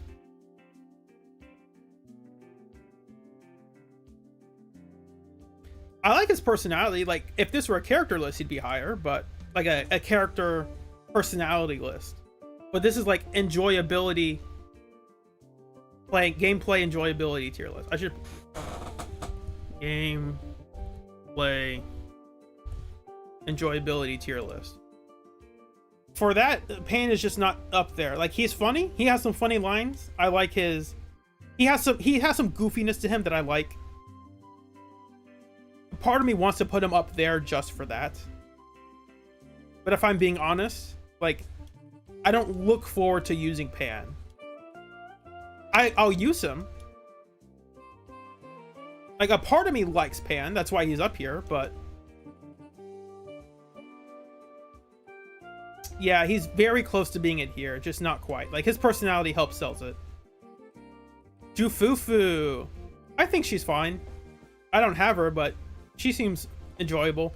She's goofy, funny. She's like Bernice. She has Bernice energy, where it's like, ooh, let me spin on my ball and get dizzy. Like, that's funny. That's cute.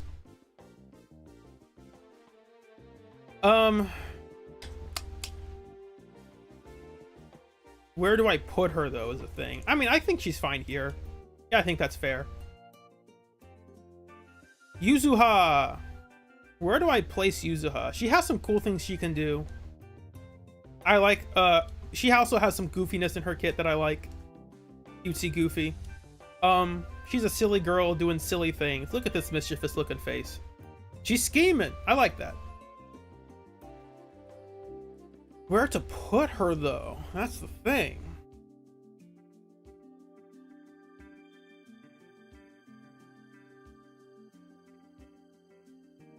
I mean, I'm thinking here is fine, but I could put her high. This is a tough one. In terms of like, you don't really play with her that frequently.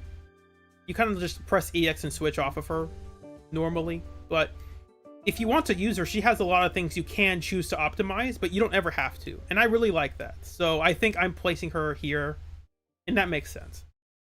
Alice. I like Alice, but I don't have her. I would probably put her higher, but I think she's a bit too safe. Like, I think she might be a bit too predictable. Like, I think her EX is a bit... Her EX and her hold basic are a bit too good for my liking. But maybe that's just me. Again, I have not used this character extensively, so this is like a very subjective, partially uninformed tier list. But I think this is a safe place to put Alice, based on my experiences. Seed, oh man. This is tough. It's not like I dislike Seed, I just wish there was more stuff to do with the giant mech robot. For that, I think I'm putting Seed here. I'm not sure. Yeah, I think I'm putting her here. I'm just not a huge fan of her gameplay. Like, it's not bad. Like, she's fine. Like, she's here because she's fine. It's just on a relative scale, it's slow. But, like, it's fine. But it's not something I'm like, oh boy, I can't wait to play Seed. I love playing Seed. It's like, no, that's not the case. It's just fine.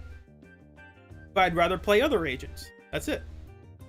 Now, she enables other attackers, kind of, but like, not really. Because Orphe kind of would rather be with Soldier Zero Ambi.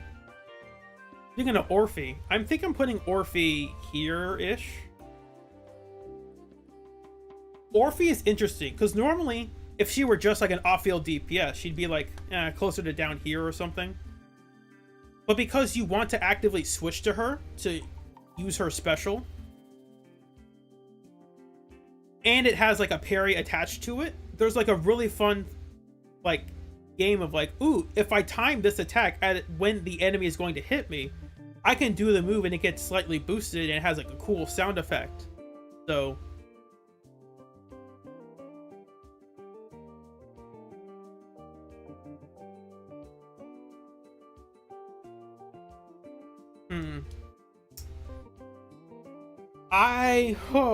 this is tough. Yeah, I think this is a safe place for Orphe.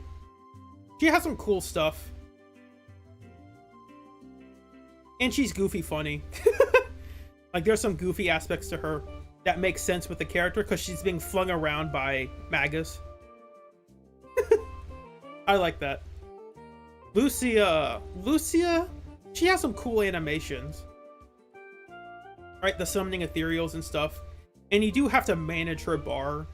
Like, it's not just, oh, you press the skill and then you can ignore her. Like, no, you have to pay careful attention to her bar. If it runs out, you want to put it back up. So I think that's engaging gameplay. But I don't know if I love playing Orphe. I say Orphe. I meant Lucia.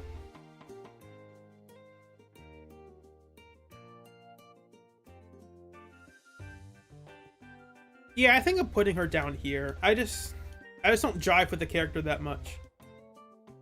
I mean, it's really like, do I put her one to the left or one to the right, right? Like, it doesn't really change her overall placement. It's just more like, here's the sentiment attached to it. I like her character. I think it's neat. But her... Yeah, I guess I'll do it. Yeah, this feels better. I'm not gonna put... I'm trying to ignore what the devs did to, like, sabotage her character or whatnot. Be like, yeah, she's fun.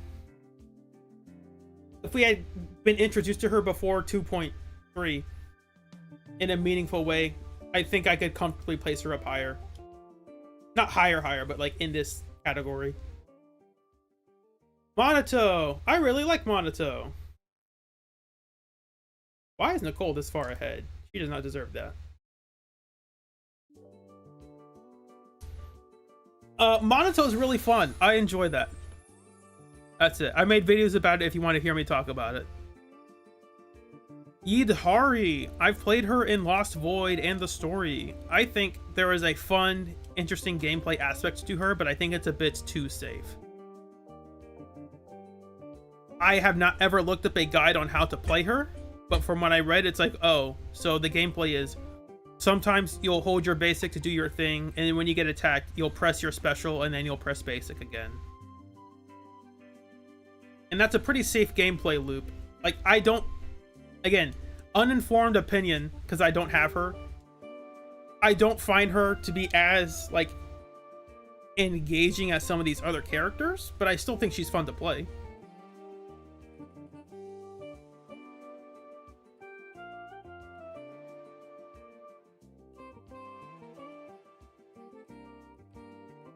Yeah, I think this is fair.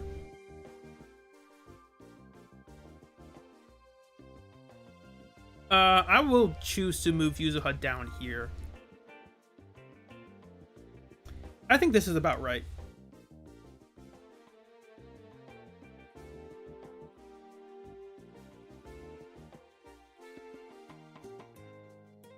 That looks good. That looks good.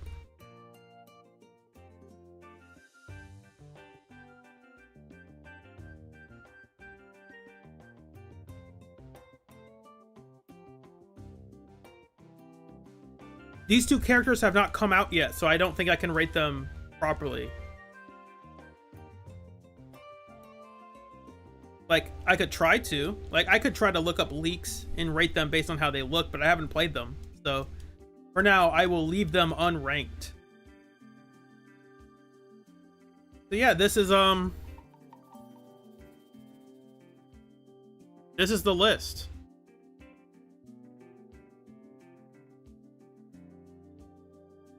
Screenshot this, people.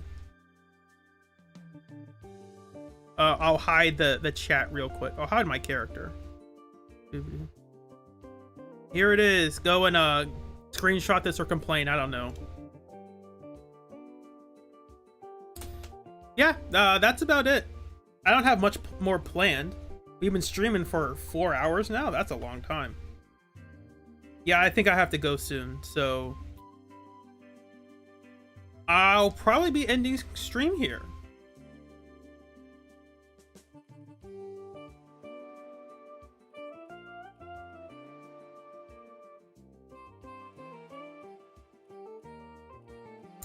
Do I move Anton down? I think I'll move Anton down. Yeah, wait, change my mind. Anton's moving down. Sorry, you've been demoted, Anton.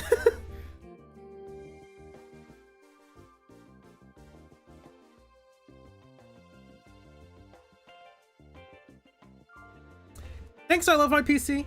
Hope you have a fun day.